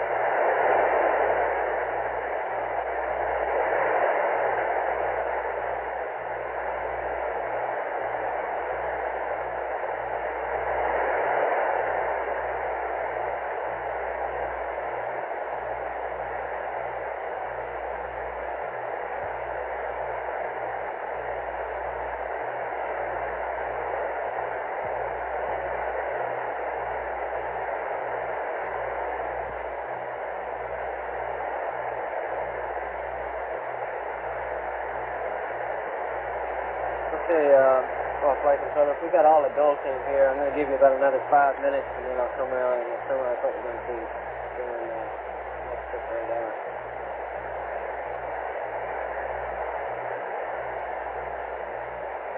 Tell me, flight. Go, flight. Incidentally, that number for the final limb coming off the limb power is around 2.5 hours. Roger. I just found that out from the back room. The last procedure we've seen was 6.5. I think that's the first time they start applying heater power through you guys. Is around 6.5 through the IMU and the command module. Okay, we're trying to start a communications link from back there out here. Okay. Flight procedures are running a checkpoint. Okay.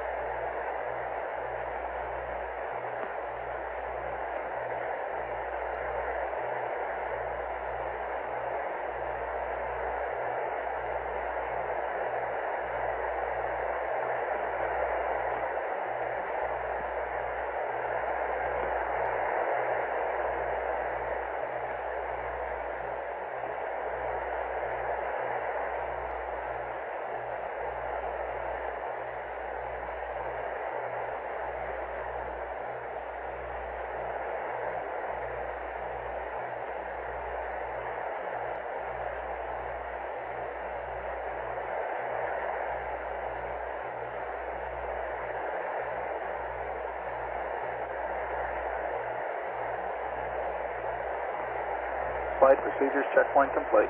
Roger.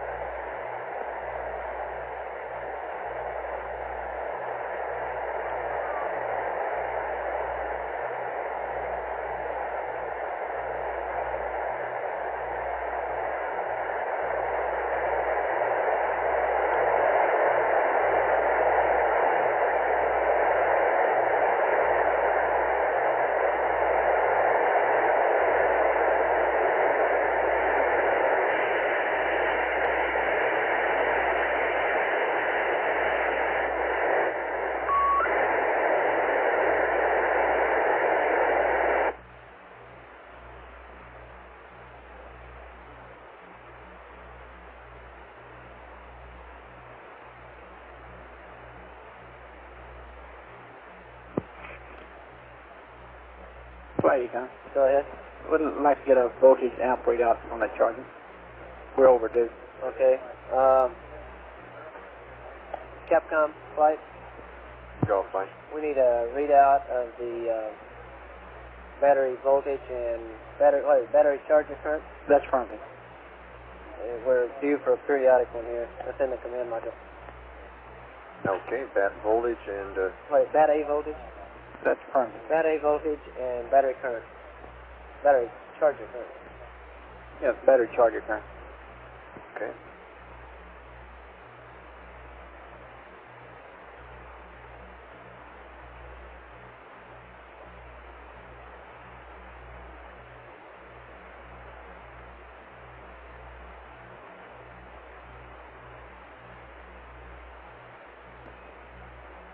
Aquarius, Houston. Stand back, Capcom, with that.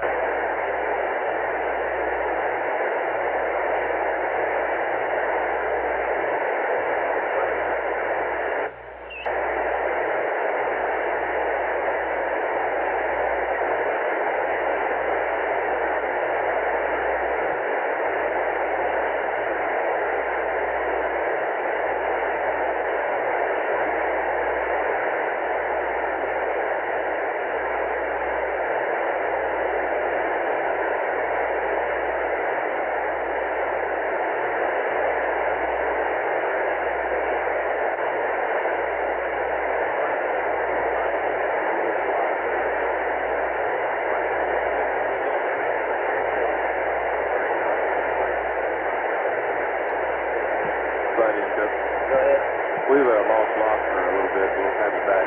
So we haven't had an uplink right now. Okay. Sounds like we got it.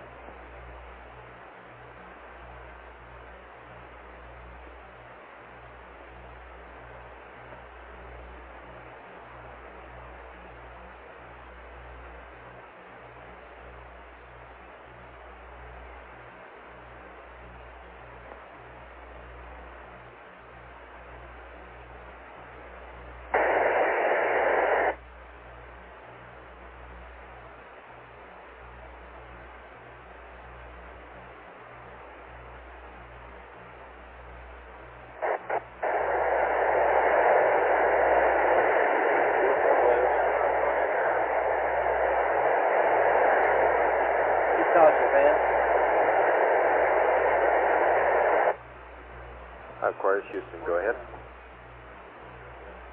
We haven't got him back yet, flight. We had him for a minute. We're going again. Okay, we got him now, flight. Okay, let's try him now, man.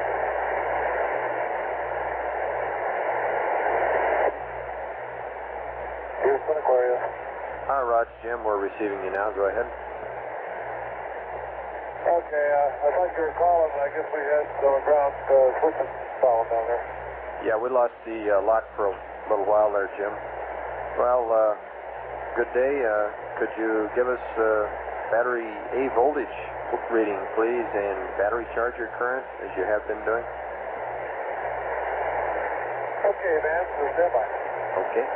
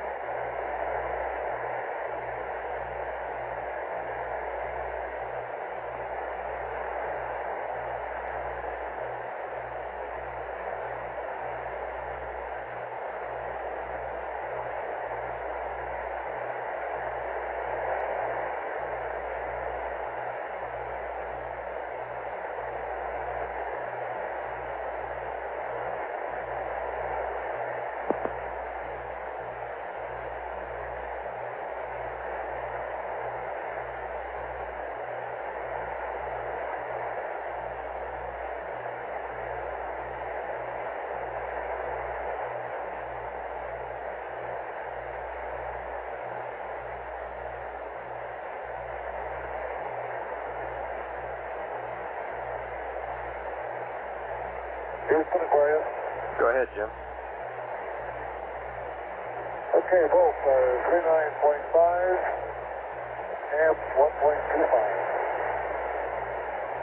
Roger, copy. 39.5 and 1.25. Thank you.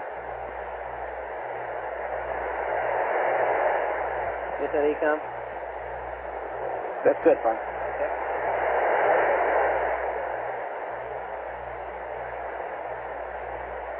Okay, I'd like to start talking to each of the individual areas now. Everybody give me an amber light. You see if you're with me. Any of the trench with me? Booster, retro, Fido? Focus. Retro and Fido. Stop there. Give me an amber light. I just want to make sure you're listening to me. Okay. Fido's right here at the door.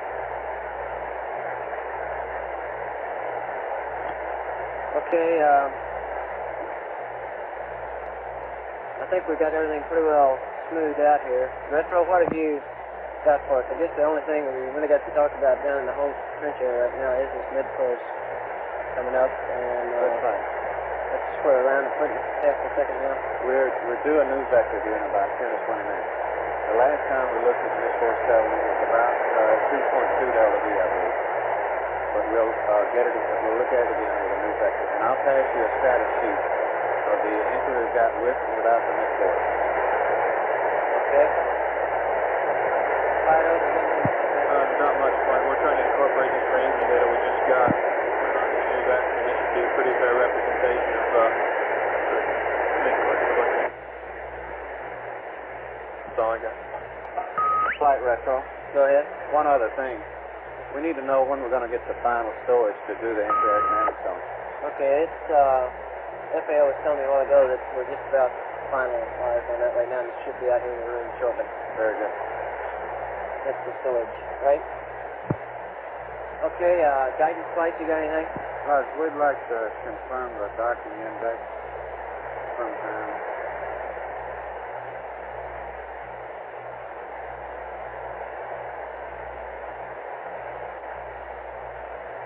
Okay, we can. What are you going to use it for, Will? That's what we use to keep the course line. Course line torque, and you just want to make sure it was 2 degrees before. You just want to make sure that moves. Right. At least want to confirm it hasn't moved. Okay.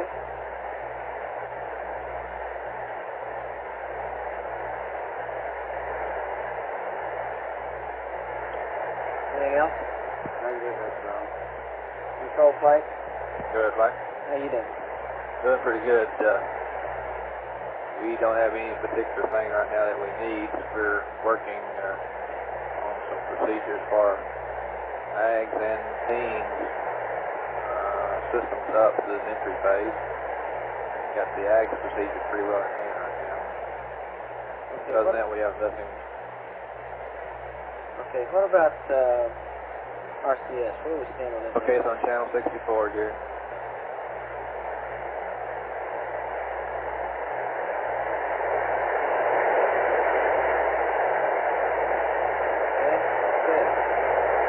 So we should end up with about 25% MJet. So we're in pretty good shape there. So we have nothing further. Okay, tell me a flight. Okay, flight, we're in pretty good shape. I guess our biggest question now is on the power up procedure.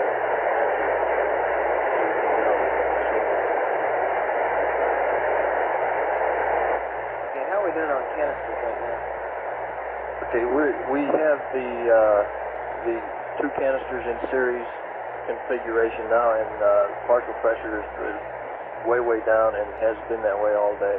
Okay, I understand the plan is now if we use this configuration up, we're just going to go back to LEM primary. Back to LEM canister, that's right, primary. Okay.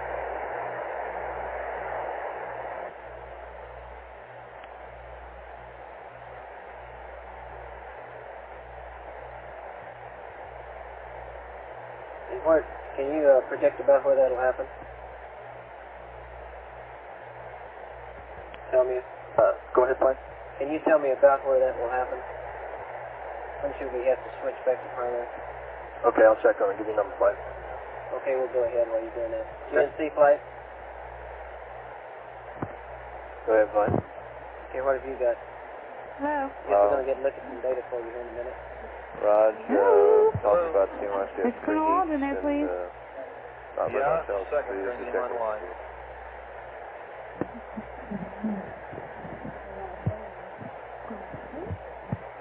Okay, I guess I'll be talking to both you and Econ after we see the data here and see if Hello? anything else we're going to need. This is Lana Right Lang. now the plan is to bring this this Colonel Aldrin? data up, and I don't think we ought to leave it up.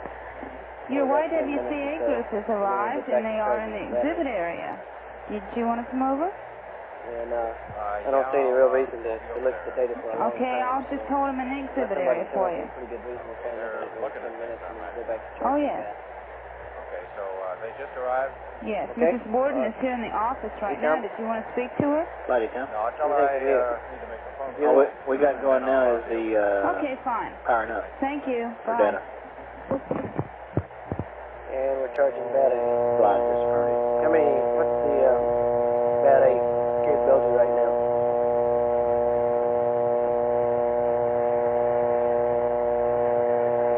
I believe it's around 32 flight. That's the number I saw last. 32 and a half hours in right now, right? Yeah, 30, maybe a little closer to 31. Somewhere around that number, 31 and 32. Astronaut office, Mrs. Lane. Okay. Yeah. I can get you an exact number if you'd like. No, that's close enough. I just want to know ballpark. We expect to have that one pretty well fully charged, right? Okay, just a second. That's Let me plenty, find out and for we're you. looking for probably 8 or 9 more hours. Okay. Maybe as many as 10.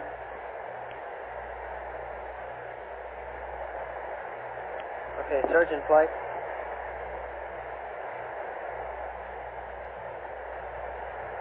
Surge in flight.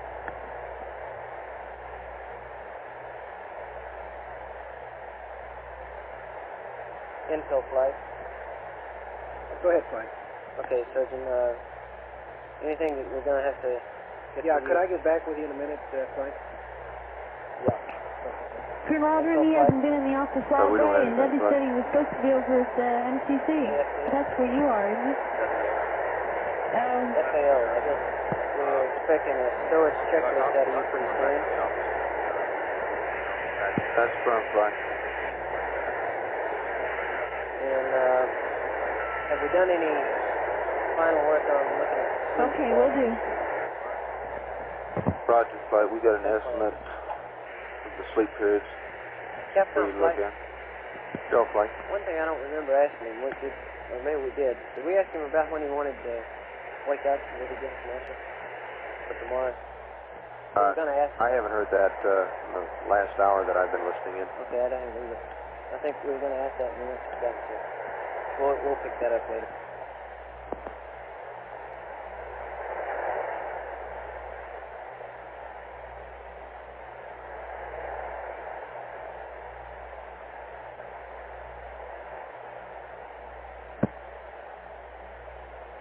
Surgeon, you ready?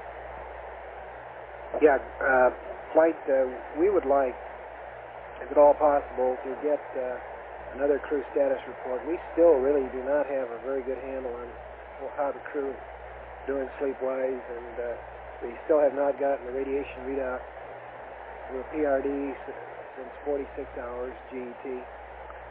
And we'd sure like to know that for our own, make us feel warm and try to see what we can do, if anything, to help the crew out.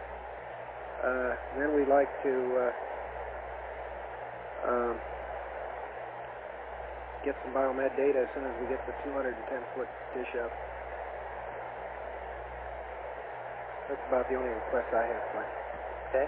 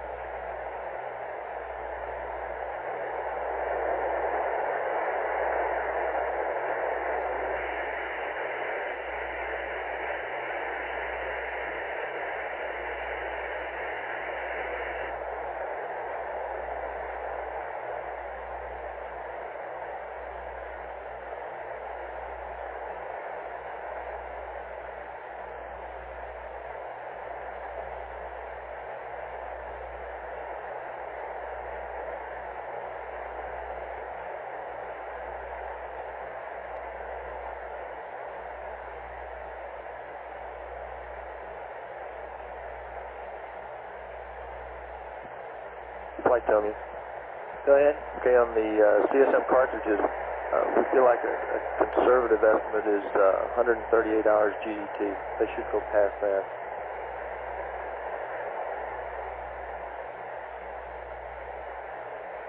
Okay, thank you.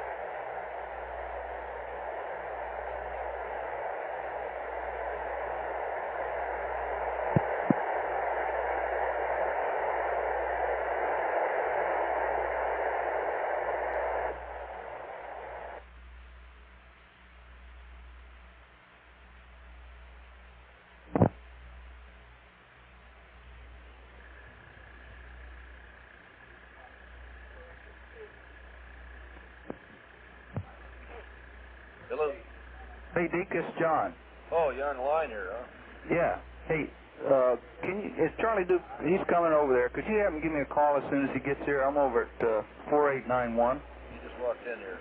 Okay, well, we got a problem there. I think they're doing this cotton picking separation in the wrong direction from this, drawing it on a piece of paper. What, the service module? Yeah, they're pitching up 90 and getting rid of it, and I think you ought to... Oh, wait a minute here. Hang on a second. The last I heard, we were doing it strictly down the axis. Hang on a second. Well, your checklist shows doing it at 90, pitching 90? Pitching 90 and separate. That's not what we just gave Jim here a half hour ago. Hang on here, let me chase it. Okay. What do you got? Is this Charlie? I'm on mine too. This is Darwin Hunter. I must be on the wrong line. No, Deke, I'm still on it. Just hang on a second, John. Okay.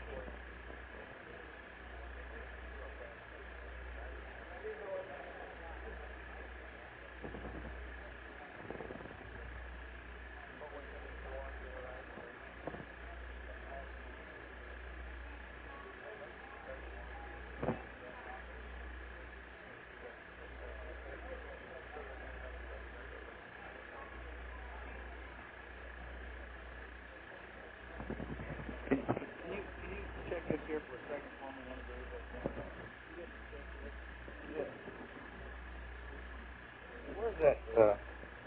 Where's the step attitude? Step attitude? Oh, pitch 91, yaw 0. Yeah. Yeah. Now, there is, Peacock was talking about 180 up there from the sunlight. He thinks the sun is wrong with those three numbers. Okay. You got a fountain pen? Hello?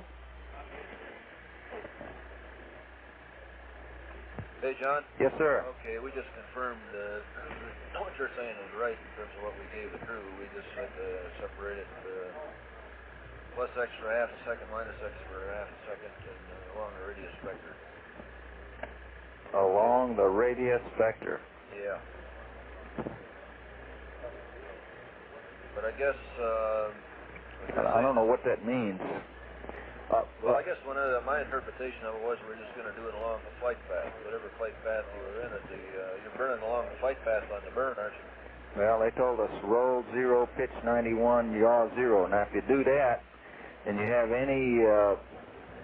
anything in any of the other axes, for one reason or another, you're going to perturb your entry angle again. Okay, but you're taking out the same amount you're putting in here, you see. Yeah, if you do that. In fact, we're talking right now like maybe we ought to be doing a foot each way instead of a half to get better separation. I would imagine that the thing is going to give you a big boot when you get off of it of some kind, and so therefore you probably really ought to you put this in, then you get this boot that gives you some more, and then you got to go take the whole works and put it to 0. Because if you don't, you're going to change the hell out. That's going to be like a mid-course 8. It'd be like 0.6 of a foot a second along the entry path. That's what they're looking at here. I don't know how much it actually is. Okay, well, I guess nobody was really concerned about that angle. Yeah, well, the technique it's not clear to me, but it seems like you ought to know it to 0 or you're going to end up... go ahead, Fly. I didn't mean to leave you out a while ago. I got disrupted here. Hang on just a second. Gene just walked in here. How's the weather looking? Okay, it's looking better. That storm that you've been briefed by weather is about dissipated down there, and we're expecting 4-foot seas and 15-knot winds, and general pretty good recovery conditions. What about cloud cover? 2,000 scattered. Nice balmy day. Yeah. Okay, weather, do you have anything to add to that? If you're on?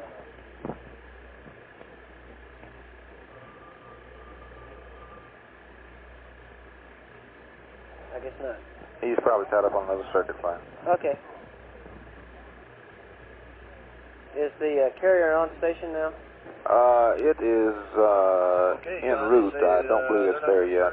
No, it's not far from there, but of course we'll make it on time. As you know, we're going to have 2 ships out there. You ought to come out even if you do the push-pull, huh? Okay. Yeah. Are you concerned about the attitude you're doing it in, or are you concerned about the push-pull thing? I'm concerned about the push-pull thing and the fact that you... I can see where it's not going to bother you if it's perpendicular to the, if it's along the radius vector. It can't bother you, but if you kick this thing off there, you got to null it back to 0, I guess. I think. Yeah, that's what they're saying. Rather than go to some flight procedures. Go ahead. We're going to be calibrating some strip chart recorders, half a foot a vehicle second. systems SSR, and when we do this, we'll be using data for maybe 15 minutes or longer, which is acceptable to the 9/10 of a foot per second. You probably ought to take all of that out again. Yeah, that's what they're saying. Well, we'll still have voice. Yes, sir. And we can, how long will it take us Of course, to that's going to take less But burn. just a couple of minutes if we need it. When are you going to do that? Yeah. Well, as soon as it we won't take can, very prior much to gas. the You just CSM ought to get power. those numbers to equal 0. Yeah. Suggest you get on with it in a hurry. Roger. Flight network. Joe? Yeah, this won't affect DSTV or anything like that. Just Okay. the ground station. Well, I don't suppose they ought to know real good what it is, probably. Yeah, they're just saying whatever you put in, pushing it away, you take out, separate. You ought to come out to 0 delta. Approximately. But when you fire that thing, that 50,000-pound mass off, it's going to put a push into you. Okay, well, I don't guess I figure that's any big deal. Well, I think it could get to you, especially if it was in a different direction, but I don't see how it can be. Okay, thank you. Yeah, well, Phil's standing right here, and he doesn't think it's any problem. Okay. I don't think Charlie's. Hey, you read me? Yeah. Hey, John. Yeah. What we can do here is if it does give us some, we're looking at 470, and what we do is just null 470 back to 0. Well, that's what I thought, but that ain't what the procedures say. I mean, they don't mention that. We ought to tell them to do that. Yeah, okay. Jim? We ought to just, yeah, it does. Just translate minus X.5, drive 470 to 0. So we got to drive 470 to 0. Okay. Okay, we didn't do that. Well, I guess we didn't read those too good. Well, okay. We got that big blast out of the thing, and yeah. our talk street. Hey, listen, this separation procedure, trouble is, if you're doing that when you pitch up, it's going to be some of it's going to be down the velocity vector. Not very much, but some of it. Yeah, but listen, John, Phil says it's only Go ahead. 2/10. Okay, you got your storage list changes there? Yes, I just got a sheet and a feature. Okay, we'll be, Capcom's going over it now. We'll be ready to have it up a little later. Okay, but this other thing that you're talking about. He's got some questions on it. That you're talking about, yeah, I just Charlie, want it's going to be worse instead of better. ask FAO if he's checked with the camera people to make sure this includes the correct lenses that should be in the command module for photography. Hey, John. Yeah? We ought not to be worrying about Flight line two Go ahead. things. We just took an update that reflects a lot of tracking data in all this range that we just got, and we're getting a little more shallow now. We're down to about 6 degrees even. Because we want to keep it simple and straightforward. The people downstairs think it's probably good to have been I agree with you. and they really don't feel confident enough to predict the trend either way. What kind of mid-course is that? Retro's going to be running that in a little bit. Okay, well, Okay, have Retro go bring it back to the... Roger. that's a good point. Why don't we get them to leave out I'll that have the mid-course? Well, we might end up doing that. It's getting smaller. It's 1.5 now. We just may not do it at all. They may not be there when we get there, huh? That's right. That'd be outstanding. Sure. I'll see you. Okay, but I think that's philosophically here, John. Let's approach everything from the point of view. Let's get something that's basically simple and works, and let's not fine-tune everything because we haven't got time to, number one, and it isn't really necessary. Okay. I'll see you. Where are you in that timeline on Stanley? Well, we're just, we had a computer go down. We're just right at maneuver for CSM P-52. It's no problem to do it. Okay, are you feeling comfortable about the timeline? Oh, yeah, it's a piece of cake. In fact, we had to step ahead a couple hours to get to there. Okay, so you got plenty of fat as far as you're concerned at this point. Yeah. Okay, well, as far as the mid-course is concerned, since I talked to you, they said, Christ, we can move that an hour, and it doesn't influence you and even update the damn thing, so yeah. It could be moved. On the other hand, the program office is still concerned about running with that CSM without the, I'm all screwed up, running with the command module without the service module anything longer than they have to, and they think they'll stand on that 4.5 hour number, but they don't want to move from that yet. Okay. So if you're comfortable with that, I think we ought to stand and stick with it. Okay, I think that'd be all right. Okay, real fine. I'll see you. Thank you, John. Bye. Bye. See you.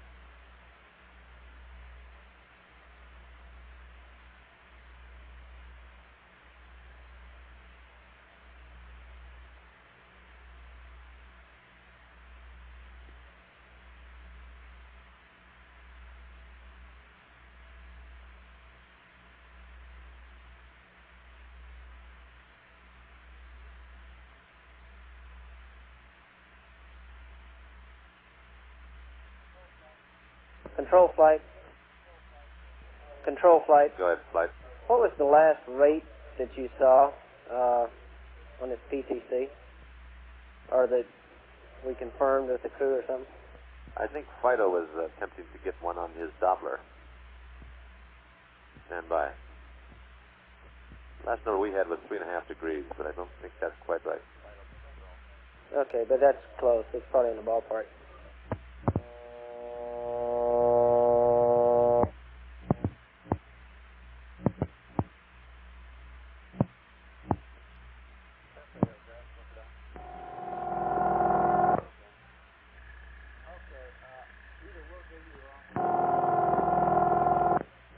Control, if that if that number's too far off, let me know, would you? Kind of. Yeah, we're checking with Fido now. Okay. Hello? Hey, Helmet. Zeke here. Yeah. Say, can you or one of your guys give me a little data here on the camera business in terms of, well, let me give you, for instance, we we got the 250. We got a 500. We got a 250 lens both on board, right? Right. Okay, let's take the 250 because I think the 500 is probably too damn strong. It is. What distance away would you still have? Would you be able to fill the frame with the service module, just approximately? Okay, hold on 1 second. See, how long is that thing? Do you know offhand, Deke? I don't. I was going to guess something like 30 feet. Yeah, okay, I was going to guess about the same thing. I don't have an exact number. We got Well, I can probably get one here in a second, see if Vance knows.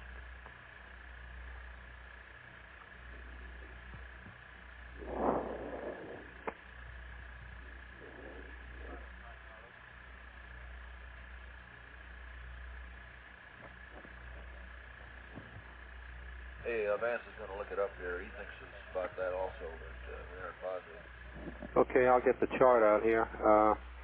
I had some of this stuff backed into that photo plane. Maybe I ought to show Vance over there what we have, which is sort of a ready reference for all the lenses, so you can pick this data right off in a hurry. Okay, that'd be good to have over here. Yeah, sure would. We have non-dimensional plots actually for all these lenses where you can, if you select a unit for range, you can then get the same unit for field of view. Oh, I see. You know, like if you know what the range is in feet, you can get what the field of view is in feet. Right, okay.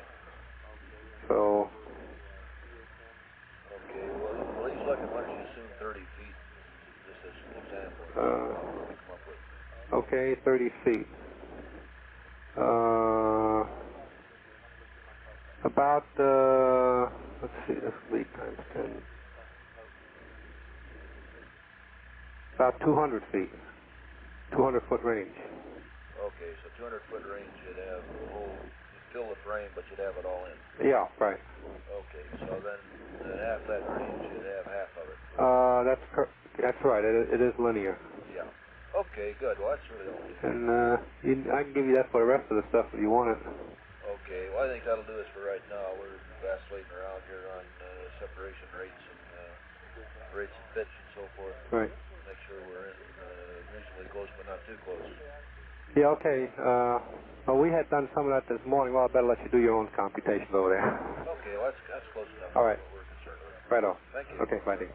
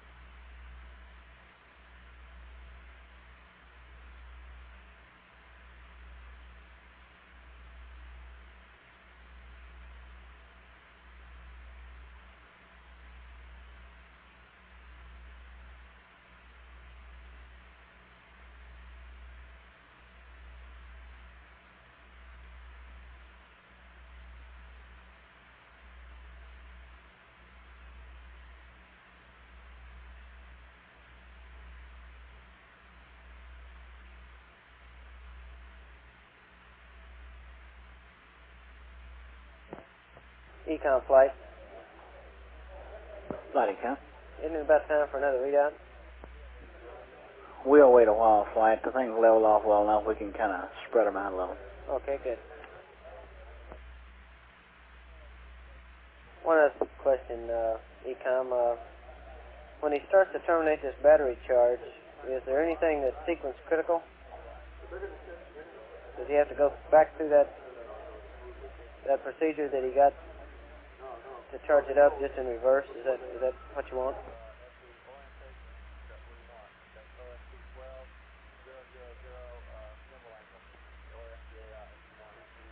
Econ flight, you copy my question?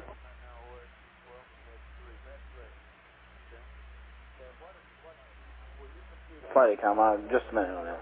I don't think there's anything sequence critical, but let me check a minute.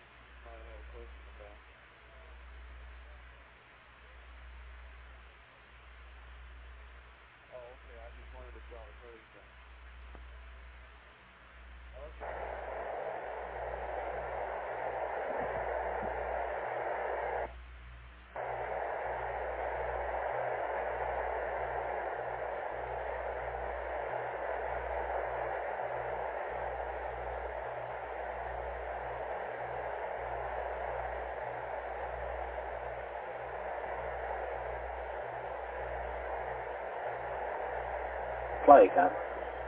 Go ahead. They should be done in the order that we have put them down. We'll read them out.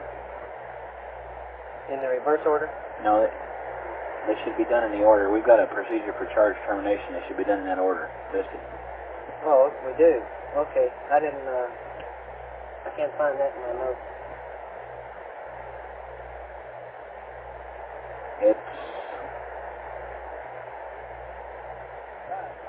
I believe we read it up earlier.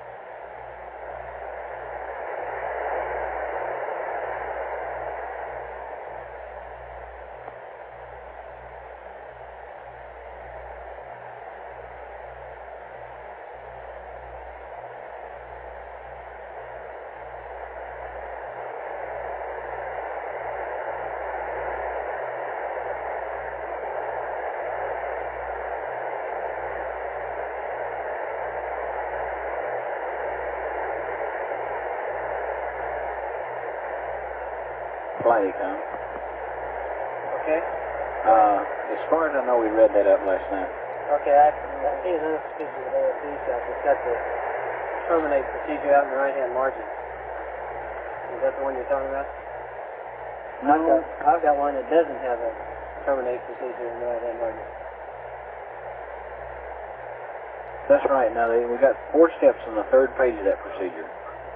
Do that, and then go back to square one with these things in the right-hand column. Okay, then the AFE's got the right one. I got the wrong one.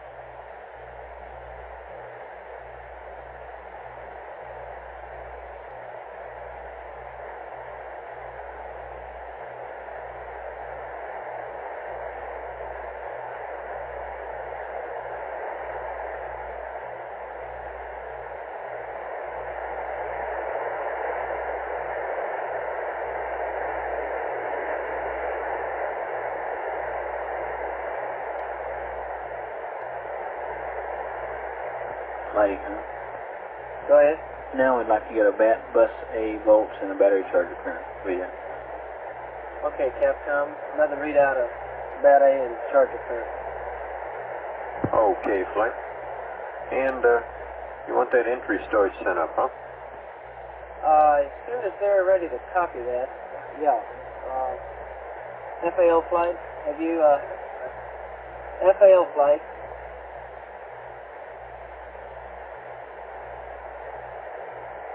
Go, Okay, Flight. are you satisfied with the storage list now? Is it, Yes, sir. It's been properly checked by okay. all the We're gonna appropriate read it people. Yes, sir. Okay, and as Yep. far as time of application, we're leaving that open.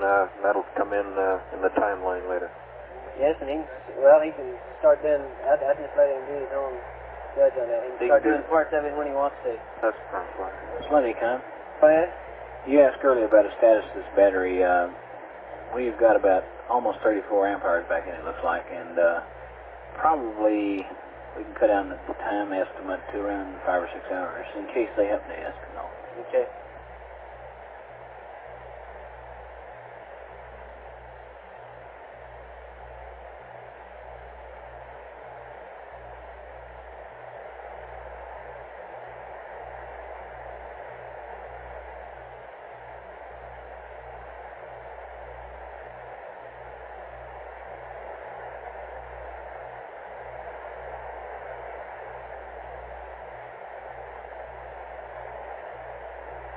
Aquarius, Houston, over.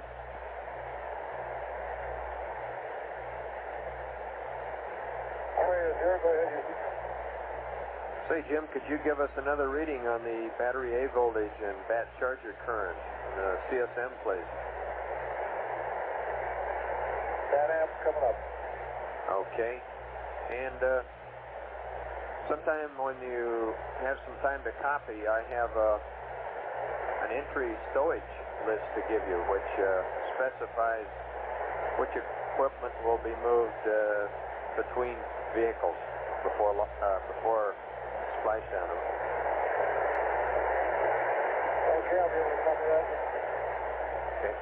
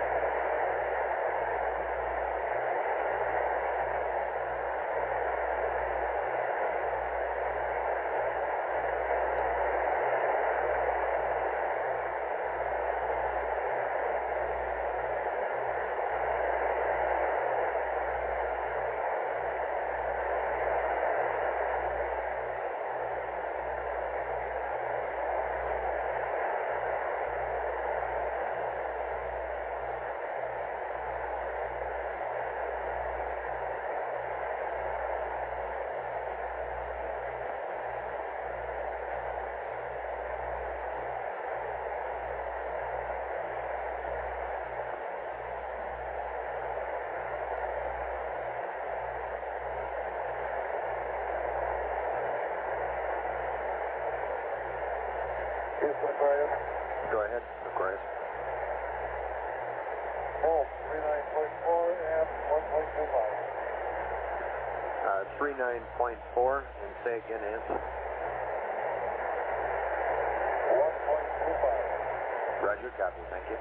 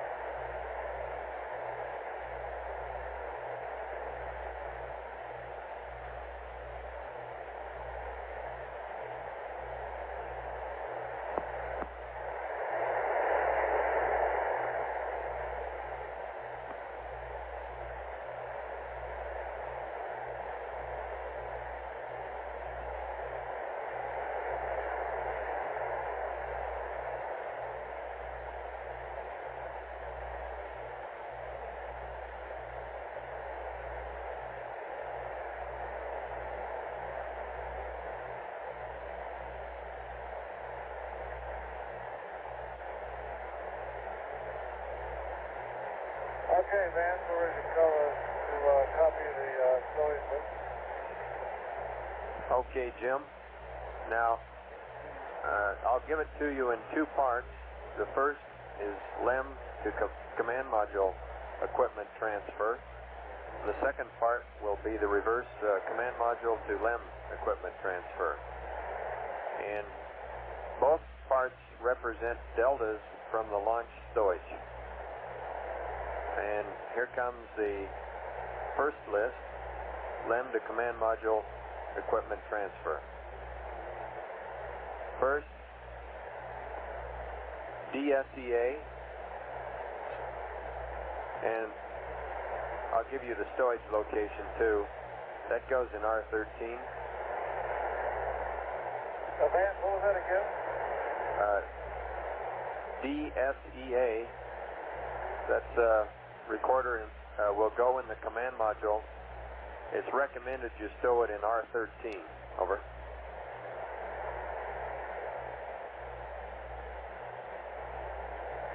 Okay, the DSEA, that's the recorder, will be stowed in R13. That's affirmed.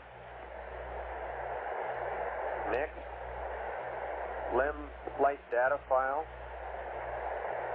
That will go in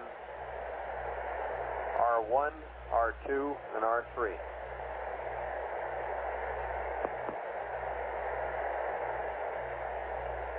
Next, 3 PPKs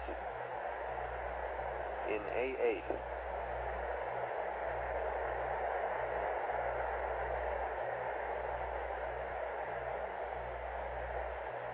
Okay.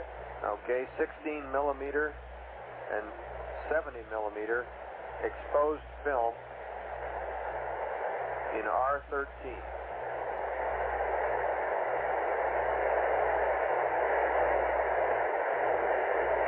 Okay, next, O2 hose screen caps on the O2 hoses.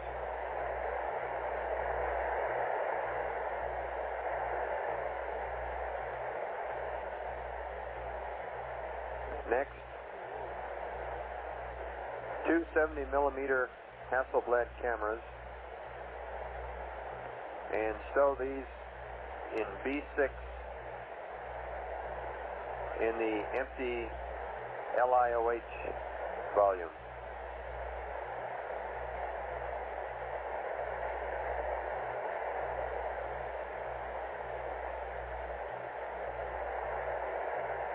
Okay, next, black and white TV camera.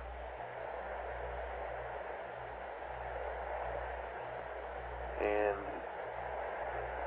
recommend stow that on top of A7 and A11 in decontamination bag.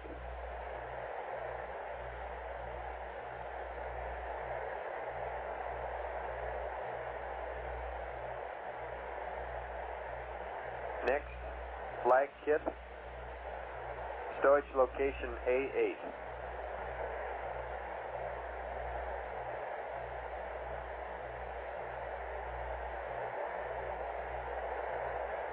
Next, LEM fecal bags used, R9 waste management system chute.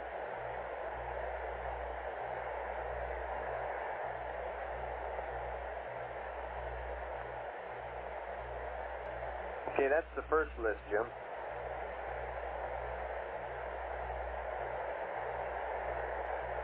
Okay.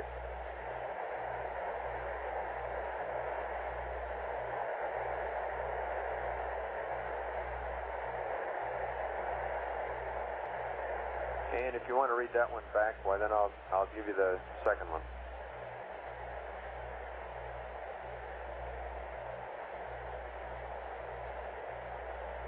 This is LEM to command module transfer, and this is the delta from the launch storage.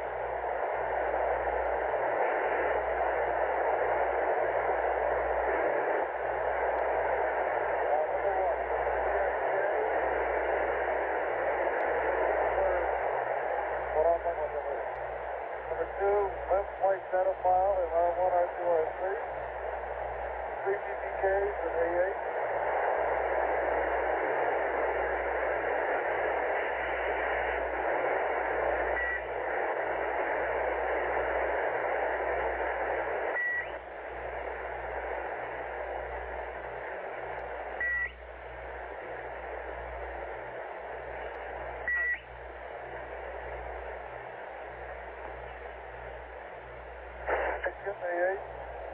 And use less fecal bags than R9. Okay, that's firm, Jim.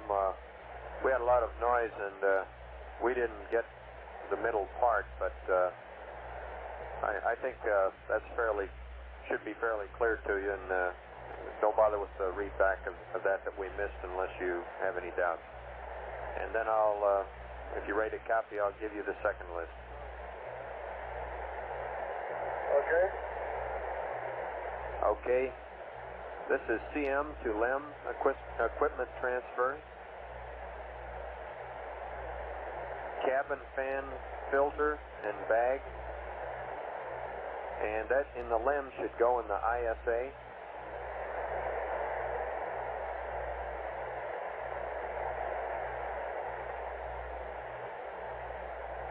Okay, next. Decontamination bags, except for the ones used to wrap camera, should go in the ISA.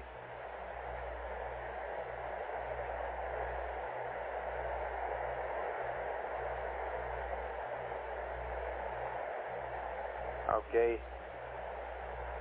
2 LCGs, if you don't have them on already, to the ISA.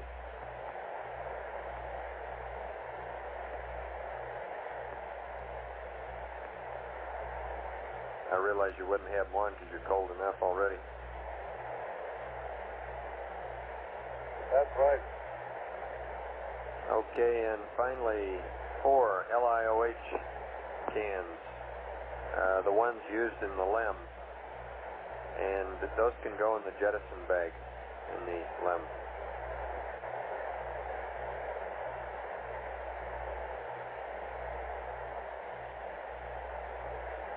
Okay, a couple of notes. After loading the ISA, recommend secure it to the right-hand restraint system.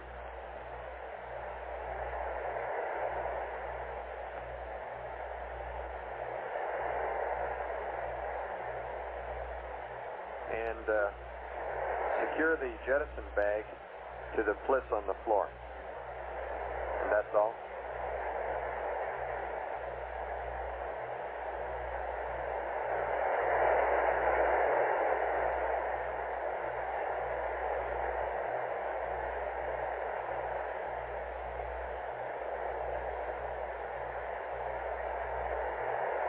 Okay, man. This is Sam on the LEM. Cabin fan filter and bag in the ISA. Decontamination bag, except for the one we use for the DD camera in the ISA. 2 LPGs in the ISA. 4 LOIH can jet bags. And we'll secure the ISA on the right-hand side, the right-hand restraint system, and we'll secure the jet bags to the pliss on the floor. Right, that's it.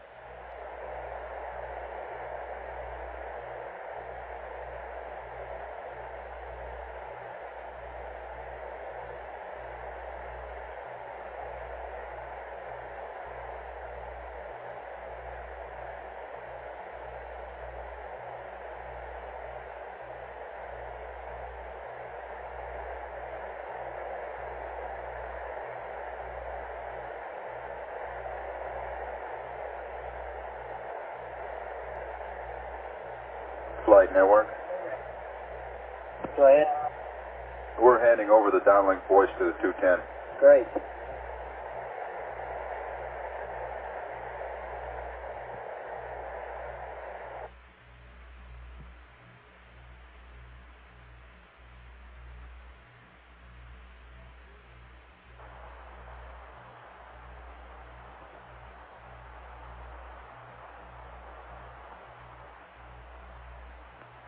Capcom, contact my list. Roger, go ahead. We should have voice down through the 210 substation now. Hey, great. Hey, how long will that last? Rest of the evening, sir. Oh, very good. That should help. You do good work. Thank you, sir.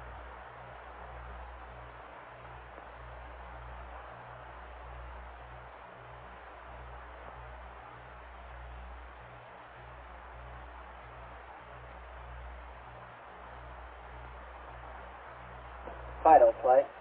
Go flight. How much data did you take in from the last mid-course calculation for this one? Standby flight.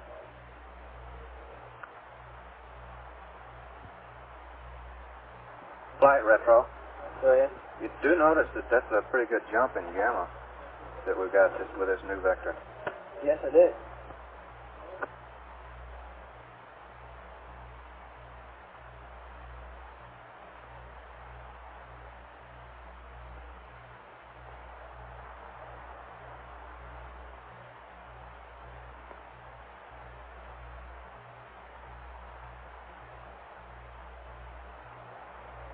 Flight final. Go.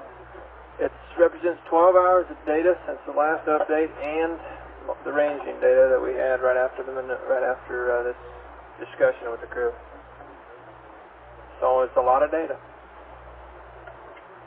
Okay. Okay.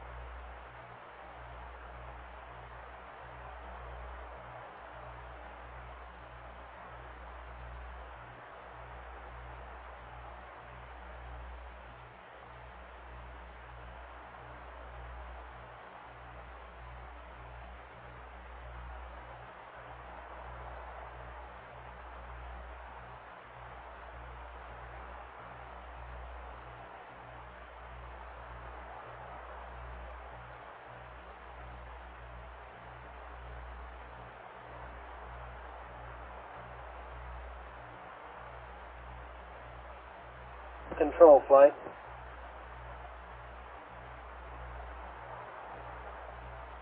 Control flight. Stand by flight, he's getting his headset up here. No, I'm looking for Dick Thorson. I thought he wanted to talk to me. Okay.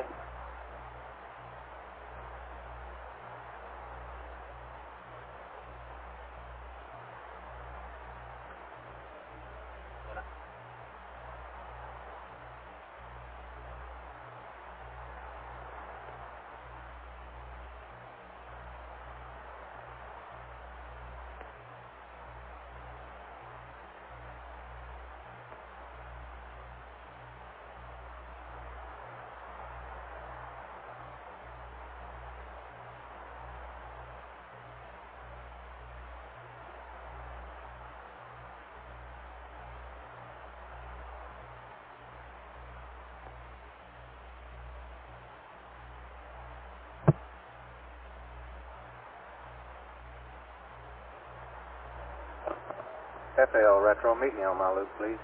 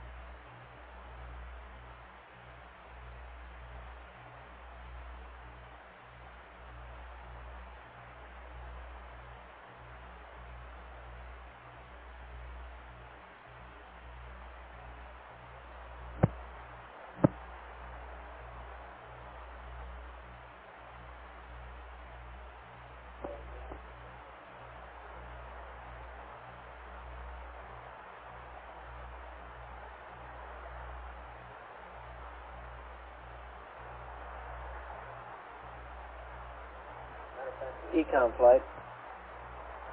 Flight Econ? I guess we're ready for this tower up anytime, aren't we? That's Fermi that we've acquired on Goldstone. Yeah. Okay, I'm ready. I don't guess we got downlink data from them though yet. What?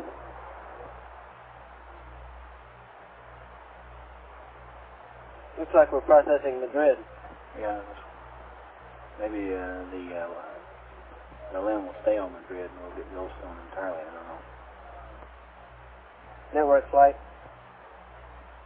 Go ahead, flight. Are we ready to power up the CSM? I mean, is the network ready? Goldstone?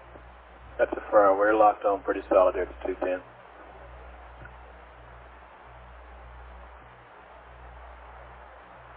Flight network.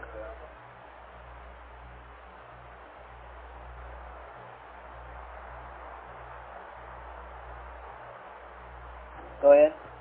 Yeah, you're looking at Goldstone data now. Okay, info flight. Go flight. Would it be worth a try here to try to get some high bit rate out of the limb without the power amp? Won't hurt anything to try. I think it'd be a good thing to try. Let's see if we answer in Aquarius. Let's ask him to go to high bit rate. Tell him we're over on Goldstone now. We're going to see if we can lock up on the high bit rate. If we can't, we'll ask him to go back to low bit rate. So just tell him to go to high. Is that all he needs to do? High bit rate switch? Right. PCM to high. PCM to high bit rate. Roger. Aquarius, Houston, over.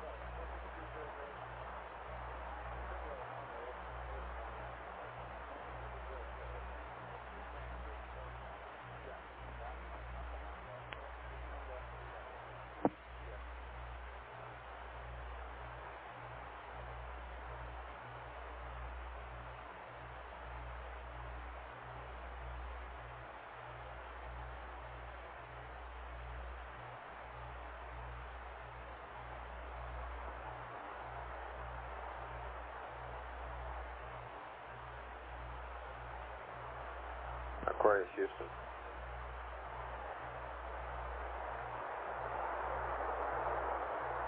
Go ahead. Jim, would you give us PCM to high bit rate? We think maybe we might be able to lock up on your high bit rate now. Over.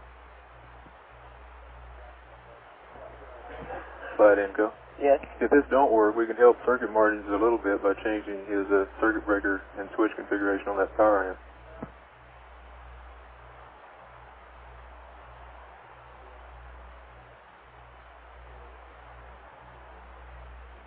It looks like we're getting it.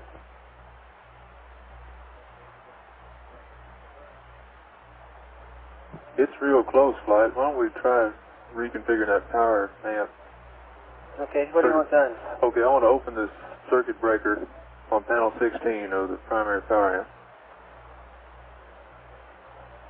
and place the switch on panel 12, the power amp switch to primary.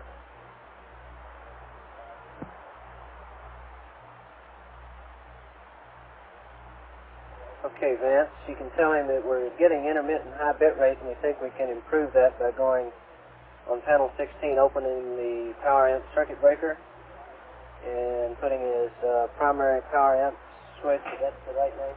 To primary. To primary. Okay, got it. You can tell him we're getting intermittent now. Aquarius, Houston. Go ahead. Okay, Jim, we're getting it intermittently. We think we might get it steady and improve circuit margins.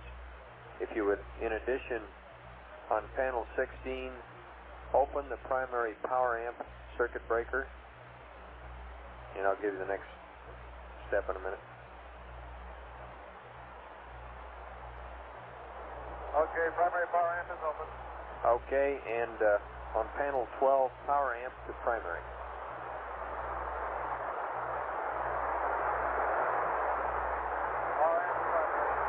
Roger.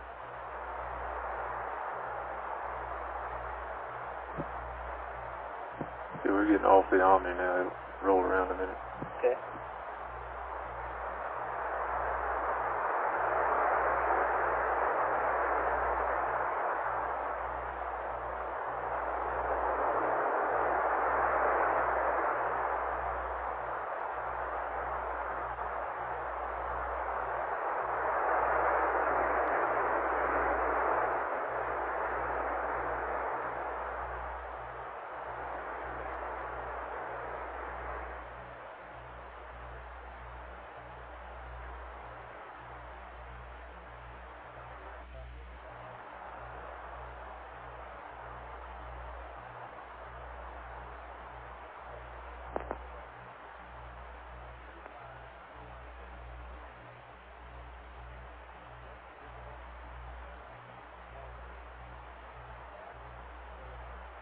Okay, and we're locked up on him, right? Looks like we got him right now. Holding in pretty good, Flight.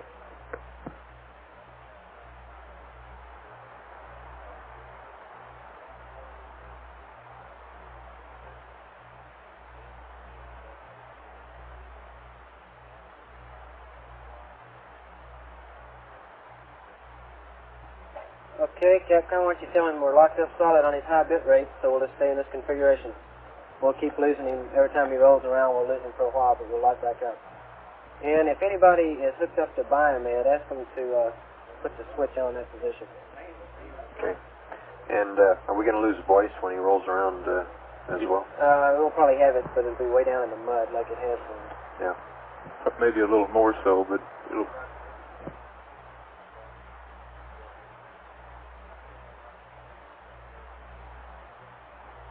Aquarius 13. Go ahead, Or rather, Houston.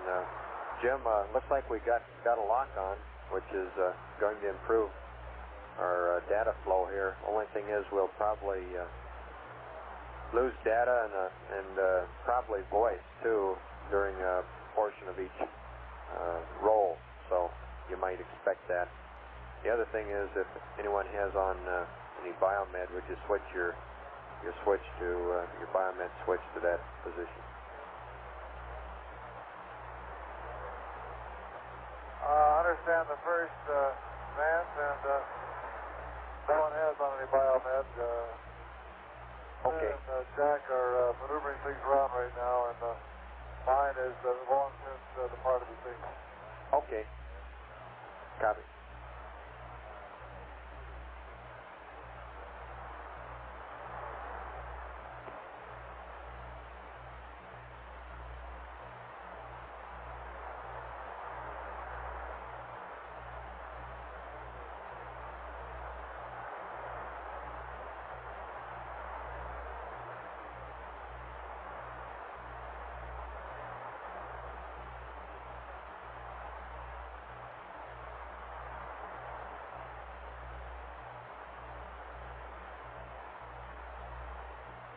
Vance, you might be interested the way we got this thing arranged. We have one helmet attached to the comm lines, attached to the LEM hoses, and the guy that's got the duty wears the helmet. The other people are free to maneuver. All right. That's understandable. One guy's on the leash, huh? Yeah, it's really good.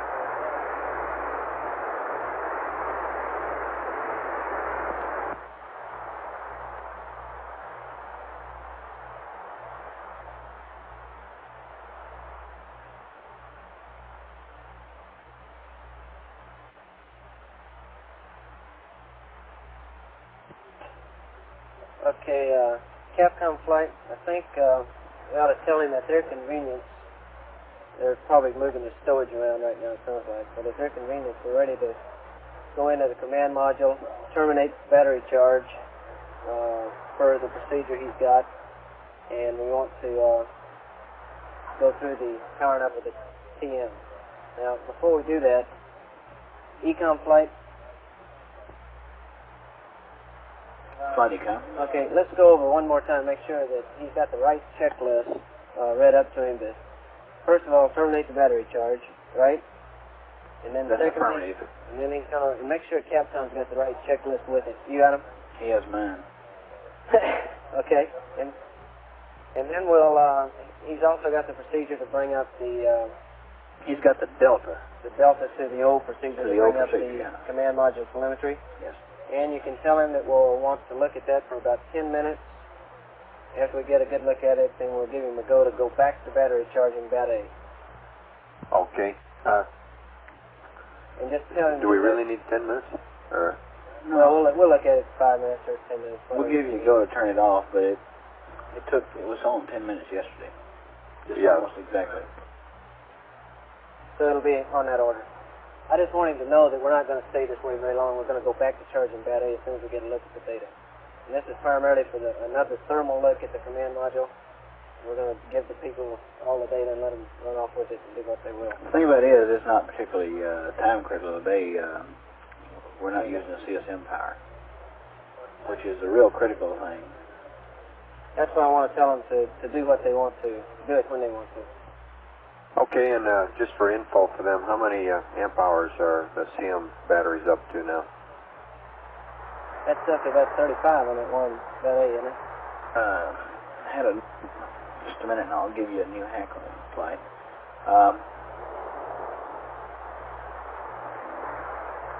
We are probably up to around 35, that's right, and take about, well, we're predicting if we didn't have an interruption, 126 hours would be terminated, which is about 3.5 hours from now. With the interruption, it would be about 4 hours probably, or a little less than 4 hours.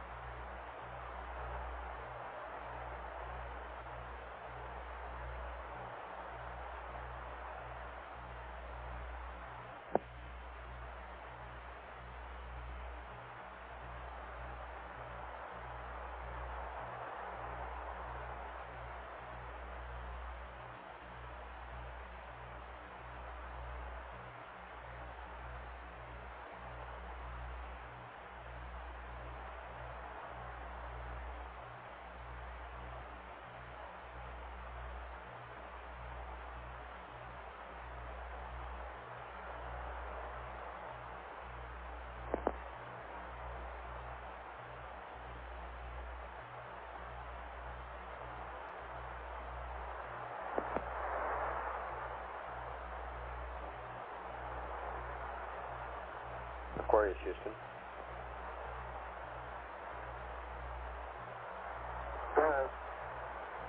Jim, when you get finished moving your stowage around and it's convenient, we'd like to terminate the battery charge for a little while to bring up the CM TM so we could take a look at the temperatures again like we did yesterday.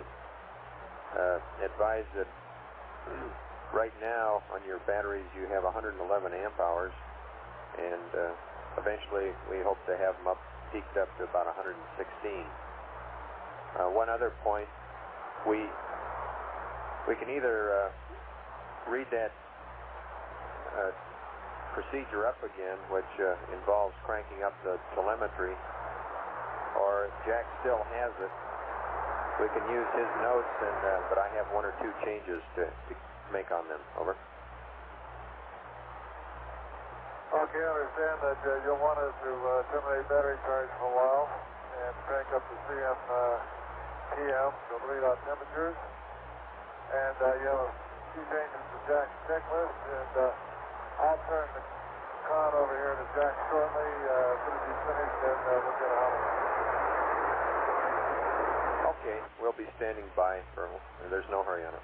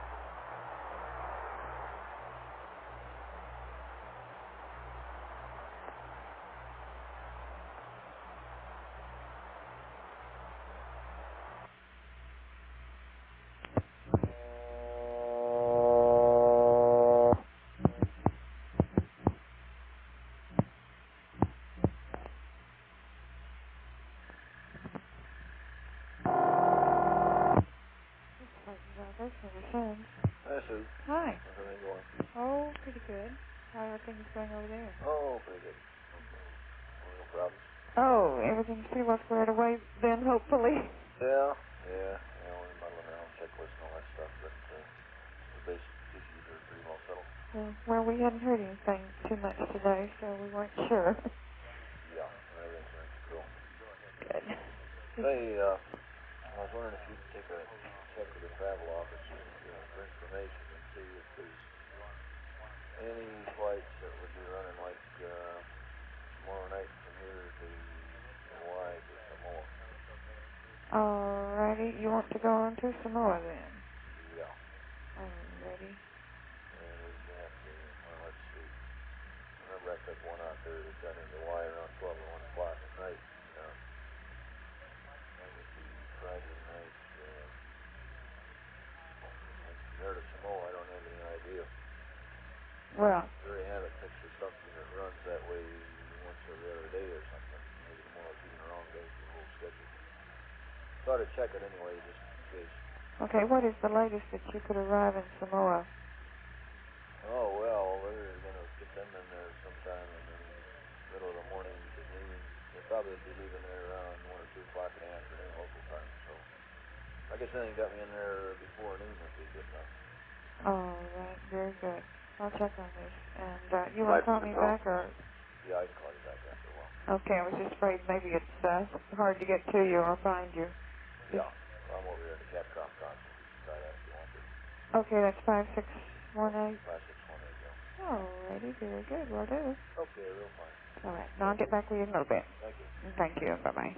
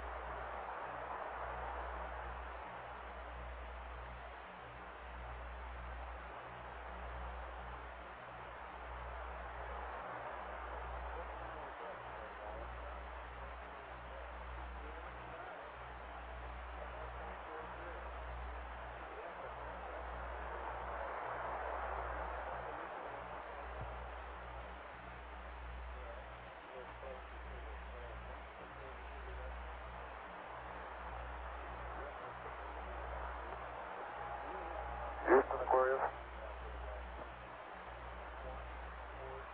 Go ahead, Jim.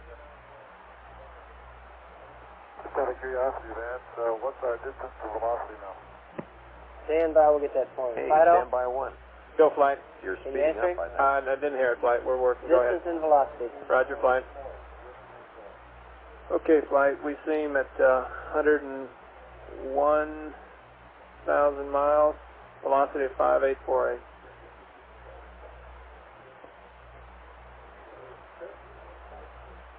Okay, 101,000, 58.48. Jim, we have you 101,000 miles out, and your velocity is 5848. Starting to speed up. Okay, thank you. Turn up. Flight Econ. Yeah? It's about time for another readout, but why don't we wait and get a readout when he terminates it along with time? Okay, So he can give us a hack on the time, the GET. okay, we're going to talk to Jack yet before he starts that world briefing. Okay.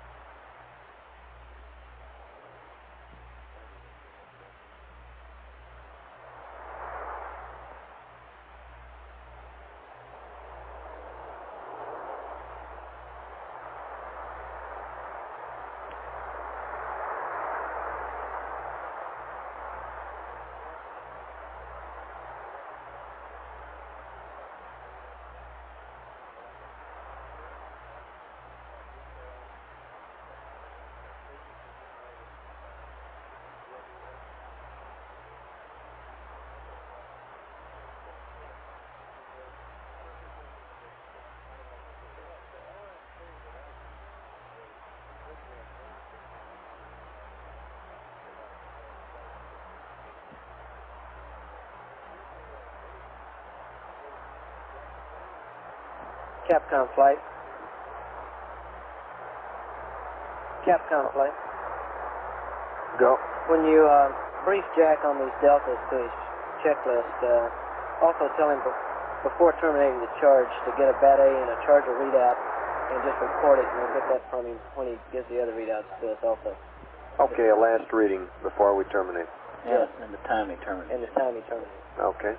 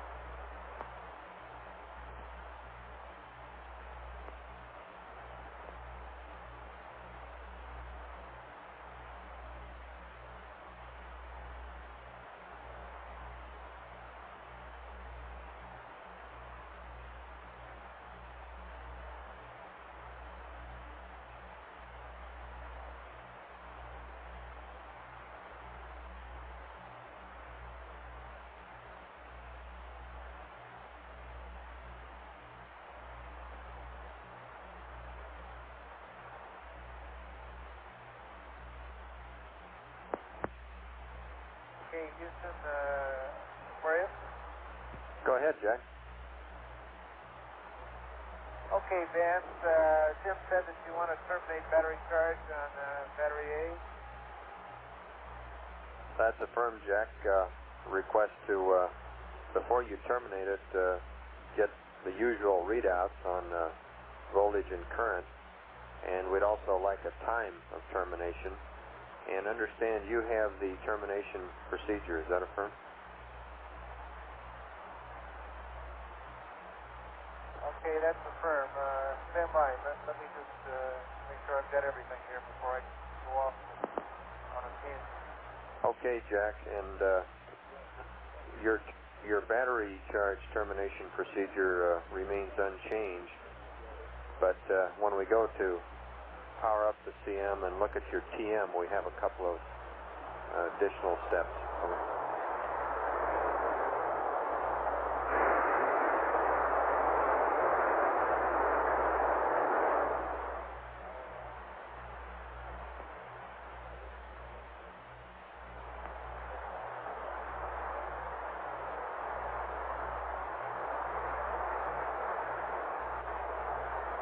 Okay, Vince, I do have the procedure for stopping the battery charge. And do you want me to copy this procedure now, or do you want me to come back and give you the volt amps and time, and after I complete this termination?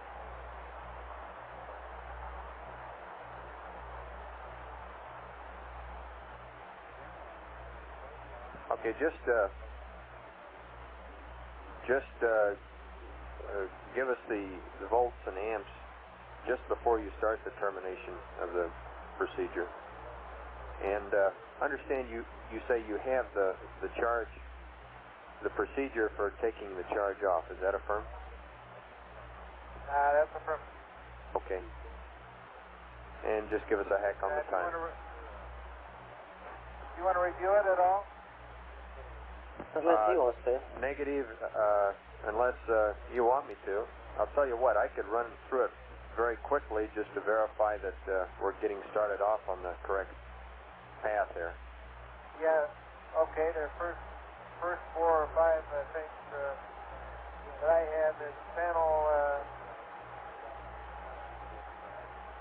bat charge off on panel 3, AC inverter 2 off, panel 5, main bus tie bat AC on, panel 250, CD bat A power entry post landing open, panel 275, inverter power 2 main D open, and then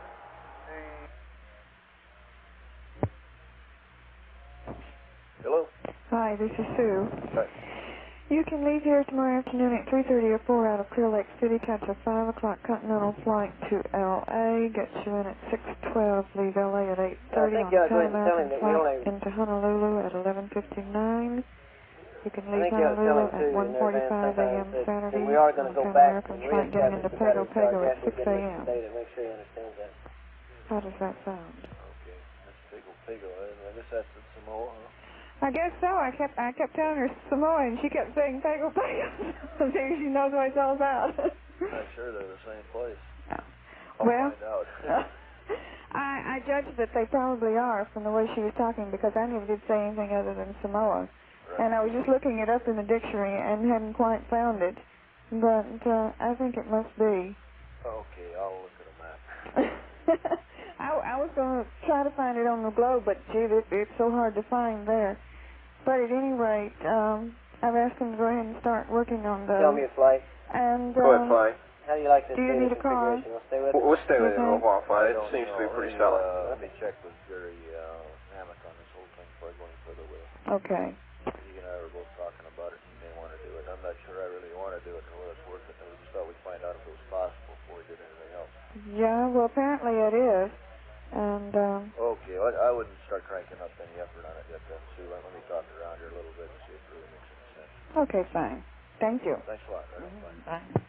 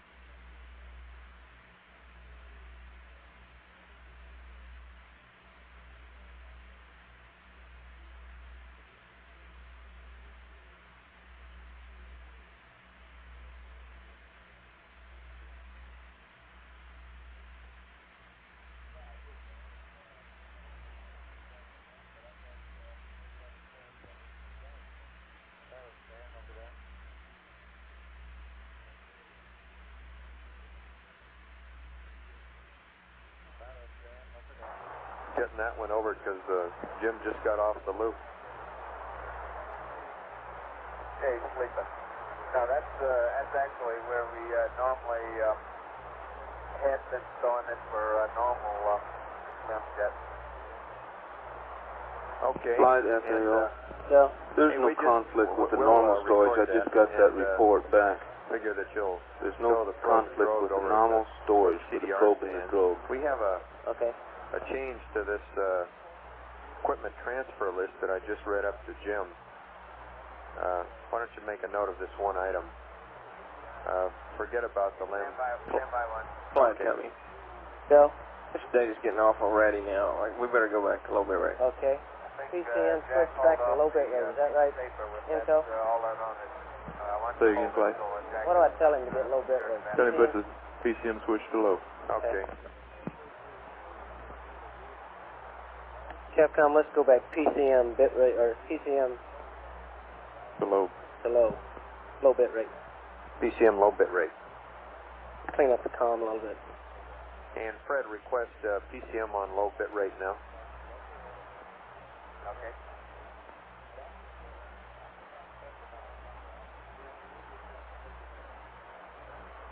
Yeah, there was one piece of flight data that we needed that we didn't bring along this time. What was that? It's a big book with a lot of just plain old blank pages in it. Yeah, when you get off nominal, like you just need scratch paper, don't you? Yeah.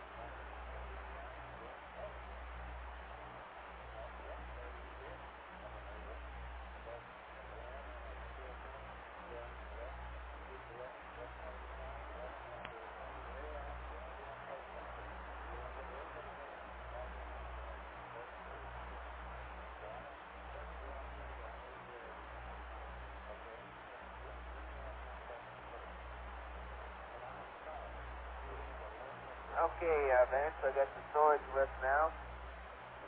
Okay, I gave you two lists. And Jack said he's completed the securing the battery charge now. Okay, Ecom, mark the time. He says he's just finished terminating the battery charge. Time that was complete. You have two lists there. One is LEM to CM equipment transfer. And the second list is the reverse. Request to scratch the last item on the first list, which is returning used bags back to the CM. Okay. We didn't have any of those, so it didn't pose any problem anyway. Okay.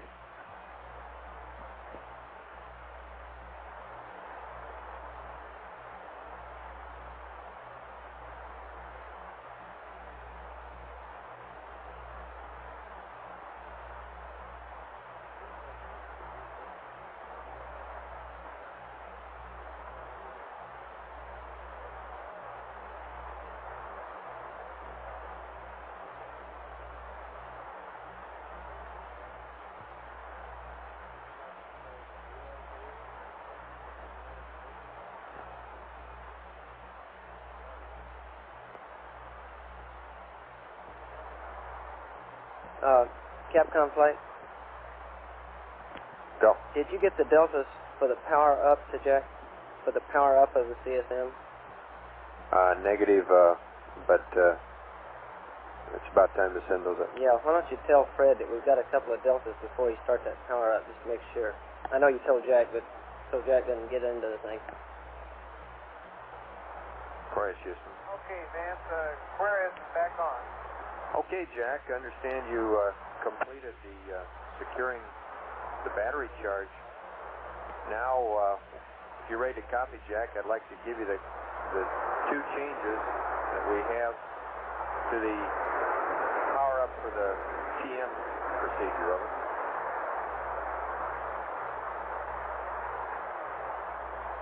Okay, stand by one. Okay. Hello, is Mr. Slayton here? Yes, he is. May I speak to him, please? Thank you. Hello. Hi, this is Sue. I checked, and Pago Pago is the capital of American Samoa. Okay. Well, I should have asked in the first place, but I connected the two and just didn't really question it. And also, were you going to get by the office this afternoon anytime? Oh, I don't know. I probably will eventually for a while. Well, Ernestine had sent over a list of, about 10 Category 4s that she needs some action on. Some of them, I guess, as soon as possible, like one is the 18th, which is Saturday. Oh boy, what's that? This is for Neil Armstrong for the Sacramento, California kickoff ceremony of spacecraft tour of state capsules. Oh, Now, I already agreed to that one, I believe. Oh, had you? Well, you had, in one of the letters, I believe you had indicated that maybe Mike Collins could do it, but after they changed the date from the 16th to the 18th, he wasn't available. That's right. And Yeah, that's correct, Jack. That's pretty simple. So we got him plugged in to cover both of them. About halfway through the procedure, so that one's all right. we have a step Okay, on panel 3, which is we'll go power ahead and leave this on your desk. We'd like to I think change that's that the to most power and critical low. one right now, considering the time frame. Okay. And then if you get over here, if you could take a look at him, she would appreciate it. Okay, fine. But that one we've already agreed on. Okay, and Don needs to talk with you if you have a minute. And the next change, Jack, is panel 275. Scratch the step Hello. CB main B, How you doing? back B, closed.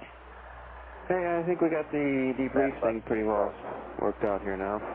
And the only thing that's open yet is I'll have to go with George Abbey on all these extra people we normally shove into the room. As you know, we're going to And what we'll probably do is go ahead and on activate power. 660 because we just have too many people. Reflex center. Yeah, I was just talking to Lee about that. He's in process of putting out headquarters fix on the same subject. Okay, and have at it. We'd like to have the CM up for about 5 or 10 minutes to look at the data from the CM, look at your temperatures, etc. And the other thing is Rod Puffer called and he was wondering what kind of battery again. requirements. The charge will probably go till around GET 120. Okay, go ahead. Puffer called. He was wondering what kind of requirements they needed on Sunday. And I said, well, you guys are normally out there to meet the crew anyhow, and just play it by ear, wander back with them, and stay around, see if they're needed, and if not, just go ahead and depart out. Yeah, okay. Well, even a little bigger or something on Sunday than we're planning right this minute before we get through. Say what? We may have something more going Sunday than we're planning on right this minute, so I suppose they better be prepared. Oh. There's some rumbles about White House coming down to meet me. Oh. But that isn't the general discussion at this point, so I guess the best we can tell Rod is, yeah, we'll be out there to meet him, but maybe they ought to be prepared for a little more activity than normal around there. Okay, what time of day are you talking about for this other thing? Well, about 8 o'clock in the morning. Oh, they're going to be there to say hello to. That's, I think, the situation. I'm not sure then. Okay, well, he was just kind of wondering what kind of schedule to tell the guys, and we said, well, I'll be there in the morning, and we'll worry about how long it is, but, yeah, well, right this minute, we're aiming at an 8 o'clock one. Right. And that may change here tomorrow, but I guess we can't fix that until sometime tomorrow. Right. Okay, well, I presume you'll hear about that one from some other channel anyway, if it materializes. yeah, well, the way he's set up Tell right him now, we'll work that one and we give him an don't answer. have to give him any more at this stage. Okay, fine. That's all. Okay, real fine. Well, I'll get over there sometime before the night's over, I guess. See what's laying loose there. All right. It's nothing exciting so far. Good. Okay. Well, stays that way. You getting any sleep? Oh, yeah. I got about 5 hours last night. Oh, hey, that's terrific. Yeah, that's pretty good. It's almost As good as you've had all week, isn't it? Yeah, right. That's enough. I'm going to get that much there, no problem. Okay, well, as I said, we're in good shape over here. Okay, real fine. We'll see you later. We'll call. Okay, Dick. Thank you. Go play. Bye. Okay, and I'm in work, going to give you some telemetry. Okay.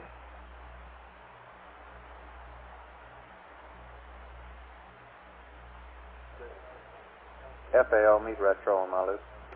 Okay, we got FAO working on the stowage.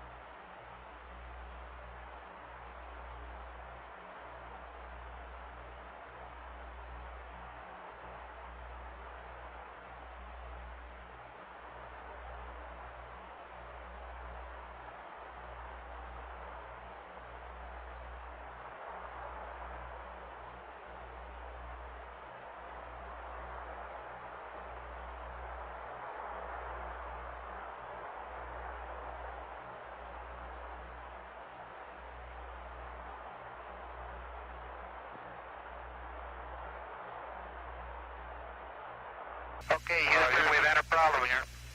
This is Houston. Say again, please. Yes, Houston, we've had a problem. Okay, stand by, 13. We're looking at it.